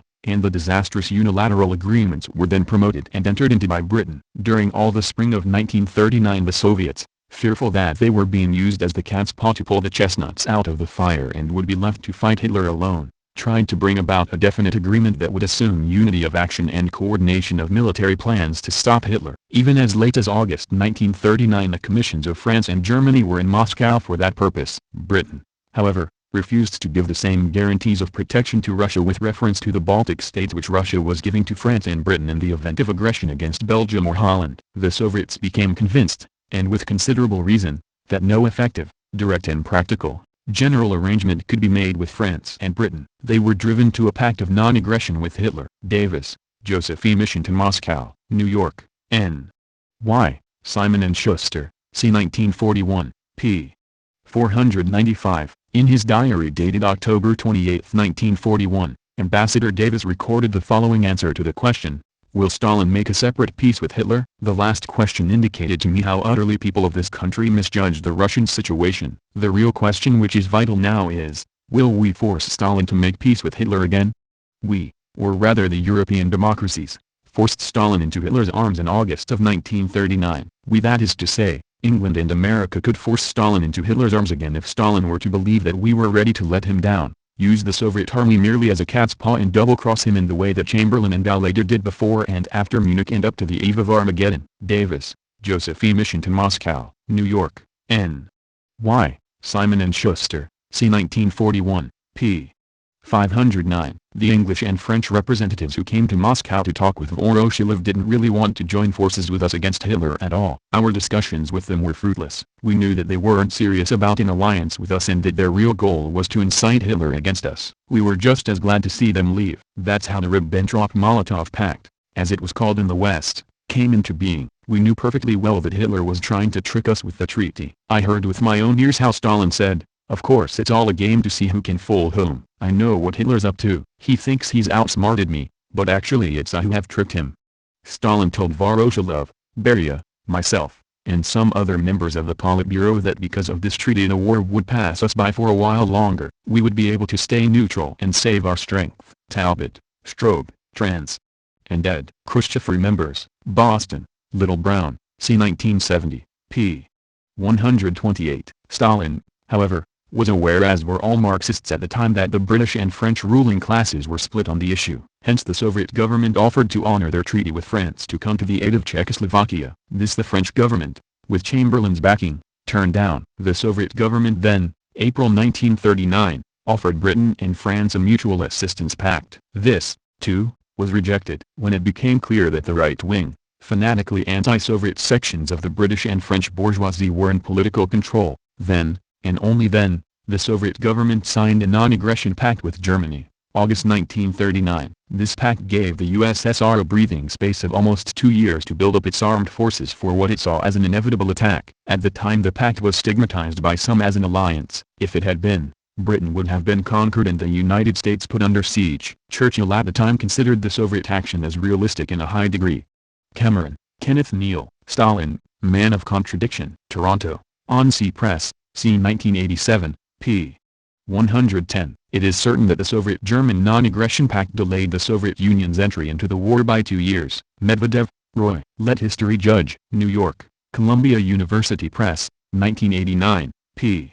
731. Stalin's speech of March 10, 1939, delivered to the 18th Congress of the Communist Party, was, however, a clear indication of his dissatisfaction with the democracies, and his impending withdrawal from their front. He pointed out that the Second Imperialist War had been going on since the Japanese invasion of Manchuria in 1931. He pointed out that the non-aggressor democracies were beyond doubt stronger than the aggressor states, but that nevertheless the democracies continued to give way to them. They surrendered Spain, Czechoslovakia, parts of China. Why? One reason he adduced was fear of revolution. Another was that the democracies, no longer interested in collective security, found that non-intervention, a policy of isolation and neutrality, served their best interests. Stalin indicated quite clearly that he could play this same game. Britain, he implied, played Germany off against Russia. Very well. Why should not Russia, in turn, play Germany off against Britain? Gunter, John. Inside Europe, New York, London, Harper and Brothers, C. 1940, p. 574. So the idea not like the appeasements. Then followed a series of developments which aggravated the relationships between the Soviet government and the Western democracies. The Soviets were humiliated and deeply hurt by being excluded from Munich. Out of appeasement there grew still greater distrust, so far as the Soviet government was concerned, in either the capacity, the intention, or even the pledged word of the Chamberlain government or the Ballinger government. The Soviet proposals for a realistic alliance to stop Hitler were rejected.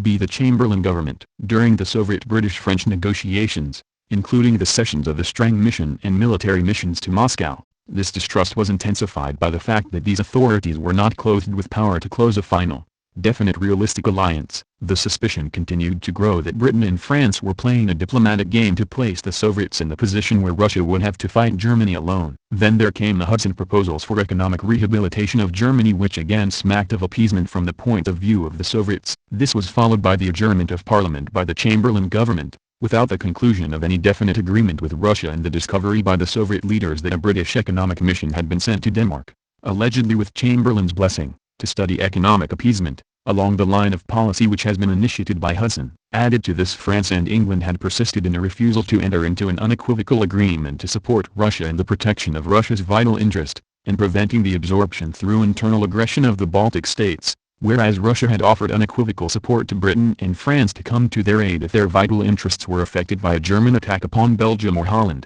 regardless of the character of the aggression. Davis, Joseph E. Mission to Moscow, New York, N. Y. Simon & Schuster, C. 1941, p.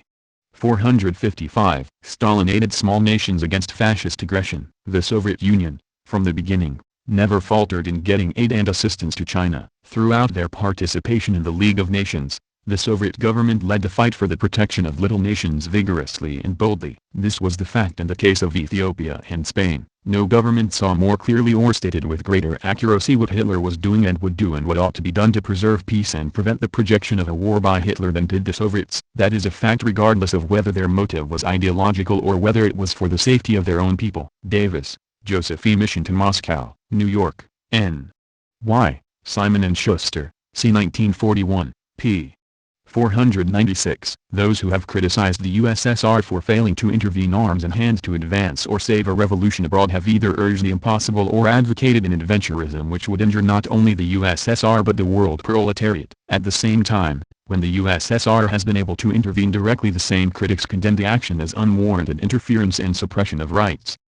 Cameron, Kenneth Neal, Stalin, Man of Contradiction. Toronto, On Sea Press, C. 1987, p. 91. London Poles are hindering the anti-Nazi war. At the end of the dinner, I asked how America could help Poland. The London Poles' reply was, if America really wants to help Poland, don't have a second front in France. I was appalled. Their attitude was so twisted that they were perfectly willing to prolong the war, endanger the chances of victory, and bring death to countless additional American boys, not to mention continued slavery and death for Nazi-occupied Poland. Davis, Jerome. Behind Soviet Power. New York, N. Y. The Reader's Press, Incorporated, C. 1946, p.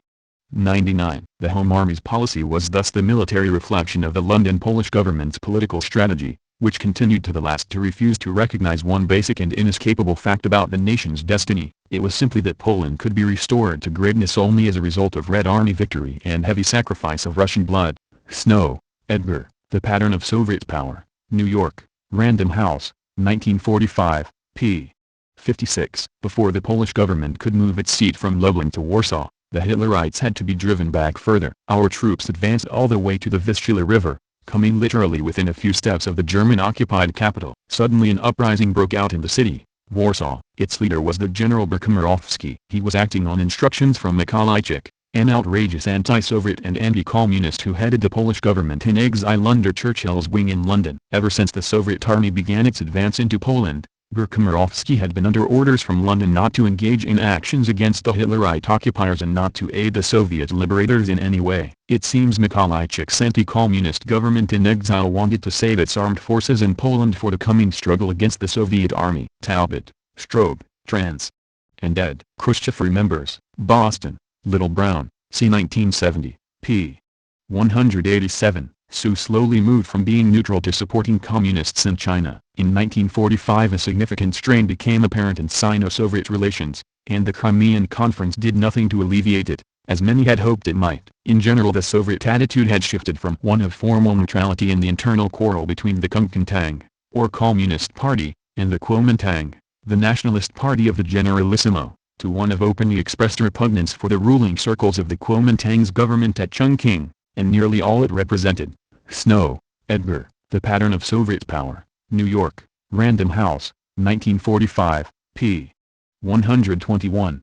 Today, 1945, Moscow views the Kuomintang regime with only slightly more confidence than it ever placed in the Polish government in exile. Snow, Edgar, The Pattern of Soviet Power, New York, Random House, 1945, p. 122. Chinese communists are real Marxists. Thus, it is misleading to contend that Chinese communists are not Marxists, or that they do not hope, ultimately, to build up a classless, socialist state in China, or that they are not very close to the Soviet Union in their sympathies. People who try to persuade Americans to accept them on the ground that they are not real communists in the foregoing sense are either misinformed or deliberately dishonest. Snow, Edgar, The Pattern of Soviet Power, New York, Random House, 1945, p. 136. The Chinese further deepen the rift because they are semi-Marxists rather than true Marxists. Chuev, Felix. Molotov remembers. Chicago, I. R. D. 1993, p. 386. Molotov says taking part of Poland was necessary to keep Nazis away. Molotov: we negotiated with the British and French before talking to the Germans. If the West had permitted our troops in Czechoslovakia and Poland, then of course we would have fared better. They refused, thus we had to take at least partial measures. We had to keep German troops at a distance. If we hadn't moved toward the Germans in 1939, they would have invaded all Poland right up to our old border. Chuev, Felix. Molotov remembers. Chicago, I. R. D. 1993, p. 9. Molotov says Hitler met him to get the suit to attack England. Chuev, was there any point for the Germans to meet with you in 1940? Molotov: they wanted to fool us and draw us into a war with England on the side of Germany. Hitler wished to see whether he could involve us in the adventure. Chuev, Felix. Molotov remembers. Chicago, I. R. D. 1993, p. 19. Stalin wants safe, sensible border with Poland, but we, Stalin and I, insisted on having at our border an independent but not hostile Poland. At the negotiations and even before, disputes raged over borders: the Kertzen Line, the Ribbentrop-Molotov Line. Stalin said, call it what you please, but our border will be here. Churchill objected, but Lvov was never a Russian city. But Warsaw was, Stalin calmly replied. Chuev, Felix. Molotov remembers. Chicago, I. R. D. 1993, p. 53. We cannot lose Poland. If this line is crossed they will grab us too. Chuev, Felix. Molotov remembers. Chicago, I. R. D. 1993, p. 54. Churchill wants the Soviet Union to border with a bourgeois Poland, alien to us. While we cannot allow this to happen, Stalin said, we want to have, once and for all, a friendly Poland as our neighbor, and that's what the Polish people want too. Zhukov, Georgi. Memoirs of Marshal Zhukov, London, Cape, 1971, p. 583. Now, Stalin had already insisted that the future government of Poland, which would be subject to the Soviet government, should accept as the eastern frontier the Kertzen Line, leaving the territories which were ethnically Ukrainian and White Russian to the USSR. The Poles installed in London would not agree to this, and finally created a situation which threatened the normal relations between Stalin, Roosevelt, and Churchill. Delbars, Eve. The Real Stalin. London, Allen and Unwin, 1951, p. 366. Before a further meeting with the President of the USA, Stalin accordingly tried to enlarge the future government of Lublin by accepting representatives of the London government and of the Polish resistance groups, on condition that all should solemnly recognize the Kertzen Line. In exchange, he promised Poland the territories to the west which she had lost during the centuries of German pressure. This compensation was economically greater than the value of the territories lost in the east. He was evidently seeking to make the new Poland, by gifts bestowed at the expense of the Reich, a friendly country. The London Poles proclaimed that those who accepted the Kertzen Line were traitors to their country. Delbars, Eve. The Real Stalin. London, Allen and Unwin, 1951, p. 367. Stalin and Molotov kept close checks on all diplomats. But we had honest, prudent, competent, and well-read diplomats. I think it was hard to fool us because Stalin and I kept a tight hold on everything. We couldn't do it any other way at the time. Chuev, Felix. Molotov remembers. Chicago, I. R. D. 1993, p. 69. I don't recall our ever being cheated by foreign diplomacy. Of course, in some cases we acted more skillfully, and others less. We were always careful and didn't pull any big blunders, to my mind. But there were small mistakes, of course. Chuev, Felix. Molotov remembers. Chicago, I. R. D. 1993, p.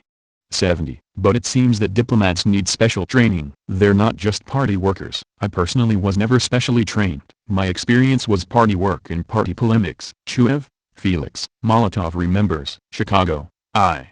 R. D. 1993, p. 76. Stalin definitely wanted to avoid a two-front war. The strategic goal of the Soviet leadership was to avert war on two fronts, in the Far East and in Europe, at any cost. Sudiplatov, Pavel. Special Tasks. Boston, Little, Brown, c. 1993, p. 96. England and France sent lesser figures to negotiate prior to the war. The French and British delegations that arrived in Moscow in August 1939 to probe the possibility of an alliance against Hitler were headed by secondary figures. Stalin's policy of appeasing Hitler thus was based on the reasonable belief that hostility against Soviet communism by the Western world and Japan would forever keep the USSR in isolation from the international community. Sudiplatov, Pavel. Special Tasks. Boston, Little, Brown, c. 1993, p.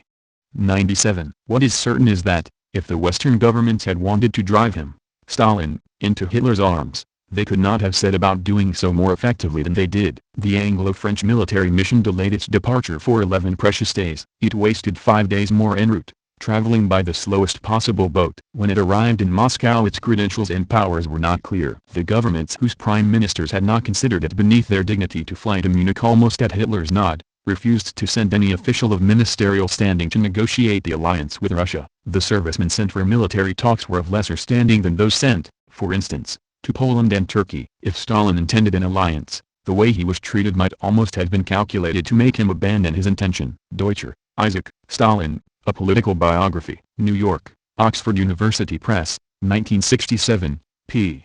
434. The Molotov-Ribbentrop secret protocols were not secret. When I look now at the Molotov-Ribbentrop secret protocols, I find nothing secret in them. The directives based on these agreements were definite and clear, and were known not only to the intelligence directorate but to the heads of military, diplomatic, economic, and border guards administrations. In fact, the famous map of the division of Poland, which was attached to the protocols in October 1939, was published a week later in Pravda, without Stalin's and Ribbentrop's signatures, for the whole world to see. By then, of course, Poland had fallen to Germany, and Britain and France had entered the war. Sudiplatov, Pavel. Special Tasks. Boston, Little, Brown, c. 1993, p. 98. Stalin aided the Chinese Communists. Nevertheless, the seed of freedom was bearing fruit and the Chinese nation was ready to hear the Moscow gospel. Stalin, like Lenin his master, a subtle opportunist, must have welcomed the chance of confuting by action in China the Trotskyist charge that he was betraying the cause of world revolution. Actually, whether Stalin knew it or not, he was swimming with the tide of Russia's eastward surge when in 1925 he sent military and political advisors, Army Commander Blücher, called Galen, and Borden to Canton, where Sun Yat-sen's brother-in-law, Chiang Kai-shek, had headed a new nationalist movement for Chinese unity and freedom from foreign control. During the Walter Story of Soviet Russia, Philadelphia, N. Y. J. B. Lipinka Company 1944, p. 143. In view of the Kuomintang treachery and the Communist Party defeat in the cities, it has been argued that the Communist International was wrong in its United Front policy. Trotsky, for instance, lamented in 1928 that Stalin's monstrous policy had broken the spine of the young Communist Party of China. Events, of course, showed otherwise. The party not only survived but the United Front policy had given the very small Communist Party access to the workers and peasants under the massive Kuomintang Party's control. Mao, for instance, was able to organize the peasants in these years on the scale that he did, not because of his Communist Party membership, but because he was deputy head and actual leader of the Kuomintang's Peasant Movement Training Institute. At the same time, Chu Enlai was deputy head of the political section of the Kuomintang's military academy, and other communist leaders simultaneously occupied leading positions in the Kuomintang.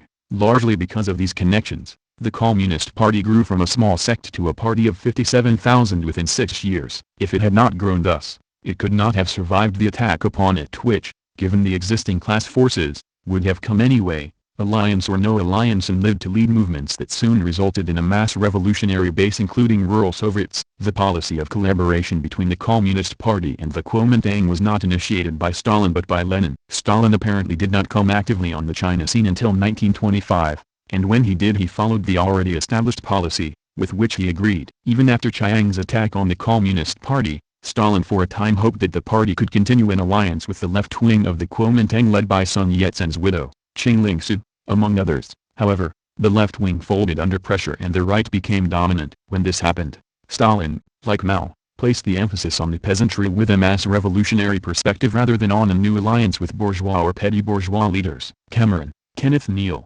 Stalin, Man of Contradiction. Toronto, On-Sea Press, c. 1987, p. 95. It was only when it became clear that Chiang was uniting with U.S. imperialism for a concerted drive against the Communists that the Chinese Communist Party decided that a revolutionary war presented the only way out. Stalin did not oppose this view because he was opposed to the Chinese Revolution as such. That he was not is shown by his release of large amounts of captured Japanese arms and equipment to the Chinese Communists in 1945. Following the Soviet invasion of Manchuria, he opposed Mao's view presumably because he did not believe that the Chinese Communists would win a civil war in which Chiang had superior armaments and numbers. However, the conversation with Gillis also shows that Stalin did not conceive of himself as giving orders to the Chinese Communists but only advice, and that Stalin was not only pleased but rather amused that they had shown him to be wrong. Later Stalin welcomed Mao in Moscow. Mao, then, did not argue that Stalin had tried to hold back the Chinese Revolution at any stage as part of a policy of placing Soviet nationalist interests above international revolutionary ones, as his enemies were contending. He said only that Stalin made mistakes, without realizing that they were errors, the implication being, perhaps, that he had too narrow a revolutionary vision. Mao felt that Stalin had supported the Chinese Revolution unselfishly, and, as he noted in 1950, Stalin rejoiced in its triumph. Stalin also introduced the policy of economic and technical aid to China that was later reversed by Khrushchev. We should note, too, that, as events were to show, Stalin was right in his feeling that insufficient emphasis was being given to the Chinese working class. Cameron, Kenneth Neal, Stalin, Man of Contradiction. Toronto, On-Sea Press, c. 1987, p. 98. After the war, Stalin gave a great deal of assistance to the Chinese Revolution. Arms and equipment of all kinds were delivered to the People's Liberation Army, and by the second half of 1947 the winds of victory were filling its sails and Chiang was forced to flee with his remnant to Taiwan. Given persistent U.S. hostility, Mao was bound to opt for friendship with the Soviet Union, and after the Chinese Revolution relations developed rapidly in numerous spheres, culminating in Mao's invitation to Moscow to join in the celebration of Stalin's 70th birthday. Volkogonov, Dmitry, Stalin, Triumph and Tragedy. New York, Grove Weidenfeld, 1991, p. 539. Stalin very early outlined the basic theory of the Chinese Revolution. Trotsky attacks this theory, which he sneers at as guerrilla adventure, because it is not based on the cities as the revolutionary centers, because it relies on class allies of the proletariat, particularly the peasantry, and because it is primarily anti-feudal and anti-imperialist rather than focused primarily against Chinese capitalism. After 1927, when the first liberated base areas were established in the countryside, Trotsky claimed that this revolution could no longer be seen as proletarian but as a mere peasant rebellion, and soon he began to refer to its guiding theory as the Stalin-Mao line. To this day, Trotskyites around the world deride the Chinese Revolution as a mere Stalinist bureaucracy. The Chinese themselves do acknowledge that at certain points Stalin gave some incorrect tactical advice, but they are quick to add that he always recognized and corrected these errors and was self-critical about them. They are very firm in their belief that they could not have made their revolution without his general theory, his overall leadership of the world revolutionary movement, and the firm rear area and base of material support he provided. Thus the only really valid major criticism comes from anti-communists, because without Stalin, at least according to the Chinese, the communists would not have won. Franklin, Bruce, ed. The Essential Stalin, Major Theoretical Writings, Garden City, New York, Anchor Books, 1972, p. 2122. Soviet experts and Soviet weapons help Mao seize control of northern and central China. Radzinski, Edward. Stalin, New York, Doubleday, c. 1996, p. 510. Stalin fooled the Japanese. WHO were preparing to attack. Stalin met the peril of Japanese aggression in the early 1930s, with guile determination. He and his Soviet Russia have proved their merit since then, but Stalin was never so great as when he did what he now did, and never so vilified as for doing it. Russia's position was desperate. Must I say that again? Japan, as Russia believed and as was probably true, was on the verge of invasion, and the Red Army had not enough food reserves, irrespective of other supplies, to fight a war. But the Japanese didn't know it, and Stalin's bluff succeeded, at frightful cost to his country. Although I had been the New York Times correspondent in Moscow for more than 10 years, I don't for a moment pretend that I knew what was going on. I did not know, for instance, that the grain reserve of the Red Army was greatly depleted, that much of it had been taken to feed the towns and construction camps and pay foreign obligations in 1930 and 1931. Like other foreigners, including the Japanese, I thought that the measures adopted by the Kremlin to hasten the grain collections in the spring of 1932 meant simply that Stalin had decided he could rush through the fight for rural socialism and win it by quick ruthless action. That indeed was the note of the Moscow press, with the obbligato of triumph about the 5-year plan in 4, and the Great Dnieper Dam, the biggest in the world, to be completed in the summer, 2 years ahead of time. The Bolshevik habit of secrecy and distrust, acquired in years of conspiracy and prosecution, of living devious lives under alias names, and watching always for police spies in their midst, served Stalin well at this time. There was a gasoline shortage in Moscow, even for diplomats and other privileged foreigners. The 5-year plan demanded it. Their facilities for travel were restricted. The railroads could hardly bear the strain of the 5-year plan. There came stories from the provinces that the peasants once more were dismayed and bewildered by collectivization methods. That was due to the 5-year plan. But no word of the danger of war, no suggestion that the army needed gas and grain to be able to fight a war, not to mention boots and clothing which vanished from Moscow's stores. Foreign observers in Moscow were fooled, but so were the Japanese, and it was only many months later that I learned what had really happened in the spring of 1932, during the Walter Story of Soviet Russia, Philadelphia, N. Y. J.B. Lipinka Company 1944, p. 191. Stalin's reaction to Munich sellout. Moscow's reaction to Munich was one of wounded pride and savage anger, but hardly of dismay. Despite the Kremlin's certainty of what Munich presaged, it was as if the Bolsheviks were like a man who has dreaded for years a dire event and done his best to avert it, but finds his efforts vain, and says, almost with relief, "All right, now I know where I stand. If I have to fight, I'll fight, and depend on myself alone." The USSR was alone, but it would continue to strive for peace and refused to let itself be used as a cat's paw by anyone. These last words were both cryptic and prophetic. Stalin meant them as a warning to France and Britain that he saw through their schemes of embroiling Nazi Germany with the USSR. During the Walter Story of Soviet Russia, Philadelphia, N. Y. J.B. Lipinka Company 1944, p. 242, that, in history's perspective, was the real effect of Munich, that Stalin had a free hand. During the Walter Story of Soviet Russia, Philadelphia, N. Y. J.B. Lipinka Company 1944, p.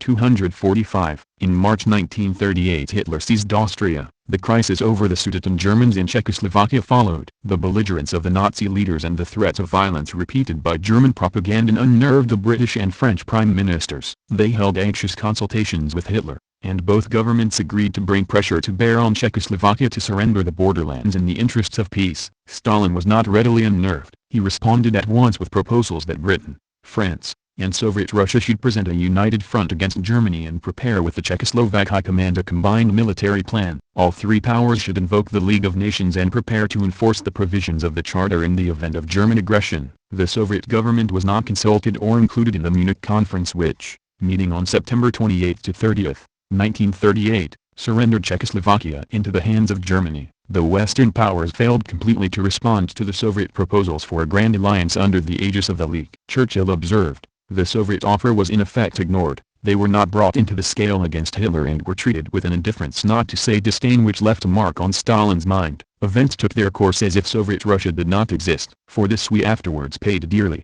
Gray, Ian, Stalin, Man of History, London, Weidenfeld and Nicholson, 1979, p. 302. Then the Munich Agreement was signed and Stalin realized that the fear of the communist contagion was greater than the voice of reason. And he was right. Volkogonov, Dmitry, Stalin, Triumph and Tragedy. New York, Grove Weidenfeld, 1991, p. 348. Winston Churchill summed up the result of the attitude of Britain and France towards the Soviets during the Munich crisis pithily and succinctly. The Soviet offer was in effect ignored. He wrote, they were not brought into the scale against Hitler, and were treated with an indifference, not to say disdain, which left a mark in Stalin's mind. Events took their course as if Soviet Russia did not exist. For this we afterwards paid dearly. Reed, Anthony and David Fisher. The Deadly Embrace. New York, Norton, 1988, p. 31. In May 1940, Stalin laughed and said, The French government headed by Later and the Chamberlain government in Britain have no intention of getting seriously involved in the war with Hitler. They still hope to be able to incite Hitler to a war against the Soviet Union. By refusing in 1939 to form with us an anti-Hitler bloc, they did not want to hamper Hitler in his aggression against the Soviet Union. Nothing will come of it. They will have to pay through the nose for their short-sighted policy. Zhukov, Georgy. Memoirs of Marshal Zhukov, London, Cape, 1971, p.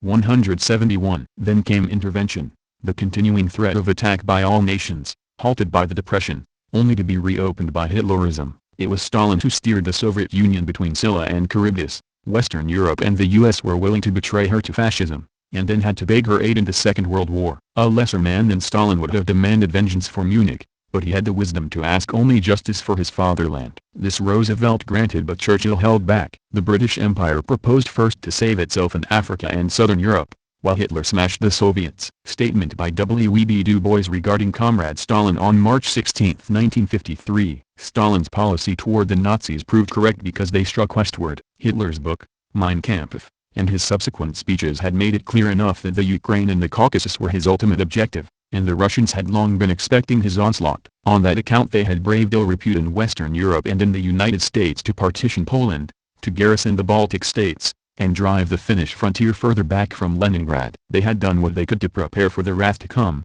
but now they went further still to avert, if possible, the danger. They signed a new agreement with Germany, increasing their deliveries of oil and grain, and waited, breathless, the 4 weeks from March 12, 1940, when Russia signed peace with Finland, to April 9, when Hitler struck at Denmark and Germany, must have caused in the Kremlin a state of tension only equaled by the dreadful days of 1932, when the Ukraine and North Caucasus were stripped of gasoline, food, and seed grain to strengthen the Red Army against a Japanese drive towards Lake Baikal. Now again, it seemed to the Russians that the issue hung in the balance, as a decade earlier they had waited to see if Japan would move north or south. Hostile critics of the USSR have declared that this period, the early spring of 1940, marked the depths of Soviet ignominy. The Russians, these critics averred, made a disgraceful pact with Germany. They raped East Poland and the Baltic states and southern Finland. They instructed the foreign communist parties all over the world to protest against the Franco-British imperialist war. They increased their supplies of raw material to Germany,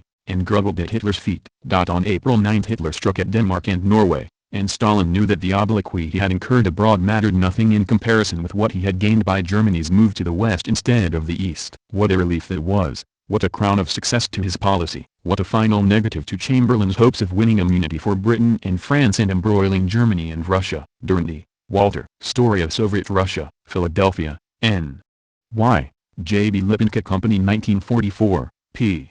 255. Stalin borrowed money from the fascists. In the spring of 1935, while Anthony Eden, Pierre Laval, and Edward Beneš were visiting Moscow, Stalin scored what he considered his greatest triumph. The Reichsbank granted a long-term loan of 200 million gold marks to the Soviet government. Krivitsky, Walter G. I was Stalin's agent, London, H. Hamilton, 1939, p. 28. Spanish govt would not recognize the Soviet govt. The Spanish Republic, after 5 years of existence, still refused to recognize the Soviet government and had no diplomatic relations with Moscow. Krivitsky, Walter G. I was Stalin's agent, London, H. Hamilton, 1939, p. 90. Stalin contended the CP must work first to aid the world proletariat. The destruction of the USSR would indeed have been followed by devastating attacks on the workers, the unions and political parties, in the capitalist world. Stalin, position is in essence, then, that a communist party, whether in a socialist or capitalist country, must work first to advance the interests of the world proletariat, and that a central concern in these interests is the preservation of its developing socialist section. Cameron, Kenneth Neal. Stalin, Man of Contradiction. Toronto, On-Sea Press, c. 1987, p. 92. Some Latin poet has said that a thing well begun is half done. As against this, one may assert, with no less justice, that a thing which is only half done is not done at all. A succession of great proletarian adventures through the ages has shown us that whenever and insofar as the proletariat does not take everything into its own hands, it takes nothing. Barbus, Henri. Stalin. New York, The Macmillan Company, 1935, p. 36. The failure to understand the elementary principle of internationalism, which lays it down that the victory of socialism in a single country is not an end in itself, but is a means for developing and supporting the revolution in all countries. This, failure to understand, is the path of nationalism and degeneration, the path to the complete liquidation of the international policy of the proletariat. For those who are attacked by this sickness look upon our country, not as part of the whole known as the international revolutionary movement, but as the beginning and the end of this movement. They think that the interests of all other countries should be sacrificed to the interests of our country. Support the liberation movement in China? Why? Won't that be risky? Won't it embroil us with other countries? Would not be better for us to create spheres of influence in China, acting in concert with other advanced powers, and snatch a bit of China for our own benefit? A useful step, and no risks to run. Support the liberation movement in Germany? Is it worth the risk? Would it not be better to come to terms with the Entente concerning the Treaty of Versailles, and get something for ourselves by way of compensation? Keep up friendly relations with Persia, Turkey,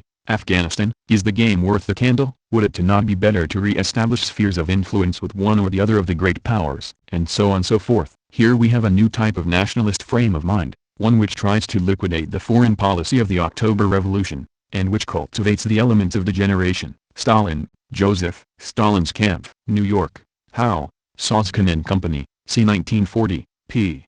280. But overthrowing the power of the bourgeoisie and establishing the power of the proletariat in a single country does not yet guarantee the complete victory of socialism. After consolidating its power and leading the peasantry after it, the proletariat of the victorious country can and must build up socialist society. But does that mean that in this way the proletariat will secure a complete and final victory for socialism? That is, does it mean that with the forces of a single country it can finally consolidate socialism and fully guarantee that country against intervention, which means against restoration? Certainly not. That requires victory for the revolution in at least several countries. It is therefore the essential task of the victorious revolution in one country to develop and support the revolution in others. So the revolution in a victorious country ought not to consider itself a self-contained unit, but as an auxiliary and a means of hastening the victory of the proletariat in other countries. Stalin, Joseph. Stalin's Camp, New York. Howe, Soskin and Company, c. 1940, p.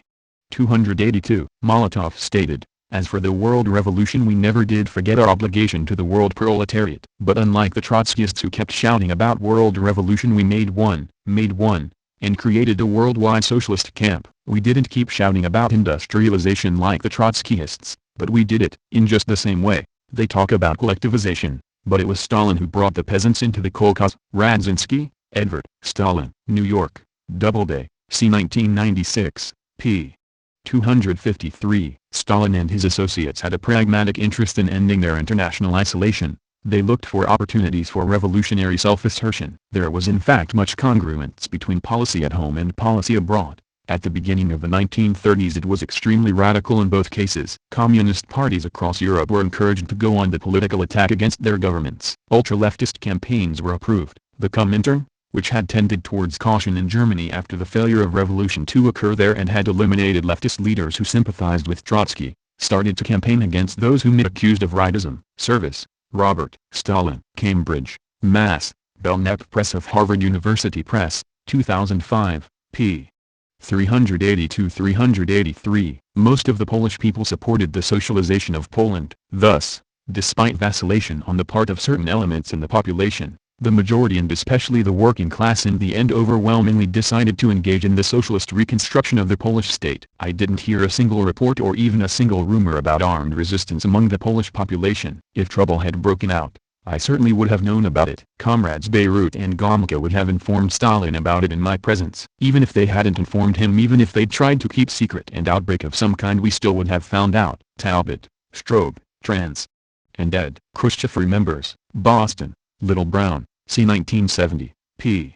197-198. On September 17, 1939, following the escape of the Polish government into Romania, the Red Army marched into the territory Poland stole in 1920. The Red Army was welcomed as liberators by the local population, who were only too happy to see the rule of the Polish gentry broken. Even the Polish soldiers themselves welcomed the Red Army, which met virtually no resistance. The territory that was stolen from Ukraine and Byelorussia was restored to them and became part of the USSR. The territory of Lithuania was restored to it, including its capital, Vilnius. Mukin, Y.I. Katin Detective, 1995. Stalin says Comintern leaders are not directing the world's communist parties. The assertion that the American communists work under orders from Moscow is absolutely untrue. There are no communists in the world who would agree to work under orders from outside against their own convictions and will, and contrary to the requirements of the situation. Even if there were such communists, they would not be worth a cent. Communists are bold and courageous. They are fighting against a host of enemies. The value of a communist,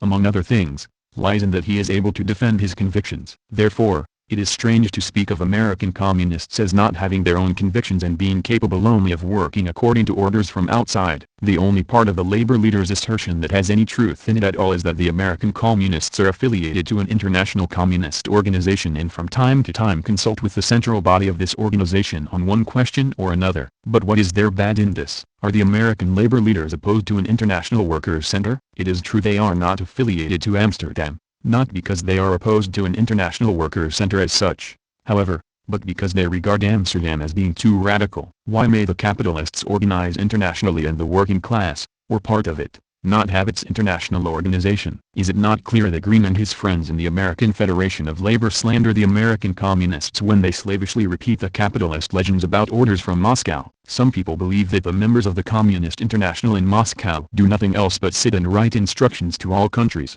As there are more than 60 countries affiliated to the Comintern, one can imagine the position of the members of the Comintern who never sleep or eat, in fact do nothing but sit day and night and write instructions to all countries.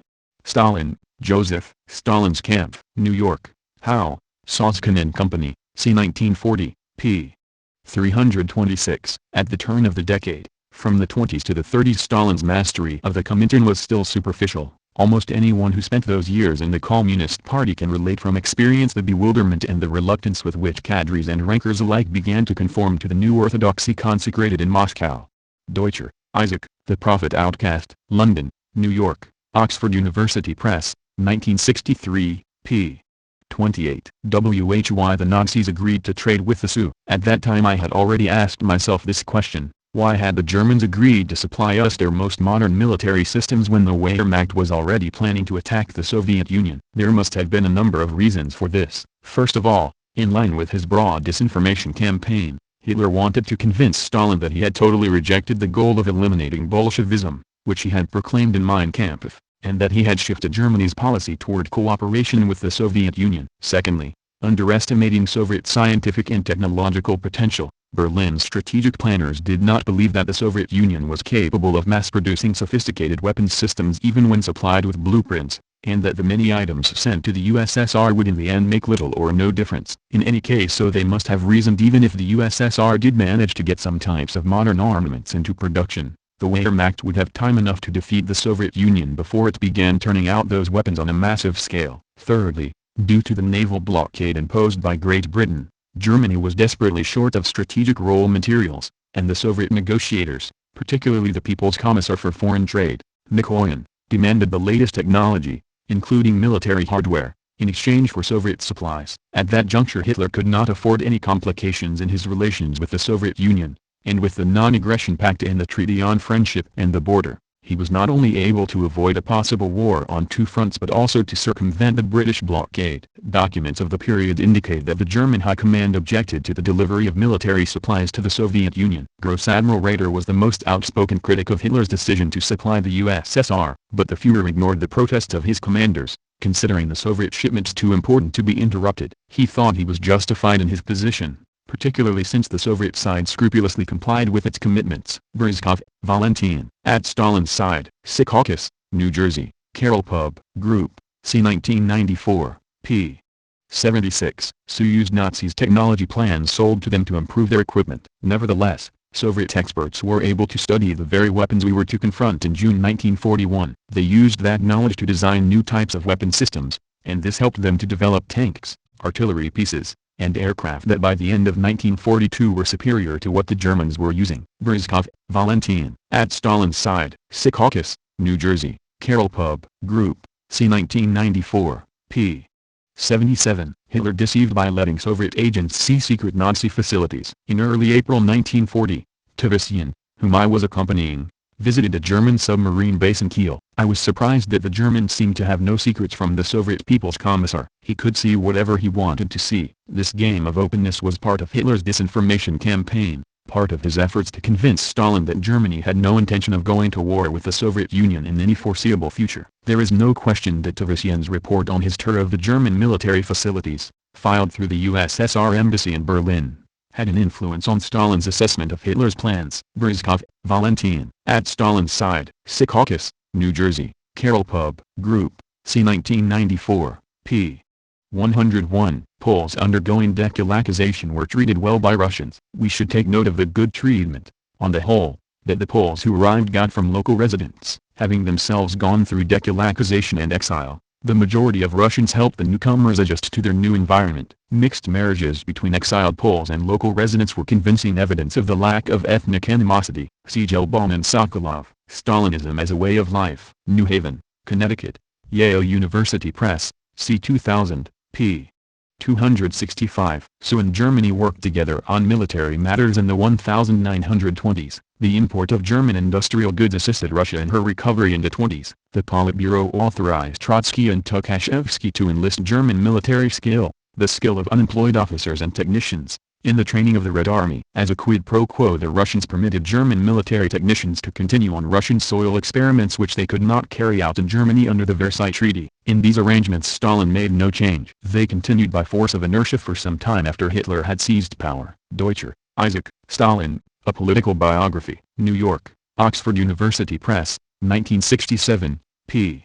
409. Broadly speaking, Russia's task was to consist in promoting revolutionary anti-militarism abroad. Deutscher, Isaac, Stalin, A Political Biography. New York, Oxford University Press, 1967, p. 411. Tukhachevsky and other Soviet military leaders had played a leading role in implementing the agreements reached by the Soviet and German governments after they signed a Soviet-German peace treaty in the Italian town of Rapallo in 1922. An important aspect of these agreements was the establishment of cooperation between the High Command of the Red Army and the leadership of the Reichswehr, the German armed forces, which were limited according to the Versailles Treaty to having no more than 100,000 troops. The German pilots, as well as artillery and tank specialists, were then able to enroll in military schools created in the Soviet Union to study the mastery of modern armaments which Germany was forbidden to own by the Versailles Treaty. Thus, Germany was given the chance to prepare new officer cadres, also banned by the Versailles Treaty, which the Soviet government refused to recognize from the moment it was signed. In turn, the Soviet officers and generals studied problems of strategy and tactics in the Academy of the German General Staff. Later on, the cooperation was also extended into the area of armaments. In exchange for permission to build German military plants on the territory of the USSR,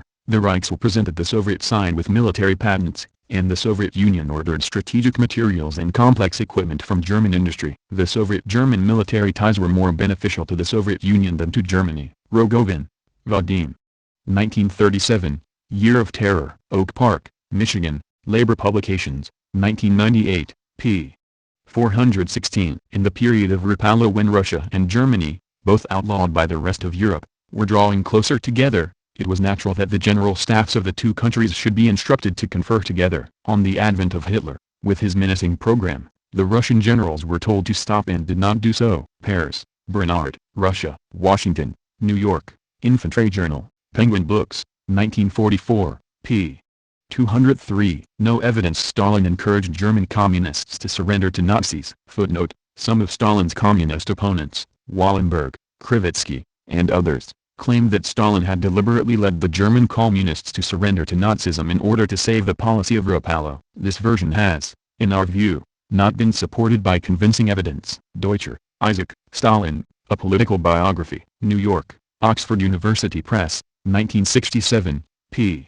414. Su shows IT is ready to stand behind IT's treaty commitments. In the middle of the crisis, Stalin ordered Litvinov to tell the Czechs that Russia was ready to go to war in Czechoslovakia's defense, provided the French, too, carried out their obligation. The Poles were warned that if they invaded Czechoslovakia they would be guilty of an act hostile to Russia. As France, committing a breach of faith, did not carry out her obligation, Russia had no need to keep to hers. But she committed no breach of faith. The Poles invaded Czechoslovakia and were told by Moscow that they had not, after all, been guilty of any act hostile to Russia. If Stalin is to be judged by his conduct at the time, there's nothing with which he can be reproached. To the last he demonstrated his readiness to fight, somewhat in the style of that brave soldier whom only an ill-timed ceasefire prevented from accomplishing a great feat of arms, only that this time the fire had not even been opened. Deutscher, Isaac, Stalin, A Political Biography, New York, Oxford University Press, 1967, p.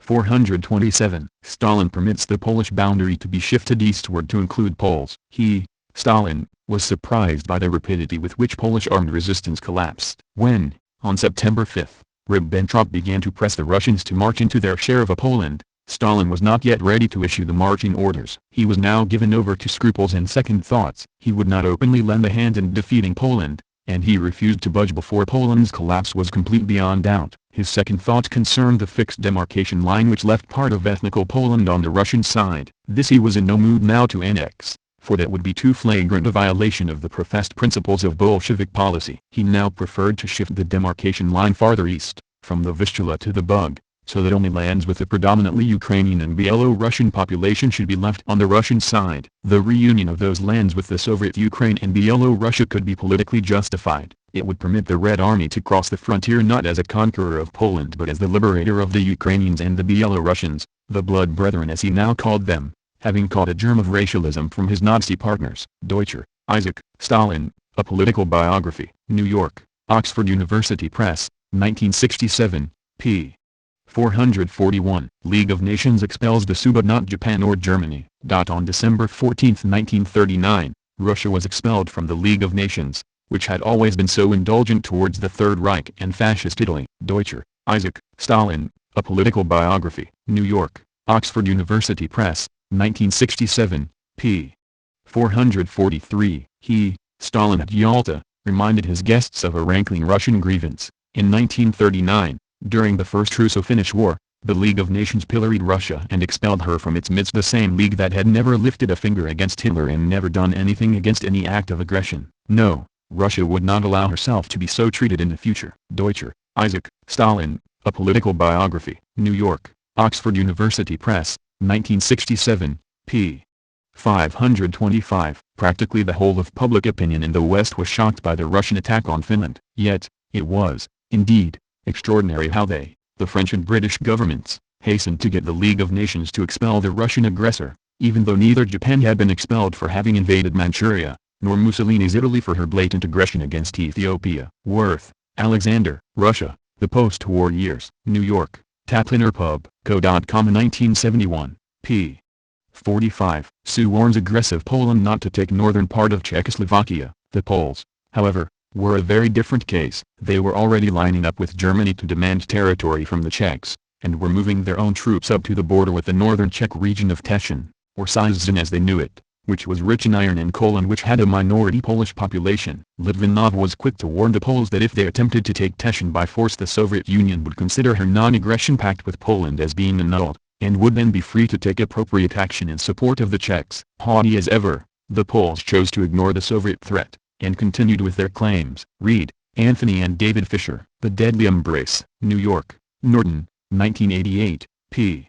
28. When Germany marched into the Sudetenland in 1938, Poland followed suit, annexing parts of Czechoslovakia for itself. Muckin, Y.I., Katin Detective, 1995. And Poland's leaders had short-sightedly swallowed Hitler's bait and grabbed a chunk of dismembered Czechoslovakia. Radzinski, Edward. Stalin. New York, Doubleday, C. 1996, p.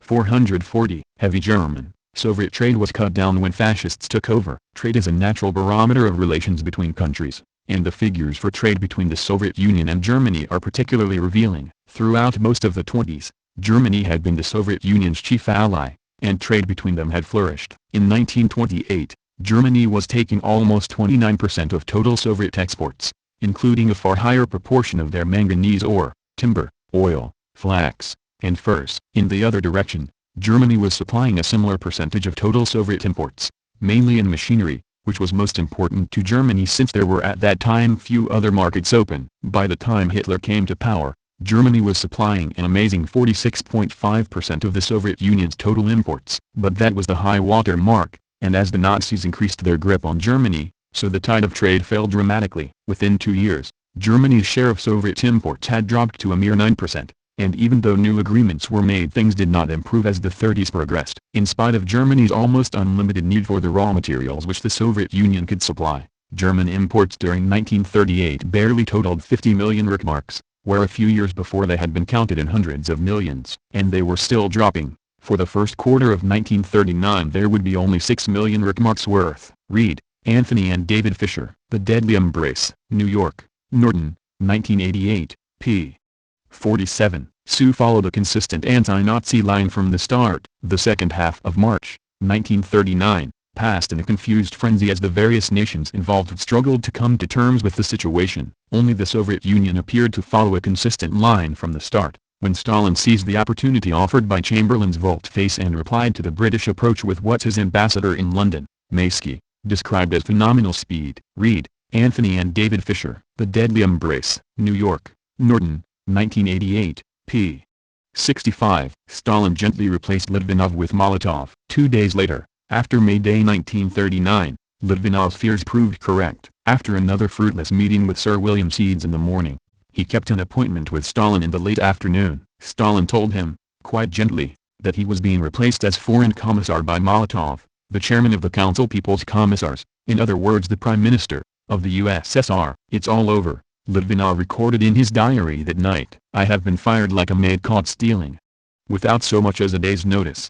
In fact, Litvinov was let down remarkably gently. Stalin and Molotov told him the Politburo was not blaming him for anything, but felt it was time for a change. He would be found a new job worthy of his talents and experience, as indeed he was, being retained as an advisor to the Foreign Commissariat, where he also helped train a new generation of diplomats before being sent to Washington, as ambassador to the USA, in 1941. Sometime earlier, Stalin had told him, whatever may happen, Pay Pasha, I will not let you down. Stalin was good as his word. Read, Anthony and David Fisher. The Deadly Embrace, New York, Norton, 1988, p. 74. In late January 1939, I had been called to the Secretariat of the Central Committee to be told that henceforth all instructions to Mirakulov, Ostakov, and Rabrin would be sent directly from the Secretary-General's office. It would appear they have already decided to remove me. Litvinov, Maxim Maximovich. Notes for a Journal. New York, Morrow, 1955, p. 292. March 11, 1939. He, Molotov, told me my villa had already been allotted to. I am to be offered another farther from Moscow. In honorable banishment. I am preparing for the move. I don't know what arrangements to make for the children. Litvinov, Maxim Maximovich. Notes for a Journal. New York, Morrow, 1955, p. 297. I visited my new villa. It's a good way out. A wooden house with a cock on the roof. Litvinov, Maxim Maximovich. Notes for a Journal. New York, Morrow, 1955, p. 299. After signing the Russo-Nazi Pact, Stalin did not care if war broke out in West. All this suited Stalin's purposes admirably, for everything could be achieved without any action on his part. Now that the pact had been signed, he no longer had any interest in preventing a war. Indeed, in Marxist-Leninist terms, a war between capitalists and fascists was something devoutly to be desired. Read, Anthony and David Fisher. The Deadly Embrace, New York, Norton, 1988, p. 299. Soviet soldiers treat Polish people far better than Nazis. When the Polish government had called on all Poles, civilians as well as those in the armed forces, women as well as men, to fight the German invaders with every means they could devise, women had been urged to destroy tanks by pouring petrol over them and setting them alight. For instance, Hitler seized the excuse to order total war. Every village, whether it contained military units or not, was seen as a legitimate target for attack. Everything that moved on the roads, refugee columns as well as soldiers, was mercilessly machine-gunned by fighter aircraft, or dive-bombed by the whaling Stukas. In comparison, Soviet troops behaved impeccably during the first few days of the Soviet occupation. Everything they obtained from the local population was paid for on the spot. There was no looting, little brutality, and very little killing, except in odd spots of resistance. Some of the resistance, it must be said, came from Ukrainian nationalists who had until then been happily killing Poles and Germans as part of their struggle for a totally independent Ukraine. Read, Anthony and David Fisher. The Deadly Embrace, New York, Norton, 1988, p. 338. Some Polish units, especially those of the border guards, put up a spirited resistance to the Soviet advance, but eventually most realized the position was hopeless, and submitted with a grim resignation. In at least one instance, A Polish unit which found itself trapped in a wood with Germans on one side and Soviets on the other, took a vote on which way to go. The result was an overwhelming majority in favor of surrendering to the Red Army, in the belief that they would stand a better chance of surviving in Soviet hands. Their belief was generally justified, though it did not take into account the incredible hardships involved in survival for any prisoners in the Soviet system. Reed, Anthony and David Fisher. The Deadly Embrace. New York, Norton, 1988, p.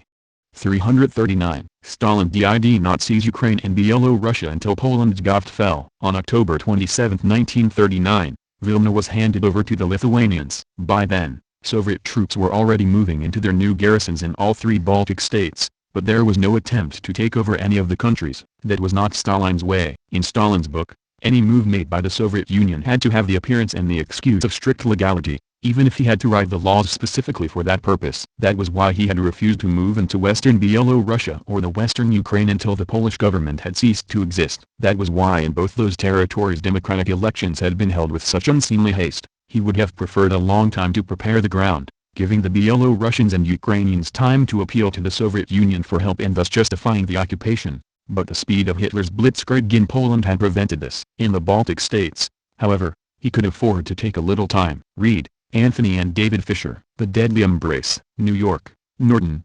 1988, p.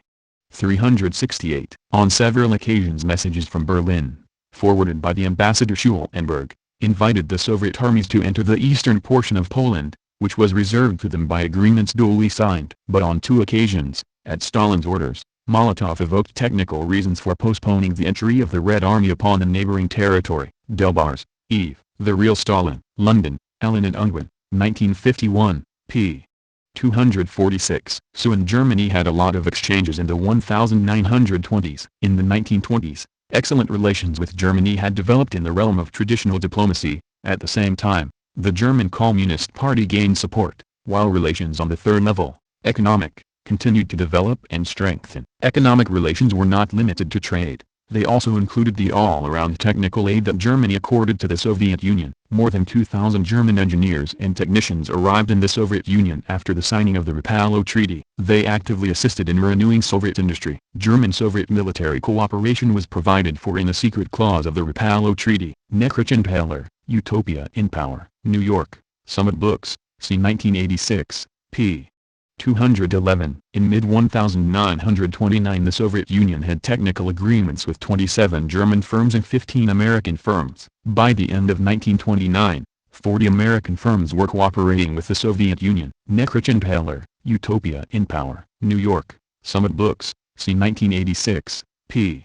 212. Baltic states advanced under the Soviets after During the first 5 years after the war, extensive industrialization of the Baltic countries was carried out, based on restructuring the old and creating a new power system. 3 years after the end of the war, industrial development had already surpassed pre-war levels. The volume of industrial production in Estonia, especially in the chemical and engineering industries, had grown by 1950 to over 3.4 times its pre-war levels. Also by 1950 the number of blue-collar and white-collar workers in the Baltic countries had increased by 40% since 1940. In Latvia industrial production in 1950 was 3 times the pre-war level. For the same period in Lithuania it was twice the pre-war level. Nekrich-Taylor, Utopia in Power. New York, Summit Books, c. 1986, p.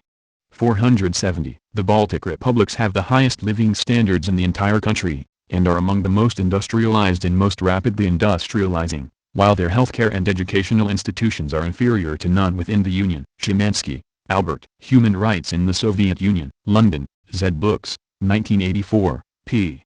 296. Spanish CP and Soviet Govt want a bourgeois democracy, not the dick of the prill. The Spanish Communist Party, as paradoxical as this might seem at first glance, held a position similar to the liberals and did everything possible to prevent the further development of the revolution. Its leaders stated that they must strive not for the social revolution and the seizure of power by the workers, but for the defense of bourgeois democracy. Given conditions in which the country was in a transitional state that was capable either of developing in the direction of socialism or of reverting to an ordinary capitalist republic, they stubbornly defended a non-revolutionary course. Such a line was dictated by Moscow, under whose orders the communist press propagated the following slogans: "At present nothing matters except winning the war. Without victory in the war all else is meaningless. Therefore this is not the moment to talk of pressing forward with the revolution. At this stage we are not fighting for the dictatorship of the proletariat. We are fighting for parliamentary democracy. Whoever tries to turn the civil war into a socialist revolution is playing into the hands of the fascists and is in effect,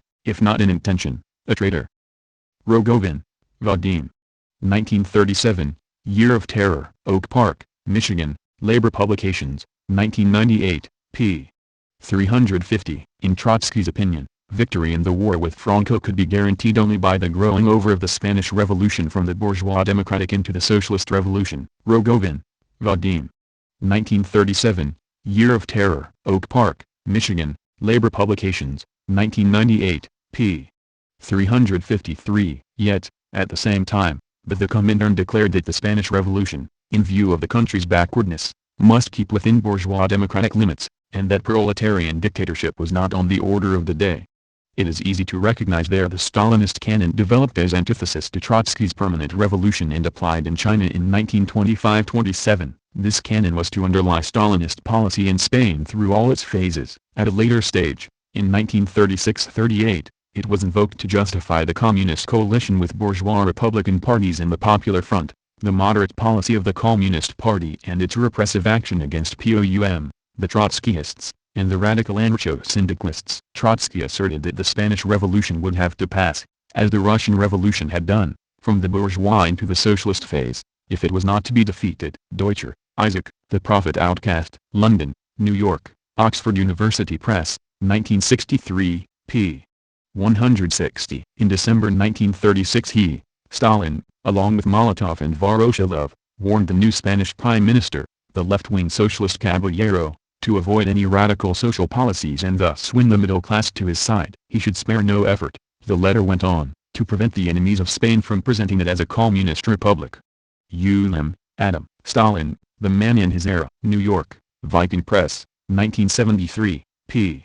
426. Gautner translated. As she tells it, the highlights of Stalin's discussion on March 20, 1937 on the nature of the revolution in Spain were as follows. A. The people and the world must be told the truth. The Spanish people are in no condition now to bring about a proletarian revolution. The internal and especially the international situation do not favor it. Things were different in Russia in 1917. Geographic expanses, wartime, squabbles among the capitalist countries, in the bourgeoisie, and so forth. In Spain, the proclamation of the Soviets to unite all capitalist states and defeat fascism. B. On the global scale, Spain is now the vanguard. The vanguard is always inclined to run ahead of events, and herein lies a great danger. Victory in Spain will loosen fascism's hold in Italy and Germany. C. Communist and socialist parties must join forces. They now share the same basic aims, a democratic republic. Such a union will strengthen the Popular Front and have a great effect on the anarchists. D. Caballero has demonstrated his resolute character and his will to fight against fascism. Caballero must be preserved as head of the government. It would be better to leave commanding to someone else. E. The general staff is unreliable. There has always been betrayal on the eve of an offensive by Republican units. The Republican army wins its offensives when the general staff has no knowledge of them. The battle on the Guadalajara front makes that perfectly clear. F. Madrid must under no circumstances be surrendered. The fall of Madrid would be followed by recognition of Franco by England, would cause complete demoralization among the Republicans, and would lead to a final defeat. Dimitrov, Georgy, The Diary of Georgy Dimitrov, 1933-1949, ed. Ivo Banak, New Haven, Yale University Press, c. 2003, p. 60. Besieged Czechs limited freedom in the Sudetenland, so the Sioux should limit as well. Sinclair's comments only. I believe that the people of Czechoslovakia are sincere Democrats, and that their government is honestly committed to the principle of government by popular consent. But as I write these words, the Czech armies are mobilized on the borders of Germany and Austria, expecting attack, and I am sure that democracy is greatly limited in the Sudeten districts, and that a secret police is active. I do not think it reasonable to expect more in Russia under the same conditions. Sinclair and Lyons. Terror in Russia? Two Views. New York, Rand School Press, 1938, p. 59. Trotsky wrongly blames Stalin and Zinoviev for the failed 1923 German Revolution, but the 1923 German Revolution failed. From October it was clear that we were too late and had poorly calculated the timing, and that the revolutionary wave had reached its apogee and commenced to recede, although the work of organization and propaganda foresaw at least 2 or 3 months more. Soon, The revolutionary wave commenced to recede so rapidly that the Politburo had to face the fact that there was virtually no chance for a coup d'état and that it must be set forward to a more favorable time. Trotsky delivered a plethora of criticisms after the fact, pointed at Zinoviev and the Comintern for having waited so long and missing the boat. Zinoviev and Stalin, on the other hand, got out of it by accusing Trotsky of overestimating the acuteness of the German revolutionary situation, and, in the final analysis, it was they who were right. Boris Bazhanov and the Damnation of Stalin. Athens, Ohio, Ohio University Press, c. 1990, p. 49. Russo-German Pact is justified because of the Munich sellout. The Nazi-Soviet Pact, concluded in August 1939, can, on this account, be regarded as the logical conclusion of the Munich crisis. Overy, R. J. Russia's War, Blood Upon the Snow. New York, TV Books, c. 1997, p. 62. This pact, the 1939 Russo-German Pact, aroused the highest moral indignation in the West. It was a stab in the back, a Russian betrayal of collective security, etc., etc. All these indignant people conveniently forgetting that Munich was their stab in the back to Russia and just as blatant a betrayal of collective security as Munich had been. Moreover, at Munich France had cynically betrayed Czechoslovakia, a country with which she had a firm military alliance. By signing their pact with Nazi Germany, the Russians did not at that time betray or throw to the wolves any country. Worth, Alexander, Russia, the Post-War Years. New York, Tapliner Pub, Co.com 1971, p. 44. Comintern demands no uniting with the social fascists. In accordance with this general line, the Comintern also changed its attitude towards the social democratic parties. In a truly revolutionary situation, it was said, those parties could only side with counter-revolution, and so no ground was left for communists to seek cooperation or partial agreements with them. As the bourgeoisie was striving to save its rule with the help of fascism, as the era of parliamentary government and democratic liberties was coming to a close, and as parliamentary democracy itself was being transformed from the inside into fascism, the social democratic parties too were becoming social fascist, socialist in words and fascist in deeds. Because they concealed their true nature under the paraphernalia of democracy and socialism, the Social Democrats were an even greater menace than plain fascism. It was therefore on social fascism as the main enemy that communists sought to concentrate their fire. Similarly, the left Social Democrats, often speaking a language almost indistinguishable from that of communism, were even more dangerous than the right-wing social fascists and should be combated even more vigorously. If, hitherto, communists were required to form united fronts with the Social Democrats from above and below, with leaders and rank and file alike, the Comintern now declared a rigorous ban on any such tactics. Only from below could the united front still be practiced. Communists were permitted to cooperate only with those of the Social Democratic rank and file who were ready to break with their own leaders. To favor any contact from above was to aid and abet social fascism. These notions and prescriptions were to govern the policies of all communist parties for the next 5 or 6 years, almost up to the time of the Popular Front. Throughout the fateful years of the Great Slump, the rise of Nazism, the collapse of the monarchy in Spain, and other events in which the conduct of the communist parties was of crucial importance. Deutscher, Isaac, The Prophet Outcast, London, New York, Oxford University Press, 1963, p. 3940. Trotsky contended Stalin's invasion of Finland was justified. All the issues under debate were brought to a head before the end of the year 1939. When Stalin ordered his armies to attack Finland. Trotsky in his commentaries castigated Stalin's stupid and incompetent conduct of the Finnish War, which had outraged the world and exposed the Red Army to humiliating defeats. He nevertheless insisted that what Stalin was trying to do in Finland was to secure an exposed flank of the Soviet Union against a probable attack from Hitler. This was a legitimate endeavor, and any Soviet government, acting in the circumstances in which Stalin acted, circumstances which were, however, partly of Stalin's making, might well be compelled to protect its frontiers at Finland's expense. The strategic interests of the workers' state must take precedence over Finland's right to self-determination. As Stalin's invasion of Finland was met in the Allied countries by a campaign for switching the war, and for armed intervention in favor of Finland, Trotsky called all the more emphatically for the defense of the Soviet Union. This brought an outcry from his erstwhile disciples. Has Trotsky become Stalin's apologist? Does he want us to become Stalin's stooges? True, even in the heat of the most furious polemics, he had always reiterated that, despite everything, he and his followers would defend unconditionally the USSR against all foreign enemies. But quite a few of his followers had treated these declarations as merely his fake in the parlor, and they were dismayed to find that he meant what he had said. They charged him with inconsistency, duplicity, even betrayal. Deutscher, Isaac, The Prophet Outcast, London, New York, Oxford University Press, 1963, p. 473. In terms of the new Trotskyism which they had culled from the revolution betrayed, Burnham and Shachtman had used fairly strong arguments, and both now claimed to defend Trotskyism against Trotsky himself. "Then I am not a Trotskyist," the master replied, paraphrasing Marx. After all he had suffered at Stalin's hands, nothing distressed him more than to see the judgment of his own disciples clouded by Stalinophobia, and to his last breath he pleaded with them against hysteria and for objective Marxist thinking. The American Trotskyists had split into a majority which, led by James Kennan, accepted Trotsky's view, and a minority which followed Burnham and Shachtman. Deutscher, Isaac, The Prophet Outcast, London, New York, Oxford University Press, 1963, p. 475. German communists want to unite with socialisms against Nazis but are rejected. When Hindenburg's first term as president expired, the communists proposed to the Social Democrats to put up a non-party anti-militarist such as the writer Heinrich Mann, warning that Hindenburg could not be relied on to keep Hitler out of power. However, the SPD, like the other parties of the Weimar coalition, preferred Hindenburg. When the communists put up their own candidate, as they had done in 1924, they were again accused of helping reaction. In 1924 because they refused to vote for Hindenburg's opponent, and in 1932 because they refused to vote for Hindenburg. Hindenburg won the election over Hitler and made him chancellor a few months later. Blumenfeld, Hans. Life Begins at 65, Montreal, Canada, Harvest House, c. 1987, p.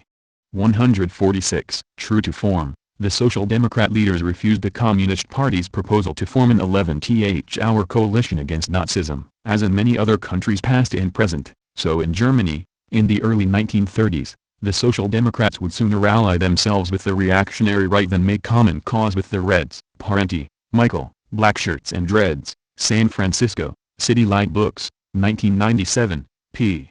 5. Sue was the only country against Nazism and fascism, but my strongest reason for identifying with communism and the Soviet Union was the fact that it was the only force defending mankind against fascism and war. The West praised Mussolini, favored Franco, and was at best ambivalent toward Hitler. In the Soviet Union there was never any doubt who the enemy was. There was instruction in sharpshooting available to everyone. I also took it. The target was a steel helmet with a swastika. Blumenfeld, Hans. Life Begins at 65, Montreal, Canada, Harvest House, c. 1987, p. 174. So the ID not move into Poland in 1939 until agreement with Germany. To German dismay, Stalin at first refused to sanction the movement of the Red Army into the territory agreed as falling within the Soviet sphere of interest. The reason was that the USSR and Japan remained at war in the Far East, and the military risk of deploying forces in eastern Poland was too great until the two countries agreed to make peace on 15th of September. The Red Army moved into Polish territory 2 days later. Service, Robert. Stalin. Cambridge, Mass. Belknap Press of Harvard University Press, 2005, p. 402. Capitalist repression and exploitation. In pursuit of counter-revolution and in the name of freedom, U.S. forces or U.S.-supported surrogate forces slaughtered 2 million North Koreans in a 3-year war, 3 million Vietnamese, over 500,000 in aerial wars over Laos and Cambodia, over 1,500,000 in Angola, over 1 million in Mozambique, over 500,000 in Afghanistan, 500,000 to 1 million in Indonesia, 200,000 in East Timor, 100,000 in Nicaragua, combining the Somoza and Reagan eras, over 100,000 in Guatemala, plus an additional 40,000 disappeared, over 700,000 in Iraq, over 60,000 in El Salvador, 30,000 in the dirty war of Argentina, though the government admits to only 9,000, 35,000 in Taiwan. When the Kuomintang military arrived from China, 20,000 in Chile, and many thousands in Haiti, Panama, Grenada, Brazil, South Africa, Western Sahara, Zaire, Turkey, and dozens of other countries, in what amounts to a free market world holocaust. Parenti, Michael, Blackshirts and Dreads, San Francisco, City Light Books, 1997, p. 25. Finland was aided by England and France. The anti-Soviet policies dominated in these countries, England and France. In France a Ukrainian legion was created with defectors from the Soviet Union and national combat units of Caucasians in the army of the French General Gand. When Finland started the war against the Soviet Union in December 1939, France and Great Britain took position on Finland's side. Great Britain sent 144 warplanes, 114 heavy guns and hundreds of thousands of grenades and air bombs. France sent 179 warplanes, 472 guns, 5,100 machine guns and approximately 1 million grenades of different kinds. Simultaneously these countries made up plans to send in an army of 150,000 men to fight on the Finnish side against the Soviet Union. Sousa, Mario. The class struggle during the 30s in the Soviet Union. 2001. The standard myth popularized by US and British apologists attributes the Soviet victory in WW2 to the availability of limitless human hordes used as cannon fodder, and vast stocks of US-donated arms. This exhausted the enemy. Russian winters also get a big play in these fairy tales, as if the weather had been warmer for the communists than for Nazis. Stalin's successes, humanity's gains, communist, progressive labor, Brooklyn, New York, p. 58-59. Contrary to the rehashed lies of vulgar Western anti-communists who pretend that the Soviet people mysteriously rose up all of a sudden in 1941 despite their leaders, history shows that these leaders had meticulously plans for war since the 1930s. They tried to avoid war, but they also prepared to fight to win if war was imposed on them. Production for war formed a key element of the plan. Defense appropriations rose from 395 million rubles in 1924 to 34 billion in 1938. The Red Army's motor component, the number of mechanical horsepower per soldier, rose from 2.6 in 1929 to 13.8 by the end of 1938. Soviet tractor plants were constructed to be easily convertible into tank plants. Starting from scratch, by 1935-36, the USSR already boasted 74 aircraft factories, of which the most important group was situated well beyond the reach of enemy bombers. Therefore, Soviet tank and aircraft production had been guaranteed 6 years before the invasion. Stalin's successes, humanity's gains, communist, progressive labor, Brooklyn, New York, p. 62. The conclusion is inescapable. The Soviet government was not afraid to arm its people. It was not afraid to teach its people military science. It welcomed these developments and considered them necessary. It had full confidence in the majority of the population, and this attitude was reciprocated. Such a relationship between government and people is absolutely inconsistent with the absurd premise that Stalin ruled like a despot and that his power emanated from intimidation of the masses. Stalin's successes, humanity's gains, communist, progressive labor, Brooklyn, New York, p. 63. How many workers and peasants would have starved to death? How many would have fallen prey to disease and all the ravages of the old system had the 5-year plans, for which collectivization was the key, not been implemented? How many millions would have fallen victim to Hitler's genocide had the Soviet Union failed to organize both its industry and its agriculture for the coming war? The issue can be judged only from this perspective. Stalin's successes, humanity's gains, communist, progressive labor, Brooklyn, New York, p. 66. Stalin had good reason to believe the Allies were tricking him into attacking. Warnings from Britain and America that the Germans would attack were worse than useless, given their desperate desire for a war between Germany and Russia. Stalin assumed that their efforts to make trouble between him and Hitler took the form not only of information supplied through official channels, but also through covert disinformation. On one report from a Czech agent of Soviet intelligence, forecasting a German attack on Russia, Stalin noted, "This informant is an English provocateur. Find out who is making this provocation and punish him."